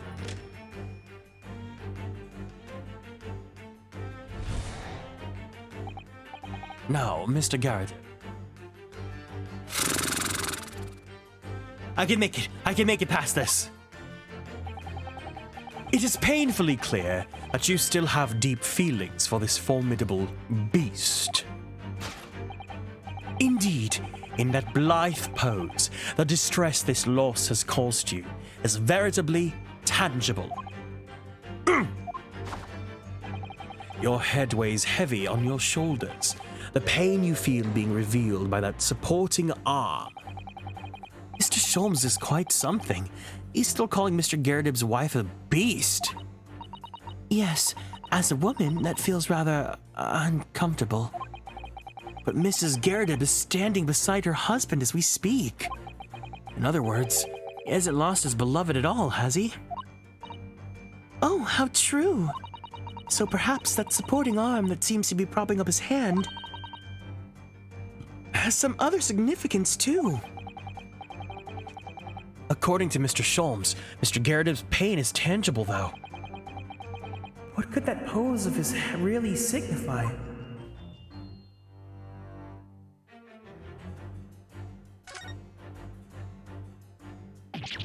Oh my! Look at that bright red mark! Gosh, that's quite something, and clearly made by someone's hand. Yes, Mr. Garridib has been slapped on the face, it seems. Hard. I'd never seen such a clearly defined mark.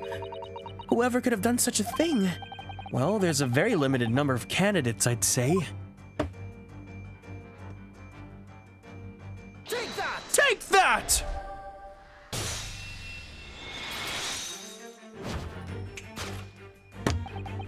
Your head weighs heavy on your shoulders, the pain you feel being revealed by that slapped cheek!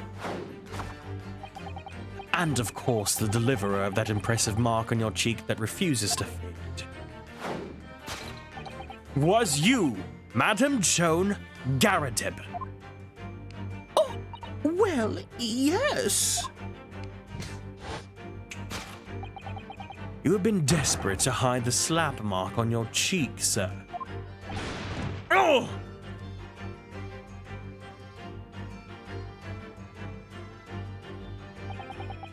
How the blazes! How did you work that out, man? Nothing escapes the notice of one trained in the art of observation, my dear fellow. That's why you haven't looked directly at us even once. To keep your other side from view.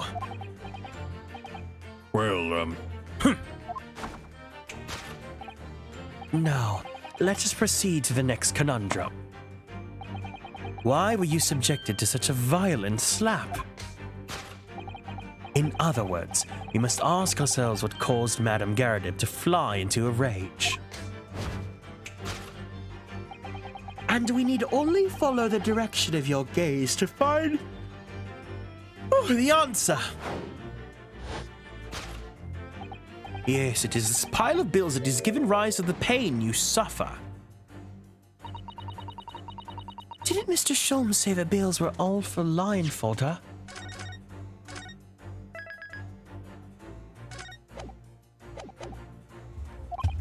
Yes, but now we've established that the lion never existed, which can only mean that the thing responsible for gobbling up all that food was Mr. Garridib's wife. Mr. Naruhodo, she's a person, not a thing. Yes, well, she's also a person who gave her husband a mighty slap around the face. One so hard that it left a perfect hand mark, in fact. Yes, why would a woman want to hit her husband with such force, I wonder? I'd love to know the answer to that question.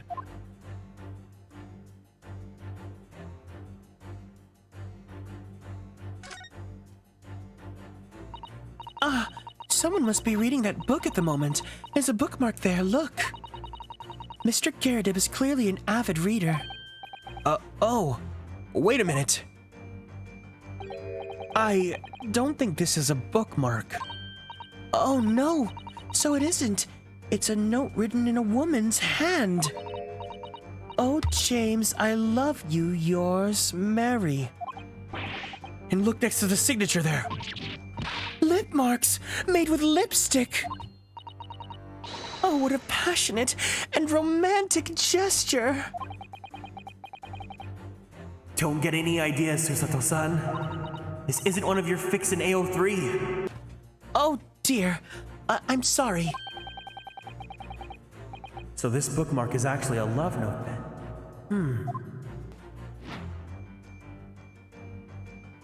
Or BL fanfics. Take that! Lip marks made with lipstick, as opposed to, I don't know. Yes, this is in this love note that has given us it is this love note that has given rise to the pain you suffer. Oh, James, I love you, yours, Mary, passionate indeed. Perhaps the sender of this note, a certain Miss Mary, is the fly in the ointment here. Oh! But I don't know the bully woman! Henrik, welcome in. It's like super late for you. Go to bed. Go to bed, Henrik! You don't know her? That note wasn't written to me. It was just in the book. I don't know how it got there. It was just in there, you say? That's right, what I've been saying. Ah! A likely story. Now listen here, Joan, you old thing. I explained it all the time. Oh my goodness gracious! Mikshi! Thank you so much for the raid! Hello, hello, hello! Let's go ahead and Zatsudan! Purple Beanie, thank you so much for following and joining the constellations. Mikshi, thank you so much for the raid. I really, really, really, really, really appreciate it. That really shot me up with some energy because I was feeling a little tired. For anyone that is new here, Poimi, thank you so much for following and joining the constellations. My name is Kieran. I'm a magical boy idol VTuber. I'm also a queer Filipino-American voice actor for animation, anime, and video games. If you guys play Fire Emblem Heroes, I provide the English voices of Sane and Rickard in that game. If you guys play Genshin, I play Kazuha's great-grandfather, Kaedehara Yoshinori. And if you guys like Yaoi, or Boys Love, I provide the English voice for Koichi Mizuki in The Titan's Bride. Analog Demonic Kangaroo, thank you so much for following and joining the constellations. Welcome in. We are currently playing The Great Ace Attorney, Titan's Bride Hive. And we are currently in the middle of one of Herlock Sholmes's little sort of like, he's giving his deductions and we correct them to try and find out what actually is going on. So if you guys want to stick around for just a little bit longer, I'm going to go ahead and finish those up. And then I'm going to go ahead and end the stream because I'm really, really, really tired. It is 11 p.m. for me and I need to go to bed. So yeah. I see we have a lot of BL fans in here. Good, because I like BL too. But anyways, if you guys want to stick around and answer today's check-in question, it is, what were your favorite artists or bands when you were younger? But if you need to head out, I completely understand. Thank you so much for the raid regardless, and thank you for sharing your community with me. I'm gonna go ahead and finish up this investigation so that I can go to bed. Now listen here, Joan, old thing. I explained at the time. Luna's Lily, thank you so much for following and joining the constellations. Welcome in. I bought the book at that second-hand place, and that note must already have been in there. So, the previous owner of the book was using the note as a bookmark, you mean? Rihanna's pretty good. You can stand under my umbrella, Ella, Ella, under my umbrella, Ella, Ella, gay, gay, gay. That's right. What I've been trying to... A likely story. For heaven's sake, woman! Look at the name. It's written to James! My name, in case you've forgotten, is John! A likely story.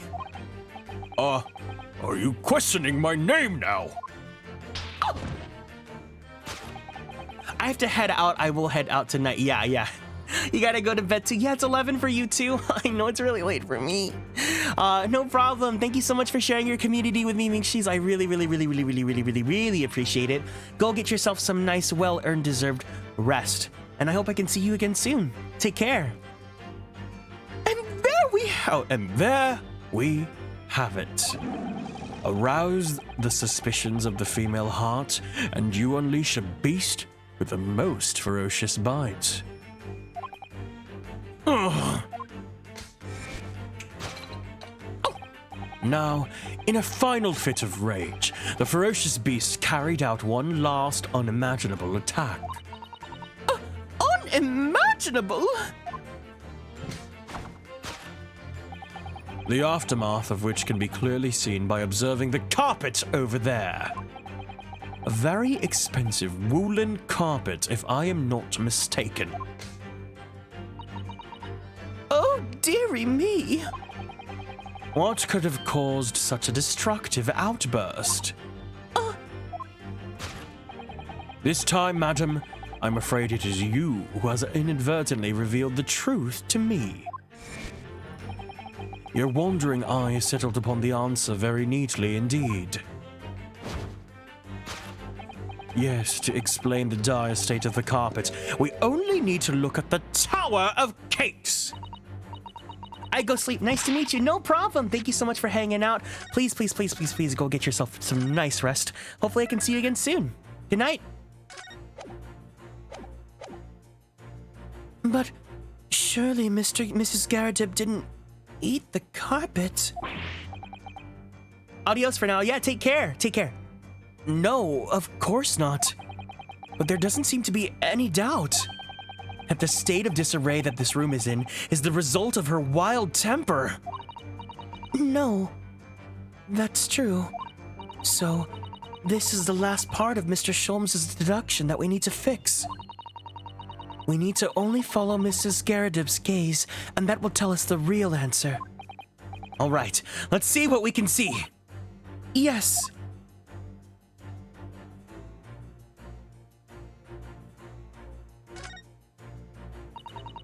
This looks like a very old candlestick, doesn't it? The base looks too small. Surely it's very unstable. Looks to me like even the slightest knock would make it topple over. Oh dear, that would be dangerous. Wait, take a closer look at this. There's one candle missing! Yes, I didn't notice it before. Why is that, I wonder? Why is one candle of the three missing from its holder?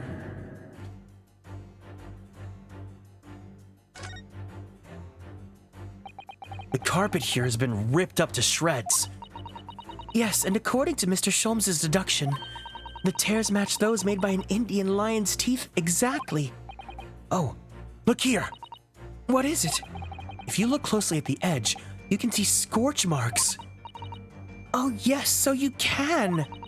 In that case, perhaps the carpet wasn't eaten in the normal sense at all. Let's rethink this with in mind.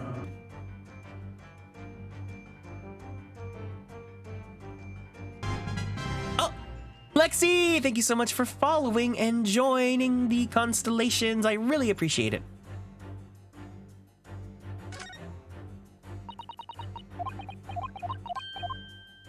Okay, this is the evidence. Take that!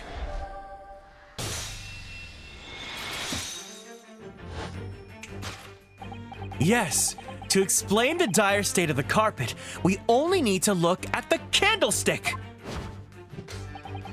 Most illuminating, my dear fellow, and of course, the only possible way out of this logical labyrinth. Yes, the remnants of a ferocious attack in which the carpet was devoured are clearly visible. Indeed they are. The scorch marks at the edge clearly give the truth away. Scorch marks?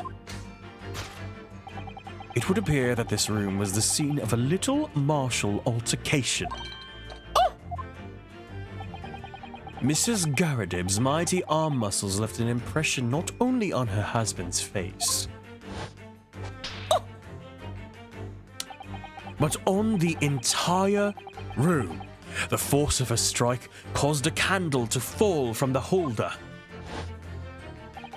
And in seconds, the carpet was alight and the whole corner of the room in flames. Yes,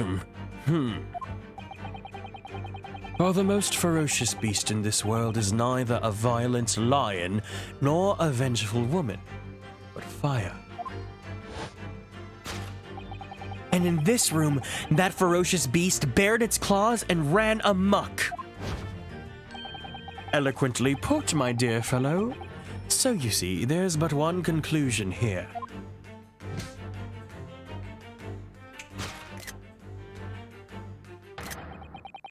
After the sparks of martial discord flew, this room was the scene of a fire!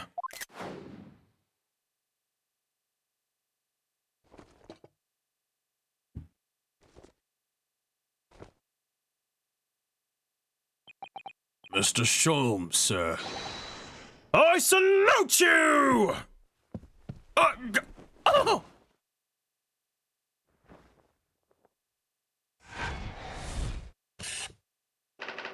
Carpet scorched by a small fire.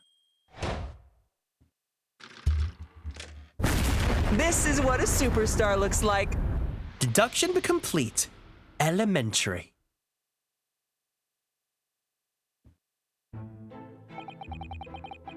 It's these dashed long winter nights, you know.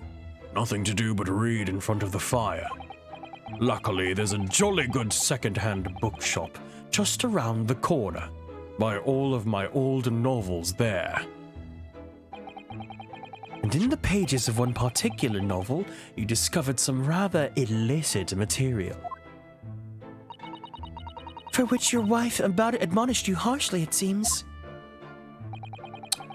Don't know about admonished. Demolished might rather closer to the mark. And beast is most certainly... Ah! Here we go again. And the carpet? What, was that destroyed by fire when a candle fell on the floor? Afraid to say it was. Happened in the blink of an eye, you know. The whole place filled with smoke. Couldn't see a bully thing.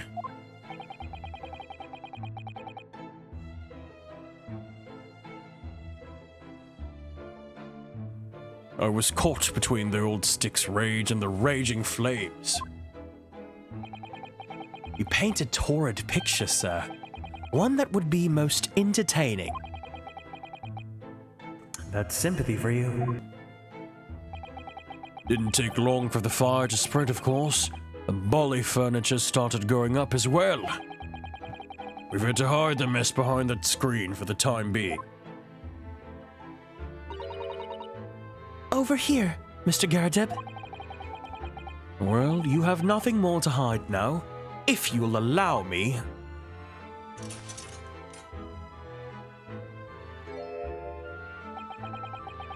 Had all my favorite novels in that case. But as soon as the fire got a hold of them, that was it. Whoosh! Up and smoke. Gosh. And the wife started hurling things at me. What a terrible sight it must have been. There was I, back up against a window under heavy enemy fire. Incendiary books incoming 10 to the dozen. Worst of it is I lost my favorite. The book called The Lion's Pride. Lion's Pride, oh yes. Your notorious love of big cats coming through again.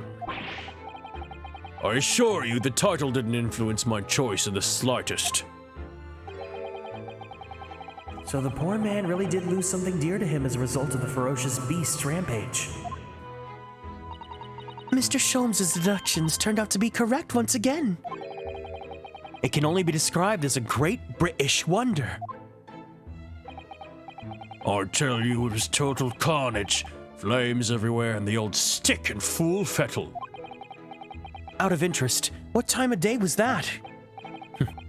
Not sure I can remember. It was 2 days ago now. Let's see, around 5 o'clock, I think. So at exactly the same time, as a terrifying incident was unfolding outside your window at the street below. Even more terrifying on the inside, I can assure you. A whole blighty could have been flattened outside my window at the moment, and I wouldn't have noticed a dashed thing. Oh, really?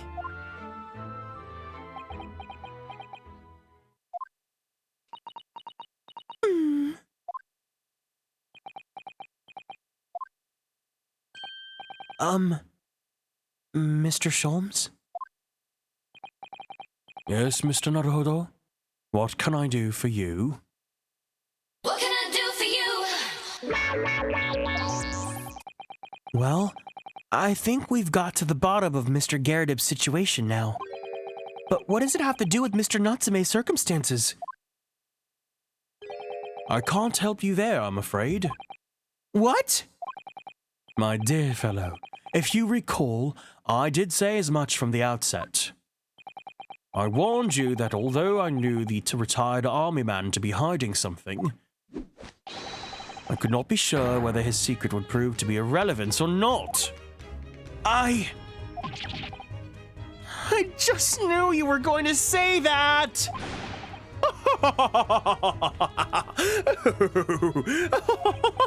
Now, Mr. Naruhodo, you mustn't lose heart. Bear in mind that all things fall into one of two categories, those relevant to the case and those not. That makes no sense to me. Well, no matter. It is of far greater importance to make up your own mind now. Sorry? Visiting hours at the prison will soon be over. Oh no! Is it that time already? If we're to accept Mr. Natsume's case, we have official paperwork to attend to. All things in the universe are either a potato or not, but I knew all of this was for bullshit! It was for nothing! So that's it. No more time to think. Perhaps you'd like to betake yourselves to bidding us farewell now. I must prepare supper for Mr. Garridib. Oh, yes. I'm so sorry.